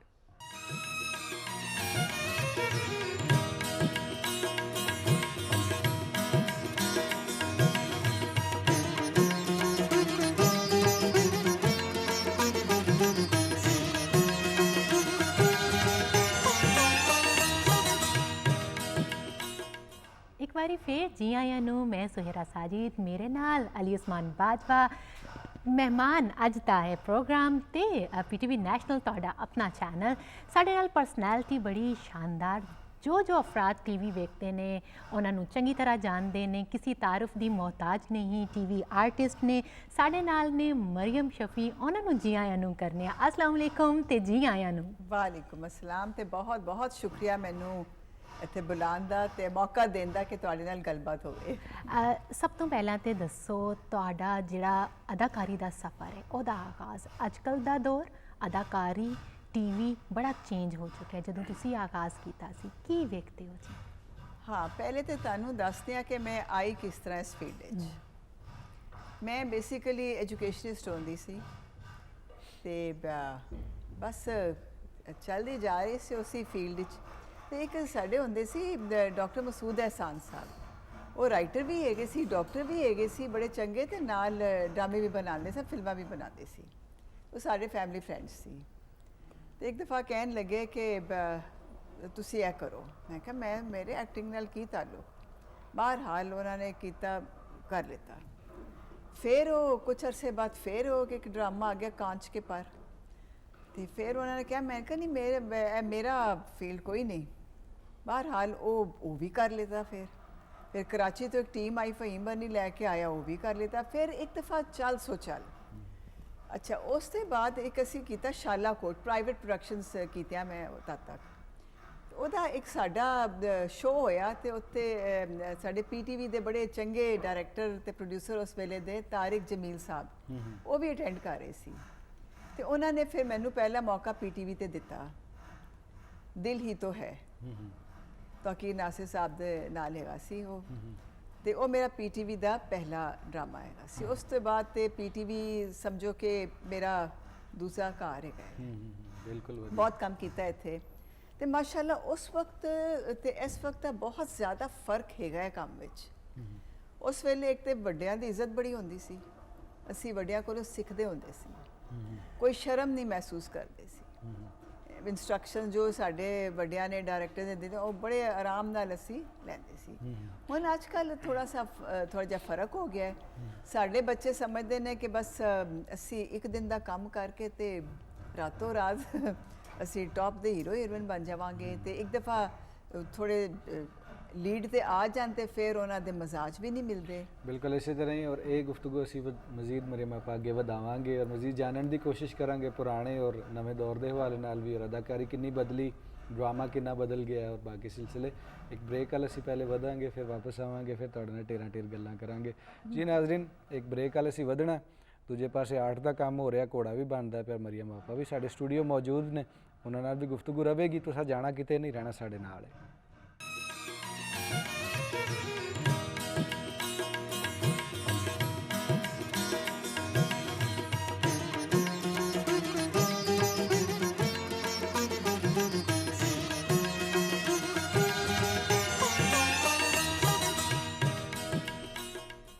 जी मुड़ के वापस आ गए पाकिस्तान टेलीविजन लाहौर सेंटर तो सुहेरा और अली उस्मान बाजवा एक फिर तो जी आया नूं कहांगे अपने प्रोग्राम दे विच। और ब्रेक तो पहले असी वेखिया कि साडे आर्टिस्ट जिहड़े ने वुडन वर्क जिहड़ा वो भी कर रहे हैं और साडियां अपनियां पसंदीदा एक्ट्रेस साडियां अपनियां मरीम शफी साहबा साडे नाल मौजूद ने और उन्हां नाल गुफ्तगू हो रही सी और गल इत्थे पहुंची सी कि माजी दा गोल्डन ईरा और अज दी इंडस्ट्री यकीनी तौर पर काफ़ी चेंजेस आए ने। और 26 नवंबर जिहड़ा गुजरिया पिछे 57 वरे दा हो गया पीटीवी माशाअल्लाह ते ओदी भी असी सालगिरह मनाई इत्थे बड़े भरपूर तरीके नाल। सारे ही जिहड़े साडे स्टेशनस ने उत्थे केक कटिया गया, हुण असी मनाया और मनाना भी चाहिए क्योंकि एक गोल्डन ईरा असी वेखिया होया। ओदी गल असी ऑफ एयर भी कर रहे सी कि जदों बड़ा पैशन हुंदा सी डायरैक्टर कोल भी, प्रोड्यूसर कोल भी, फिर एक्टर्स राइटर्स सारी एक टीम जैल हो के काम करदी सी और एक एक सीन वास्ते किन्नी किन्नी बहस हुंदी सी। हुण थोड़ा लोहारा तरखाना जिहा काम बल्कि च हो गया काम थोड़ा जिहा कि जाओ सैट ते पता लगदा अच्छा अज ऐ सीन करना ते ऐ बोलना। ਇਹ ਜਿਹੜਾ ਐਡਾ ਵੱਡਾ ਸ਼ਿਫਟ ਆਇਆ, ਤੁਸੀਂ ਜ਼ਾਤੀ ਤੌਰ ਤੇ ਬੀਇੰਗ ਐਨ ਐਕਟਰੈਸ ਕਿਵੇਂ ਇਹਨੂੰ ਪਰਸੀਵ ਕਰਦੇ ਹੋ ਔਰ ਕਿਸ ਤਰ੍ਹਾਂ ਇਹਨੂੰ ਫੀਲ ਕਰਦੇ ਹੋ? ਕੁਆਲਿਟੀ ਤੇ ਫਿਰ ਕੰਪਰੋਮਾਈਜ਼ ਕਰਨਾ ਪੈਂਦਾ ਹੈ ਨਾ, ਕਿਉਂਕਿ ਪੀਟੀਵੀ ਤੇ ਸਾਨੂੰ ਸਕ੍ਰਿਪਟ ਮਿਲਦੇ ਸੀ ਤੇ ਸਾਡੀ ਰਿਹਰਸਲਸ ਹੁੰਦੀ ਸੀ ਬੜੀ ਬਾਕਾਇਦਾ, ਇੱਕ ਇੱਕ ਬੰਦਾ ਉਸ ਰਿਹਰਸਲ ਵਿੱਚ ਮੌਜੂਦ ਹੁੰਦਾ ਸੀ। ਮੇਕਅਪ ਆਰਟਿਸਟ ਵੀ ਉੱਥੇ ਬੁਲਾਏ ਜਾਂਦੇ ਸੀ, ਸਭ ਦੇ ਮੇਕਅਪ ਡਿਸਕਸ ਹੁੰਦੇ ਸੀ, ਕੱਪੜੇ ਸਾਰੇ ਕਰੈਕਟਰਾਈਜੇਸ਼ਨ ਸਭ ਹੁੰਦੀ ਸੀ। ਤੇ ਫਿਰ ਮੇਕਅਪ ਰੂਮ ਵਿੱਚ ਕਿਸ ਮੇਕਅਪ ਆਰਟਿਸਟ ਕੋਲ ਕਿਹੜਾ ਕਿਹੜਾ ਆਰਟਿਸਟ ਆਣਾ, ਕਿੰਨੇ ਵਜੇ ਪਹੁੰਚਣਾ ਹੈ। ਤੇ ਇਹ ਕੰਮ ਹੁਣ ਤੇ ਹੈ ਹੀ ਨਹੀਂ। ਹੁਣ ਸੈੱਟ ਤੇ ਜਾਓ ਤੇ ਕਦੀ ਤਾਂ ਤੁਹਾਨੂੰ ਸਕ੍ਰਿਪਟ ਮਿਲਿਆ ਹੁੰਦਾ ਅੱਧਾ ਪਚੱਧਾ, ਕਦੀ ਉਹ ਵੀ ਨਹੀਂ ਹੁੰਦਾ। ਕਦੀ ਅੱਛਾ ਤੁਸੀਂ ਆ ਜਾਓ ਨਾ, ਫਿਰ ਤੁਹਾਨੂੰ ਦੱਸਿਆ ਅੱਛਾ ਇਹ ਲਾਈਨਾਂ ਬੋਲਦੇ ਹੋ, ਇਹ ਤੱਕ ਵੀ ਹੋ ਜਾਂਦਾ ਕਈ ਦਫਾ। ਅੱਛਾ। ਤੇ ਉਹ ਫਿਰ ਜਦੋਂ ਤੱਕ ਤੁਹਾਨੂੰ ਪੂਰੀ ਕਹਾਣੀ ਦਾ ਨਾ ਪਤਾ ਹੋਵੇ, ਕੁਝ ਤੁਸੀਂ ਕਿਸ ਤਰ੍ਹਾਂ ਡੁੱਬ ਕੇ ਕੰਮ ਕਰ ਸਕਦੇ। ਬਿਲਕੁਲ, ਉਹ ਕਰੈਕਟਰ 'ਚ ਤੁਸੀਂ ਜਾ ਹੀ ਨਹੀਂ ਸਕਦੇ। ਤੁਸੀਂ ਇੱਕ ਲਾਈਨ ਹੀ ਬੋਲਦੇ ਹੋ ਨਾ ਫਿਰ, ਤੇ ਉਂਝ ਕੰਮ ਨਹੀਂ ਫਿਰ ਉਸ ਤਰ੍ਹਾਂ ਬਣਦਾ, ਉਹ ਫਿਰ ਉਹਦਾ ਸਵਾਦ ਨਹੀਂ ਰਹਿੰਦਾ। ਦੂਜਾ ਇਹ ਵੇ ਕਿ ਅਕਸਰ ਜਿਹੜੇ ਸਾਡੇ ਵੇਖਣ ਵਾਲੇ ਨੇ ਉਹ ਅਸਿਊਮ ਕਰਦੇ ਨੇ ਕਿ ਜਿਹੜੀ ਟੈਲੀਵਿਜ਼ਨ ਦੀ ਜਾਂ ਡਰਾਮੇ ਦੀ ਇੰਡਸਟਰੀ ਹੁੰਦੀ ਬੜੀ ਗਲੈਮਰਸ ਹੁੰਦੀ, ਤੇ ਜਿਹੜੇ ਐਕਟਰ ਐਕਟ੍ਰੈਸਿਸ ਹੁੰਦੇ ਨੇ ਉਹਨਾਂ ਦੀ ਜ਼ਿੰਦਗੀ 'ਚ ਕੋਈ ਮਸਲਾ ਨਹੀਂ ਹੁੰਦਾ, ਨਾ ਉਹ ਕਦੀ ਬਿਮਾਰ ਹੁੰਦੇ ਨੇ, ਨਾ ਉਹਨਾਂ ਨੂੰ ਗਰਮੀ ਸਰਦੀ ਲੱਗਦੀ ਹੈ, ਬਸ ਉਹਨਾਂ ਮੇਕਅਪ ਕਰਨਾ ਔਰ ਕੱਪੜੇ ਪਾਉਣੇ ਨੇ। ਤੁਸੀਂ ਜ਼ਰਾ ਦੱਸੋ ਕਿ ਕਿੱਡਾ ਮੁਸ਼ਕਿਲ ਕੰਮ ਹੈ ਅਦਾਕਾਰੀ ਕਰਨਾ, ਔਰ ਫਿਰ ਅੱਜ ਕੱਲ੍ਹ ਦੇ ਦੌਰ 'ਚ ਥੋੜਾ ਹੋਰ ਮੁਸ਼ਕਿਲ ਹੋ ਗਿਆ, ਇਹ ਲੋਕਾਂ ਨੂੰ ਪਤਾ ਲੱਗਣਾ ਚਾਹੀਦਾ। ਬਿਲਕੁਲ ਜੀ, ਲੋਕ ਵਾਕਈ ਸਮਝਦੇ ਨੇ ਕਿ ਤੁਸੀਂ ਕੱਪੜੇ ਪਾਏ, ਮੇਕਅਪ ਕੀਤਾ ਤੇ ਸਭ ਕੁਝ ਹੋ ਗਿਆ। ਇਹ ਕੁਝ ਨਹੀਂ ਹੁੰਦਾ। ਸਾਡੀ ਡਿਊਟੀ ਆਮ ਡਿਊਟੀਆਂ ਤੋਂ ਜ਼ਿਆਦਾ ਹੁੰਦੀ ਹੈ। ਸਵੇਰੇ ਸਵੇਰ ਘਰੋਂ ਨਿਕਲੋ ਤੇ ਰਾਤ ਨੂੰ ਵਾਪਸੀ ਦਾ ਕੋਈ ਪਤਾ ਨਹੀਂ ਹੁੰਦਾ, ਤੇ ਸਾਰਾ ਦਿਨ ਗਰਮੀ ਹੋਵੇ ਸਰਦੀ ਹੋਵੇ, ਤੁਸੀਂ ਜਿਹੜੇ ਕੱਪੜੇ ਪਾਣੇ ਨੇ ਉਹੀ ਪਾਣੇ ਨੇ। ਜੇ ਸਰਦੀ ਤੇ ਤੁਸੀਂ ਜੇ ਪਤਲੇ ਕੱਪੜੇ ਪਾਏ ਨੇ ਉਹੀ ਪਾਣੇ ਨੇ, ਗਰਮੀਆਂ ਜੇ ਸ਼ਾਲਾਂ ਲਿੱਤੀਆਂ ਸ਼ਾਲਾਂ ਹੀ ਲੈਣੀਆਂ ਨੇ। ਤੇ ਨਾਲ ਮਤਲਬ ਪਸੀਨੇ ਆ ਰਹੇ ਨੇ, ਬੁਰੇ ਹਾਲ ਹੋ ਰਹੇ ਨੇ, ਤੁਸੀਂ ਸੀਨ ਯਾਦ ਕਰ ਕਰਕੇ ਬੋਲ ਰਹੇ ਹੋ, ਕਿਸੇ ਇੱਕ ਬੰਦੇ ਦੀ ਗਲਤੀ ਹੋਗੀ ਤੇ ਫਿਰ ਦੁਬਾਰਾ ਸਾਰੇ ਸੀਨ ਕਰ ਰਹੇ ਹੋ। ਤੇ ਇਹ ਜੋ ਤੁਸੀਂ 2 ਮਿੰਟ ਵਿੱਚ ਪੂਰਾ ਸੀਨ ਦੇਖ ਕੇ ਫਾਰਿਗ ਹੋ ਜਾਂਦੇ ਹੋ ਤੇ ਉਹਦੇ ਸੇ ਬਹੁਤ ਵੱਡੇ ਤਫਸਰ ਵੀ ਕਰ ਛੱਡਦੇ ਹੋ ਕਿ ਇਹਨੇ ਇਹ ਗਲਤੀ ਕੀਤੀ, ਇਹਨੂੰ ਇਹ ਨਹੀਂ ਕਰਨਾ ਚਾਹੀਦਾ ਸੀ। ਇਹਨਾਂ ਨੂੰ ਤਾਂ ਬੁਲਾ ਕੇ ਜ਼ਰੂਰ ਇਨਵਾਈਟ ਕਰਨਾ ਚਾਹੀਦਾ ਹੈ, ਬਹਿ ਕੇ ਦੇਖਣ। ਆਪਾਂ ਇਹ ਵੀ ਤੇ ਦੱਸੋ ਜਿਹੜਾ ਵਰਡ ਹੈ ਕੰਟੀਨਿਊਟੀ, ਇਹ ਕਿਤਨਾ ਹੋਲਨਾਕ ਇੱਕ ਵਰਡ ਹੈ, ਜਾਨਲੇਵਾ। ਮਾਸ਼ਾਅੱਲਾ ਕਈ ਸਾਡੇ ਵਿਊਅਰਸ ਬੜੇ ਸ਼ੌਕ ਨਾਲ ਦੇਖਦੇ ਨੇ, ਮੈਨੂੰ ਕਈ ਦਫਾ ਕਲਿੱਪਸ ਕਰਦੇ ਨੇ ਕਿ ਇਹ ਦੇਖੋ ਜੀ ਇਹ ਕੰਟੀਨਿਊਟੀ ਜੰਪਸ ਦੀਆਂ। ਤੇ ਇਹ ਜੀ ਇੱਕ ਚਿੱਟੀ ਗੱਡੀ 'ਚ ਬਹਿ ਕੇ ਆਇਆ ਸੀ ਤੇ ਜਦੋਂ ਘਰ ਉਤਰਿਆ ਤੇ ਕਾਲੀ ਗੱਡੀ 'ਚੋਂ ਨਿਕਲਿਆ। ਤੇ ਕੱਪੜਿਆਂ ਵੀ ਕਈ ਦਫਾ ਹੁਣ ਤੇ ਸਾਡੇ ਏਡੀਜ਼ ਦਾ ਕੰਮ ਹੁੰਦਾ ਹੈ ਨਾ ਸਾਡੀ ਕੰਟੀਨਿਊਟੀਜ਼ ਲਿਖਣੀ। ਤੇ ਪੀਟੀਵੀ ਦੇ ਜ਼ਮਾਨੇ 'ਚ ਆਪਣੇ ਸਕ੍ਰਿਪਟ ਦੇ ਉੱਤੇ ਸਾਨੂੰ ਆਪ ਲਿਖਣੀਆਂ ਪੈਂਦੀ ਸੀ ਕਿ ਇਹ ਕੱਪੜੇ ਤੇ ਹੁਣ ਅੱਗੇ ਕਿੱਥੇ ਪਾਣੇ ਨੇ ਤੇ ਕੀ ਨਾਲ ਪਾਇਆ ਹੋਇਆ ਤੇ ਕੀ ਕੀਤਾ ਹੈ। ਹੁਣ ਅਕਸਰ ਤੁਸੀਂ ਦੇਖਦੇ ਹੋ ਕਿ ਇੱਕ ਕਮਰੇ 'ਚ ਗੁਫ਼ਤਗੂ ਹੋ ਰਹੀ ਹੈ, ਅੰਦਰ ਜਾਣ ਦੇ ਵੇਲੇ ਕੱਪੜੇ ਹੋਰ ਨੇ ਤੇ ਬਾਹਰ ਨਿਕਲੇ ਤੇ ਕੱਪੜੇ ਫਰਕ ਨੇ। ਤੇ ਇਹ ਫਿਰ ਲੋਕ ਹੁਣ ਬੜੇ ਮਾਸ਼ਾਅੱਲਾ ਸਾਡੇ ਵਿਊਅਰਸ ਬੜੇ ਸਮਝਦਾਰ ਹੈਗੇ ਨੇ, ਉਹ ਫਿਰ ਇਹ ਚੀਜ਼ਾਂ ਪੜ੍ਹਦੇ ਨੇ। ਕ੍ਰਿਟਿਕ ਵੱਧ ਗਏ ਨੇ ਔਰ ਵਿਊਅਰ ਥੋੜੇ ਘੱਟ ਹੋ ਗਏ ਨੇ, ਕ੍ਰਿਟਿਸਿਜ਼ਮ ਬਹੁਤਾ ਹੋ ਜਾਂਦਾ ਥੋੜਾ ਜਿਹਾ। ਬਿਲਕੁਲ ਠੀਕ ਕਿਹਾ ਜੀ। ਅੱਛਾ, ਇਹ ਦੱਸੋ ਕਿ ਪੀਟੀਵੀ ਦੇ ਤੁਸੀਂ ਜ਼ਿਕਰ ਕੀਤਾ ਕਿ ਕੰਟੀਨਿਊਟੀ ਵੀ ਆਪ ਲਿਖਣੀ ਔਰ ਫਿਰ ਮੇਕਅਪ ਆਰਟਿਸਟ ਨਾਲ ਵੀ ਇੱਕ ਕੋਲੈਬੋਰੇਸ਼ਨ ਹੋਣੀ, ਫਿਰ ਕਾਫੀ ਇੱਕ ਰੀਹਰਸਲਸ, ਕੋਈ ਇਸ ਤਰ੍ਹਾਂ ਦਾ ਵਾਕਿਆ, ਅਨੋਖਾ ਵਾਕਿਆ ਜਿਹੜਾ ਕਿ ਪਹਿਲੇ ਤੁਸੀਂ ਨਾ ਦੱਸਿਆ ਹੋਵੇ ਕਿਸੇ ਸ਼ੋਅ ਦੇ ਵਿੱਚ, ਕੋਈ ਬਲੂਪਰ ਹੋ ਗਿਆ ਜਾਂ ਕੋਈ ਇਸ ਤਰ੍ਹਾਂ ਦੀ ਕਹਾਣੀ ਪੁਰਾਣੀ, ਕੋਈ ਇੱਕ ਯਾਦ ਅਗਰ ਤਾਜ਼ਾ ਕਰੀਏ ਪੀਟੀਵੀ ਦੀ? ਪੀਟੀਵੀ ਤੇ ਵੈਸੇ ਬੜੀ ਮਾਸ਼ਾਅੱਲਾ ਯਾਦਾਂ ਹੁੰਦੀਆਂ ਨੇ ਪੀਟੀਵੀ ਦੇ ਨਾਲ। ਇਹਦੇ ਸੈੱਟ ਲੱਗਦੇ ਹੁੰਦੇ ਸੀ ਤੇ ਕਦੀ ਸੀੜੀਆਂ ਚੜੋ ਤੇ ਅੱਗੇ ਸੀੜੀਆਂ ਖਤਮ, ਬੰਦਾ ਆਪਣੇ ਖਿਆਲੇ ਜਾਏ ਤੇ ਫਿਰ ਕਿਤੇ ਪਹੁੰਚ ਜਾਏ। ਅੱਛਾ, ਦਰਵਾਜ਼ੇ ਚੋਂ ਨਿਕਲੇ ਤਾਂ ਕਈ ਦਫਾ ਆਪ ਹੀ ਗੁੰਮ ਜਾਂਦੇ ਸੀ ਕਿ ਸੈੱਟ ਕਿੱਥੋਂ ਲੱਗਿਆ ਹੋਇਆ ਹੈ। ਤੇ ਐਸਾ ਦੀ ਬੜੀ ਮਜ਼ੇ ਦੀ ਕਈ ਦਫਾ ਗੱਲਾਂ ਹੁੰਦੀਆਂ ਸਨ। ਤੇ ਦੂਸਰੀ ਇਹਦੇ ਸਾਡੇ ਨਾ ਬੂਮ ਹੁੰਦੇ ਸੀ, ਬੜੇ ਪੱਕੇ ਜਿਹੇ ਮਾਈਕ ਹੁੰਦੇ ਸੀ ਜਿਹੜੀ ਇੰਨੀ ਗੱਲ ਵੀ ਫੜਦੇ ਸੀ। ਉਹ ਸਾਨੂੰ ਬੜਾ ਮੁਹਤਾਤ ਰਹਿਣਾ ਪੈਂਦਾ। ਬਿਲਕੁਲ ਐਸੇ ਤਰ੍ਹਾਂ। ਵੈਸੇ ਤੇ ਸੈੱਟ ਤੇ ਬੰਦਾ ਬੜੀ ਖੁੱਲੀ ਗੱਲਾਂ ਕਰ ਲੈਂਦਾ ਨਾ, ਤੇ ਉਹ ਮਜ਼ੇਦਾਰ ਜ਼ਮਾਨੇ ਸੀ। ਆਪਣੀ ਫੇਵਰਿਟ ਐਕਟ੍ਰੈਸ ਕੌਣ ਹੈ? ਇਹ ਤੁਸੀਂ ਮੈਨੂੰ ਆਸਾਨ ਲਈ ਗੱਲਾਂ ਪੁੱਛ ਰਹੇ ਹੋ। ਮਾਸ਼ਾਅੱਲਾ ਐਕਟਰਸ ਤੇ ਐਕਟ੍ਰੈਸਿਸ ਦੋਵੇਂ ਮਾਸ਼ਾਅੱਲਾ ਅੱਜ ਕੱਲ ਲੋਕ ਬਹੁਤ ਚੰਗੇ ਇਸ ਫੀਲਡ 'ਚ ਆਏ ਹੋਏ ਨੇ ਤੇ ਬਹੁਤ ਬਾ ਕਮਾਲ ਲੋਕ ਨੇ। ਇਹ ਕਿਸੇ ਇੱਕ ਦਾ ਨਾਂ ਲੈਣਾ ਤਾਂ ਬਾਕੀਆਂ ਨਾਲ ਨਾ ਇਨਸਾਫੀ ਹੋਏਗੀ ਨਾ। ਚਲੋ ਇਹ ਦੱਸ ਦਿਓ ਕਿਹੜੀ ਪਸੰਦ ਨਹੀਂ? ਲੋ ਜੀ, ਉਸ ਤੋਂ ਵੀ ਖਤਰਨਾਕ ਕਾਨ ਇਧਰੋਂ ਫੜੋ ਜਾਂ ਇਧਰੋਂ ਫੜੋ, ਕੀ ਗੱਲ ਨਹੀਂ ਹੈ? ਤੇ ਤੁਸੀਂ ਬਹੁਤ ਹੀ ਖਤਰਨਾਕ ਥੋੜਾ ਟੈਨਸ਼ਨ। ਮੈਨੂੰ ਉਹ ਐਕਟਰਸ ਔਰ ਐਕਟ੍ਰੈਸਸ ਪਸੰਦ ਨਹੀਂ ਨੇ ਜਿਹੜੇ ਆਪਣੇ ਆਪ ਨੂੰ ਕੁਝ ਦਾ ਕੁਝ ਸਮਝਣਾ ਸ਼ੁਰੂ ਕਰ ਦਿੰਦੇ ਨੇ, ਜਿਨ੍ਹਾਂ ਦਾ ਬੜਾ ਐਟੀਟਿਊਡ ਦਿਖਾਉਂਦੇ ਨੇ, ਮੈਨੂੰ ਉਹ ਬਿਲਕੁਲ ਨਹੀਂ ਚੰਗੇ ਜਾਂ ਲੱਗਦੇ। ਕਹਿਣਾ ਚਾਹੀਦਾ ਜਿਹੜੇ ਪ੍ਰੋਫੈਸ਼ਨਲ ਨਹੀਂ ਨੇ। ਜਿਹੜੇ ਪ੍ਰੋਫੈਸ਼ਨਲ ਨਹੀਂ, ਬਿਲਕੁਲ ਉਹ ਸਮਝਦੇ ਪਤਾ ਨਹੀਂ ਅਸੀਂ ਸੈੱਟ ਤੇ ਆ ਗਏ ਆ ਤੇ ਕੀ ਲੱਗ ਗਿਆ ਹੈ, ਇਹ ਵੀ ਇੱਕ ਕੰਮ ਹੈਗਾ ਹੈ, ਇਹਨੂੰ ਸਿੰਸੀਅਰਿਟੀ ਨਾਲ ਕਰਨਾ ਚਾਹੀਦਾ। ਬਿਲਕੁਲ ਪੈਸ਼ਨ ਨਾਲ ਔਰ ਸਿੰਸੀਅਰਿਟੀ ਨਾਲ ਕਰਨਾ ਚਾਹੀਦਾ। ਆਪਾਂ 골ਡਨ ਈਰਾ ਤੇ ਹਮੇਸ਼ਾ 골ਡਨ ਈਰਾ ਰਹਿ ਪਏਗਾ, ਉਹਦੀ ਜ਼ਿਕਰ ਅਸੀਂ ਹਰ ਸਾਲਗਿਰਾ ਤੇ ਵੀ ਕਰਾਂਗੇ, ਆਉਣ ਵਾਲੇ ਵਰਿਆਂ 'ਚ ਵੀ ਕਰਾਂਗੇ। ਡਿਫਰੈਂਸ ਅਗਰ ਤੁਸੀਂ ਥੋੜਾ ਜਿਹਾ ਦੱਸੋ ਮਜ਼ੀਦ ਥੋੜਾ ਜਿਹਾ, ਕਿ ਤੁਸੀਂ ਇੱਥੇ ਵੀ ਕੀਤਾ, ਪ੍ਰਾਈਵੇਟ ਪ੍ਰੋਡਕਸ਼ਨਸ ਵੀ ਕੀਤੀਆਂ ਨੇ, ਆਰਟਿਸਟ ਨੂੰ ਜਿਵੇਂ ਪੀਟੀਵੀ ਸੰਭਾਲ ਕੇ ਰੱਖਦਾ ਸੀ, ਇੱਜ਼ਤ ਵੀ ਦਿੰਦਾ ਸੀ, ਥੋੜਾ ਦਾ ਖਿਆਲ ਵੀ ਕਰਦਾ ਸੀ, ਉਹ ਕਿਆ ਵਾਕਈ ਪ੍ਰਾਈਵੇਟ ਸੈਟਸ ਤੇ ਵੀ ਹੁੰਦਾ ਹੈ ਜਾਂ ਨਹੀਂ ਹੁੰਦਾ? ਅੱਜ ਦੱਸ ਹੀ ਦਿਓ ਫਿਰ। ਫਿਰ ਸੁਣ ਹੀ ਲਓ। ਸਾਡੇ ਪੀਟੀਵੀ ਨੇ ਹਮੇਸ਼ਾ ਆਪਣੇ ਸੀਨੀਅਰ ਆਰਟਿਸਟ ਦੀ ਬਹੁਤ ਹੀ ਇੱਜ਼ਤ ਤੇ ਕਦਰ ਕੀਤੀ ਹੈ, ਬਹੁਤ ਜ਼ਿਆਦਾ। No doubt. ਮੈਨੂੰ ਬੜਾ ਅਜੀਬ ਲੱਗਦਾ ਸੀ ਕਿ ਲੀਡ ਨੂੰ ਉਹ ਪੈਸੇ ਨਹੀਂ ਮਿਲਦੇ ਸਨ ਜਿਹੜੇ ਇੱਕ ਸੀਨੀਅਰ ਆਰਟਿਸਟ ਨੂੰ, ਚਾਹੇ ਇੱਕ ਨੌਕਰ ਦਾ ਰੋਲ ਉਹ ਕਰ ਰਹੇ, ਉਹ ਮਿਲਦੇ ਸੀ। ਤੇ ਇਸ ਤੋਂ ਜ਼ਿਆਦਾ ਤੁਸੀਂ ਸਮਝੋ ਬੰਦਾ, ਸਮਝ ਆ ਗਈ ਨਾ ਗੱਲ? ਹਾਂ, ਬਿਲਕੁਲ ਤੇ ਜੀ ਆਪ ਲੀਡ ਤੇ ਆ ਰਹੇ ਹੋ ਤੇ ਬਾਕੀਆਂ ਨੂੰ ਪੁੱਛਦਾ ਕੋਈ ਨਹੀਂ, ਗਲਤ ਗੱਲ ਹੈ। ਬਹੁਤ ਪੀਟੀਵੀ ਨੇ ਆਪਣੇ ਆਰਟਿਸਟਾਂ ਨੂੰ ਟ੍ਰੇਨ ਕੀਤਾ ਹੈ, ਉਹਨਾਂ ਨੂੰ ਬੜਾ ਸੰਭਾਲ ਕੇ ਰੱਖਿਆ ਹੈ, ਤੇ ਬਣਾਏ ਜੋ ਸਹੀ ਆਰਟਿਸਟ ਬਣਾਏ ਨਾ, ਪੀਟੀਵੀ ਨੇ ਬਣਾਏ ਨੇ। ਬਿਲਕੁਲ ਇਸੇ ਤਰ੍ਹਾਂ ਇੱਕ ਅਕੈਡਮੀ ਦੀ ਸੂਰਤ ਪੀਟੀਵੀ ਕੰਮ ਕਰਦਾ ਰਿਹਾ, ਔਰ ਫਿਰ ਹੁਣ ਇੱਥੋਂ ਜਿੰਨੇ ਲੋਕ ਨਿਕਲੇ ਨੇ ਉਹ ਟੈਕਨੀਸ਼ੀਅਨ ਹੋਣ ਜਾਂ ਆਰਟਿਸਟ ਹੋਣ, ਉਹ ਫਿਰ ਬਾਕੀ ਪ੍ਰਾਈਵੇਟ ਪ੍ਰੋਡਕਸ਼ਨਸ ਕਰ ਰਹੇ ਨੇ, ਔਰ ਉੱਥੇ ਕਿਤੇ ਨਾ ਕਿਤੇ ਬਿਹਤਰ ਤੁਹਾਡੀ ਕੰਮ। ਮੈਂ ਕਥਾ ਕਲਾਮੀ ਕਰ ਰਹੀ ਹਾਂ ਜੀ ਜੀ। ਮੈਨੂੰ ਅੱਜ ਤੱਕ ਯਾਦ ਹੈ ਕਿ ਟਰਨ ਕਿਸ ਤਰ੍ਹਾਂ ਲੈਣਾ ਹੈ, ਗਲੇਅਰ ਕਿਸ ਤਰ੍ਹਾਂ ਅੱਖਾਂ 'ਚ ਆਉਣੀ ਹੈ, ਜਿਹੜੇ ਤੁਹਾਡੇ ਛੋਟੇ ਛੋਟੇ ਜੈਸਚਰਸ ਹੁੰਦੇ ਨੇ, ਮੈਂ ਇੱਥੋਂ ਹੀ ਸਿੱਖੇ ਨੇ। ਵਾਹ, ਯਾਨੀ ਕਿ ਤੁਸੀਂ ਹੁਣ ਲੋਕ ਪੂਰਾ ਸਿੱਖਦੇ ਕ੍ਰੈਡਿਟ ਨੇ। ਪੀਟੀਵੀ ਨੂੰ ਦਿੰਦੇ ਹੋ? ਮੈਂ ਪੂਰਾ 101% ਕ੍ਰੈਡਿਟ ਪੀਟੀਵੀ ਨੂੰ ਦਿੰਦੀ। ਬਿਲਕੁਲ ਵਧੀਆ ਹੋ ਗਿਆ। ਅੱਛਾ, ਕੋਈ ਯਾਦਗਾਰੀ ਆਪਣਾ? ਵੈਸੇ ਤੇ ਸਾਰੇ ਹੀ ਡਰਾਮੇ ਅੱਛੇ ਲੱਗਦੇ ਨੇ, ਆਪਣੇ ਕੀਤੇ ਹੋਏ ਸਾਰੇ ਕਿਰਦਾਰ ਆਪਣੇ ਬੱਚਿਆਂ ਵਰਗੇ ਹੀ ਹੁੰਦੇ ਨੇ, ਜਿਵੇਂ ਸਾਨੂੰ ਆਪਣੇ ਸਾਰੇ ਬੱਚਿਆਂ ਨਾਲ ਪਿਆਰ ਹੁੰਦਾ, ਇਸੇ ਤਰ੍ਹਾਂ ਆਪਣੇ ਕੀਤੇ ਸਾਰੇ ਕਰੈਕਟਰਸ ਨਾਲ ਵੀ ਹੁੰਦਾ, ਲੇਕਿਨ ਫਿਰ ਵੀ ਕੋਈ ਨਾ ਕੋਈ ਕਰੈਕਟਰ ਯਾਦ ਜਿਹਾ ਰਹਿ ਜਾਂਦਾ। ਜੀ ਬਿਲਕੁਲ। ਮੈਂ ਤੇ ਅਸਲ ਵਿੱਚ ਮੇਰੀ ਕੋਈ ਥੋੜੀ ਜਿਹੀ ਬੈਡ ਲੱਕ ਹੈਗੀ ਹੈ ਕਿ ਲੋਕ ਮੈਨੂੰ ਨਾ ਹਮੇਸ਼ਾ ਮੀਰਾਂ ਦੇ ਰੋਲ ਦੇ ਦਿੰਦੇ ਨੇ। ਅੱਛਾ। ਕਿ ਬਣਾ ਬਣਾਇਆ ਇੱਕ ਸ਼ਕਲ ਤੇ ਰੱਖਦੇ ਉੱਥੇ, ਤੇ ਉਹ ਫਿਰ ਕਰੈਕਟਰ ਤੇ ਉਹਦੇ ਵਿੱਚ ਇੰਨੀ ਕੋਈ ਚੈਲੰਜ ਨਹੀਂ ਹੁੰਦਾ, ਵਰਸਟੈਲਿਟੀ ਨਹੀਂ ਆਉਂਦੀ ਫਿਰ। ਹਾਂ, ਚੈਲੰਜ ਹੋਵੇ ਕਰੈਕਟਰ ਵਿੱਚ ਕੁਝ ਕਰਨ ਲਈ ਮਿਲੇ ਤੇ ਤੁਹਾਨੂੰ ਮਜ਼ਾ ਆਉਂਦਾ ਕਰਨ ਦਾ। ਤੇ ਇੱਕ ਦਫਾ ਮੈਨੂੰ ਮਿਲਿਆ ਇੱਕ ਗਰੀਬ ਮੋਮਬੱਤੀਆਂ ਬਣਾਉਣੇ ਵਾਲੇ ਦੀ ਬੇਟੀ ਦਾ ਕਰੈਕਟਰ। ਅੱਛਾ। 3 ਬੇਟੀਆਂ ਸੀ, ਸਭ ਤੋਂ ਵੱਡੀ ਮੈਂ ਸੀ। ਉਹ ਕਰਕੇ ਬੜਾ ਹੀ ਮਜ਼ਾ ਆਇਆ ਸੀ। ਉਹ ਪਲੇ ਚੱਲਿਆ ਵੀ ਬਹੁਤ ਸੀ, ਉਹ ਸਪੈਸ਼ਲ ਪਲੇ ਹੈਗਾ ਸੀ 8 ਮਾਰਚ ਦੇ ਲਈ। ਅੱਛਾ ਅੱਛਾ ਅੱਛਾ। ਤੇ ਉਹ ਮਾਸ਼ਾਅੱਲਾ ਬਹੁਤ ਅੱਛਾ ਮੈਨੂੰ ਲੱਗਿਆ। ਅੱਛਾ, ਤੁਸੀਂ ਸਕ੍ਰਿਪਟ ਕਿਸ ਤਰ੍ਹਾਂ ਡਿਸਾਈਡ ਕਰਦੇ ਹੋ? ਬਾਜ਼ ਔਕਾਤ ਹੁੰਦਾ ਹੈ ਕਿ ਕੋਈ ਇਸ ਤਰ੍ਹਾਂ ਦਾ ਕਰੈਕਟਰ ਮਿਲ ਜਾਂਦਾ ਹੈ ਜਾਂ ਪਲੇ ਇਸ ਤਰ੍ਹਾਂ ਦਾ ਮਿਲ ਜਾਂਦਾ ਜਿਹੜਾ ਐਕਟਰ ਆਪ ਵੀ ਨਹੀਂ ਕਰਨਾ ਚਾਹੁੰਦਾ, ਉਹਨੂੰ ਰਿਜੈਕਟ ਵੀ ਕਰ ਸਕਦਾ, ਉਹਦਾ ਹੱਕ ਵੀ, ਉਹਦੀ ਸਵਾਬਦੀਦ ਵੀ। ਤੁਸੀਂ ਆਪਣੇ ਲਈ ਆਪ ਚੂਜ਼ ਕਰਦੇ ਹੋ ਜਾਂ ਫਿਰ ਤੁਸੀਂ ਕਹਿੰਦੇ ਹੋ ਕਿ ਠੀਕ ਹੈ ਜੋ ਸਕ੍ਰਿਪਟ ਆ ਰਿਹਾ I have to do that?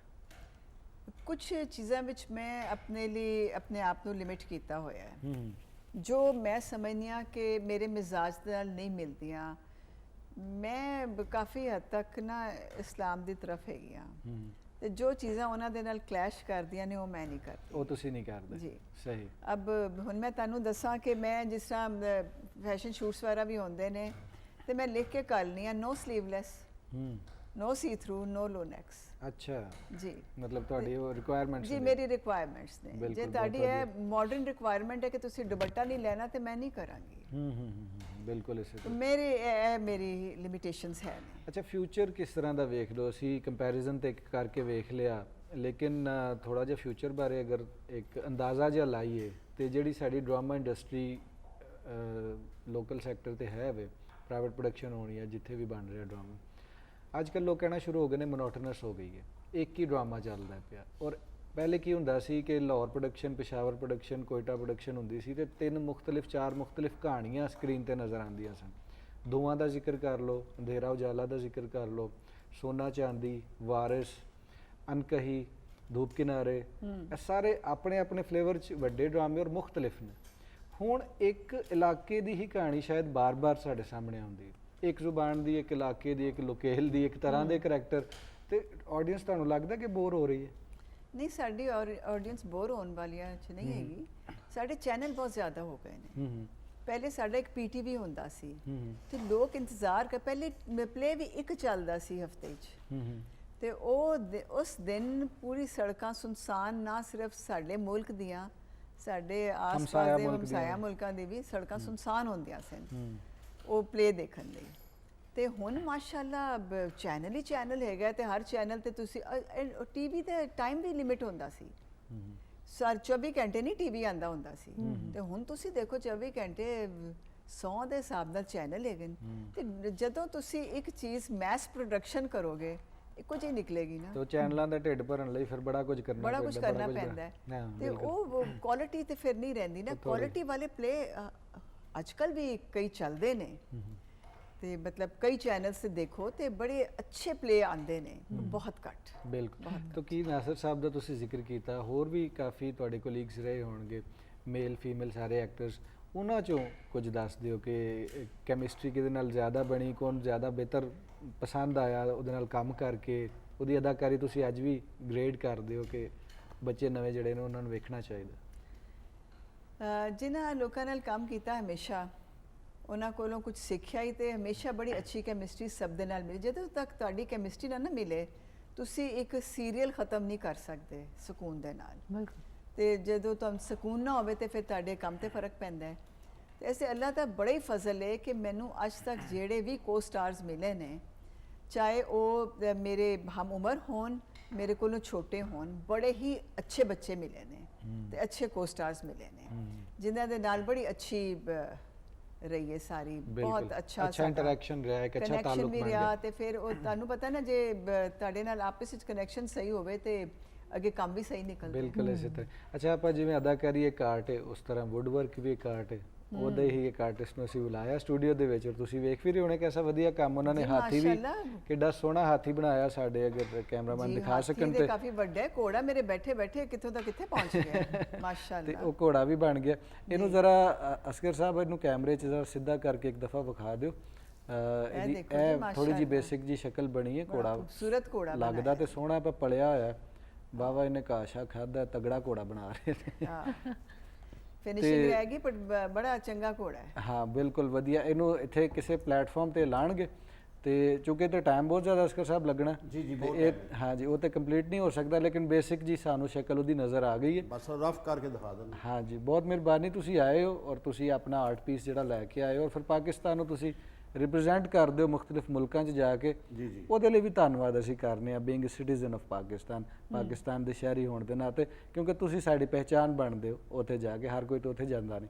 ਬਹੁਤ ਮਿਹਰਬਾਨੀ। ਫਿਰ ਕਿਸੇ ਪ੍ਰੋਗਰਾਮ 'ਚ ਤੁਹਾਨੂੰ ਬੁਲਾਵਾਂਗੇ ਤੇ ਨਵੇਂ ਮਾਡਲ ਤੁਹਾਡੇ ਕੋਲੋਂ ਵੇਖਾਂਗੇ ਬਣਵਾ ਕੇ, ਔਰ ਜੋ ਕੁਝ ਤੁਹਾਡੇ ਕੋਲ ਹੈ ਪਿਆ ਆਰਟ ਦਾ ਉਹ ਸਾਰਾ ਕੁਝ ਬਹੁਤ ਸ਼ੁਕਰੀਆ ਵੇਖਾਂਗੇ। ਬਹੁਤ ਮਿਹਰਬਾਨੀ। ਅੱਛਾ, ਇਹ ਤੇ ਸਾਡੀ ਲੋਕਲ ਇੰਡਸਟਰੀ ਹੋ ਗਈ ਆਰਟ ਦੇ ਹਵਾਲੇ ਨਾਲ, ਤੇ ਡਰਾਮੇ ਦੇ ਹਵਾਲੇ ਨਾਲ ਅਸੀਂ ਢੇਰ ਗੱਲਾਂ ਕਰ ਲਈਆਂ। ਕੋਈ ਐਸਾ ਕਿਰਦਾਰ ਜਿਹੜਾ ਤੁਹਾਨੂੰ ਲੱਗਦਾ ਹੈ ਕਿ ਤੁਸੀਂ ਕਰਨਾ ਚਾਹੁੰਦੇ ਹੋ ਕਿ ਇਹ ਕਰੈਕਟਰ ਮੇਰੇ ਕੋਲ ਕਰਾਇਆ ਜਾਏ, ਮੇਰਾ ਦਿਲ ਕਰਦਾ ਮੈਂ ਇਹ ਵਾਲਾ ਕਰੈਕਟਰ ਕਰਾਂ? ਜਿਵੇਂ ਤੁਸੀਂ ਕਿਹਾ ਕਿ ਮੈਨੂੰ ਅਮੀਰਾਂ ਵਾਲੇ ਕਰੈਕਟਰ ਦੇ ਦਿੱਤੇ ਜਾਂਦੇ ਨੇ ਜ਼ਿਆਦਾਤਰ, ਇਸ ਤਰ੍ਹਾਂ ਦਾ ਕੋਈ ਖਾਹਿਸ਼ ਵੀ ਹੁੰਦੀ ਹੈ ਅਦਾਕਾਰ ਦੀ ਕਿ ਮੇਰੇ ਕੋਲ ਇਹ ਚੈਲੰਜ ਕਰਵਾਇਆ ਜਾਏ?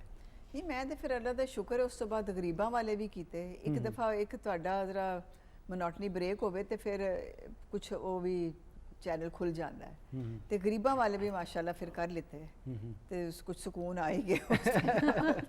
ਅੱਛਾ, ਜਿਹੜੇ ਤੁਹਾਡੇ ਹੁਣ ਬੱਚੇ ਨਵੇਂ ਆ ਰਹੇ ਨੇ ਜਿਹੜੇ ਕਿ ਕੋਲੀਗ ਵੀ ਬਣਦੇ ਨੇ ਸੈੱਟ ਦੇ ਉੱਤੇ ਜਾ ਕੇ, ਉਹਨਾਂ ਹਵਾਲੇ ਥੋੜੀ ਅਸੀਂ ਗੱਲ ਤੇ ਕਰ ਲਈ ਹੈ, ਲੇਕਿਨ ਫਿਰ ਵੀ ਅਗਰ ਕੋਈ ਇੱਕ ਪੈਗਾਮ ਤੁਹਾਡੇ ਮਨ 'ਚ ਹੈ ਤੇ ਉਹ ਸਾਡੇ ਪ੍ਰੋਗਰਾਮ ਥਰੂ ਅਗਰ ਤੁਸੀਂ ਉਹਨਾਂ ਨੂੰ ਕੁਝ ਕਹਿਣਾ ਚਾਹੋ ਤਾਂ? ਜੀ ਬਿਲਕੁਲ, ਸਾਡੇ ਨਵੇਂ ਬੱਚੇ ਜਿਹੜੇ ਆ ਰਹੇ ਨੇ ਬੜੇ ਚੰਗੇ ਬੱਚੇ ਨੇ ਤੇ ਖਾਸ ਤੌਰ ਤੇ ਇਸ ਲਾਈਨ ਵਿੱਚ ਆਏ ਨੇ ਤੇ ਇਹਦੇ ਵਿੱਚ ਸਟੇ ਕਰਨ ਲਈ ਆਏ ਹੋਣਗੇ ਨਾ, ਤੇ ਉਹਨਾਂ ਨੂੰ ਚਾਹੀਦਾ ਹੈ ਕਿ ਇੱਕ ਤੇ ਆਪਣੀ ਤਾਲੀਮ ਮੁਕੰਮਲ ਕਰਨ ਪਹਿਲਾਂ। ਇਹ ਮੈਂ ਹਰ ਇੱਕ ਨੂੰ ਕਹਿੰਦੀ ਆ ਕਿ ਤਾਲੀਮ ਮੁਕੰਮਲ ਕੀਤੇ ਬਗੈਰ ਨਾ, ਕਿਉਂਕਿ ਇਹਦੇ ਵਿੱਚ ਵੀ ਤੁਹਾਨੂੰ ਸਕ੍ਰਿਪਟ ਪੜ੍ਹਨਾ ਪੈਂਦਾ ਹੈ, ਤੁਹਾਡੇ ਤਲਫੁਜ਼ ਸਹੀ ਹੋਣਾ ਚਾਹੀਦਾ ਹੈ, ਅਦਾਇਗੀ ਸਹੀ ਹੋਣੀ ਚਾਹੀਦੀ ਹੈ। ਇੱਕ ਆਪਣੀ ਪੜ੍ਹਾਈਆਂ ਮੁਕੰਮਲ ਜ਼ਰੂਰ ਕਰਨ ਤੇ ਨਾਲ ਆਪਣੇ ਵੱਡਿਆਂ ਕੋਲੋਂ ਸਿੱਖਣ ਦੀ ਕੋਸ਼ਿਸ਼ ਕਰਨ। ਹੁਣ ਤੇ ਕੋਈ ਅਕੈਡਮੀ ਨਹੀਂ ਹੈਗੀ, ਪੀਟੀਵੀ ਹੁਣ ਸਾਡੀ ਤੇ ਪੁਰਾਣੀ ਅਕੈਡਮੀ ਸੀ, ਹੁਣ ਤੇ ਉਸ ਤਰ੍ਹਾਂ ਦਾ ਕੰਮ ਹੈ ਨਹੀਂ ਕਰ ਰਹੇ। ਤੇ ਆਪਣੇ ਡਾਇਰੈਕਟਰਾਂ ਕੋਲੋਂ, ਆਪਣੇ ਕੋ ਸਟਾਰਸ ਕੋਲੋਂ ਪੁੱਛਿਆ ਕਰਨ, ਸਿੱਖਿਆ ਕਰਨ। ਹੁਣ ਰਿਹਰਸਲ ਕੋਈ ਨਹੀਂ ਕਰਦਾ, ਈਵਨ ਇਹ ਜਿਹੜੇ ਤੁਹਾਡੇ ਸੀਨ ਮਿਲ ਜਾਂਦੇ ਨੇ ਪੈਨ ਉਹ ਪੜਨ ਲਈ ਕੋਈ ਤਿਆਰ ਨਹੀਂ ਹੁੰਦਾ। ਇਹ ਜਿਹੜੇ ਮੋਬਾਈਲ ਅੱਜ ਕੱਲ ਮਿਲ ਗਏ ਨੇ 24 ਘੰਟੇ ਮੋਬਾਈਲ ਦੇ ਉੱਤੇ ਕੁਛ ਨਾ ਕੁਛ ਬੱਚੇ ਕਰਦੇ ਹੀ ਰਹਿੰਦੇ ਨੇ ਤੇ ਮੋਬਾਈਲ ਸਮੇਤ ਜਾ ਕੇ ਸੈੱਟ ਤੇ ਬੈਠ ਜਾਂਦੇ ਨੇ, ਉੱਥੇ ਪੁੱਛਦੇ ਨੇ ਹਾਂਜੀ ਕੀ ਲਾਈਨ ਹੈ। ਬਿਲਕੁਲ ਇਸੇ ਤਰ੍ਹਾਂ ਹੀ ਔਰ ਇਹ ਸਿੱਖਣਾ ਚਾਹੀਦਾ ਨੌਜਵਾਨ ਪੀੜ੍ਹੀ ਨੂੰ। ਔਰ ਪੀਟੀਵੀ ਦੀ ਨਵੀਂ ਮੈਨੇਜਮੈਂਟ ਜਿਹੜੀ ਹੈ ਉਹ ਵੀ ਕੋਸ਼ਿਸ਼ ਕਰ ਰਹੀ ਹੈ ਕਿ ਦੁਬਾਰਾ ਤੋਂ ਰੌਣਕਾਂ ਬਹਾਲ ਹੋਣ, ਦੁਬਾਰਾ ਤੋਂ ਅਸੀਂ ਖੂਬਸੂਰਤ ਡਰਾਮੇ ਜਿਹੜੇ ਨੇ ਉਹ ਬਣਾਈਏ ਔਰ ਸਾਡੇ ਬੱਚਿਆਂ ਨੂੰ ਸਿੱਖਣ ਦਾ ਮੌਕਾ ਮਿਲੇ ਤੁਹਾਡੇ ਤੋਂ ਔਰ ਤੁਹਾਡੇ ਬਾਕੀ ਕਲੀਗਸ ਤੋਂ। ਬਹੁਤ ਮਿਹਰਬਾਨੀ, ਬਹੁਤ ਸ਼ੁਕਰੀਆ ਤੁਸੀਂ ਆਏ, ਥੋੜਾ ਟਾਈਮ ਕੱਢਿਆ ਔਰ ਪੁਰਾਣੀਆਂ ਗੱਲਾਂ ਵੀ ਸਾਡੇ ਨਾਲ ਸਾਂਝੀਆਂ ਕੀਤੀਆਂ ਔਰ ਅੱਜ ਦੀਆਂ ਵੀ ਕੀਤੀਆਂ। ਹਮੇਸ਼ਾ ਹੀ ਚੰਗਾ ਲੱਗਦਾ ਕਿਸੇ ਵੀ ਅਦਾਕਾਰਾਂ ਨੂੰ ਮਿਲ ਕੇ, ਕਿਉਂਕਿ ਉਹ ਆਪਣੀ ਇੱਕ ਕਮਿਊਨਿਟੀ ਵਾਲੀ ਫੀਲ ਆਉਂਦੀ ਹੈ ਨਾ ਸੁਹੇਰਾ। ਬਿਲਕੁਲ ਬਿਲकुल ਬਹੁਤ ਸ਼ੁਕਰੀਆ, ਬੜਾ ਬੜਾ ਸ਼ੁਕਰੀਆ ਤੁਹਾਡਾ ਅੱਜ ਪ੍ਰੋਗਰਾਮ ਵਿੱਚ ਆਏ ਤੁਸੀਂ। ਇੱਥੇ ਪ੍ਰੋਗਰਾਮ ਦਾ ਵੇਲਾ ਜਿਹੜਾ ਹੈ ਉਹ ਮੁੱਕਿਆ ਹੈ, ਗੱਲਾਂ ਨਹੀਂ ਮੁੱਕੀਆਂ ਸਾਡੀਆਂ, ਪਰ ਅਸੀਂ ਫੇਰ ਹਾਜ਼ਰ ਹੋਵਾਂਗੇ ਸੇਮ ਚੈਨਲ ਤੇ ਤੁਹਾਡਾ ਆਪਣਾ ਪੀਟੀਵੀ ਨੈਸ਼ਨਲ ਤੇ ਅਗਲੇ ਸੋਮਵਾਰ ਅੱਜ ਦਾ ਮਹਿਮਾਨ ਪ੍ਰੋਗਰਾਮ ਨਿਊ ਮਹਿਮਾਨਾਂ ਦੇ ਨਾਲ। ਟਿਲ ਦੈਨ ਅੱਲਾ ਹਾਫਿਜ਼।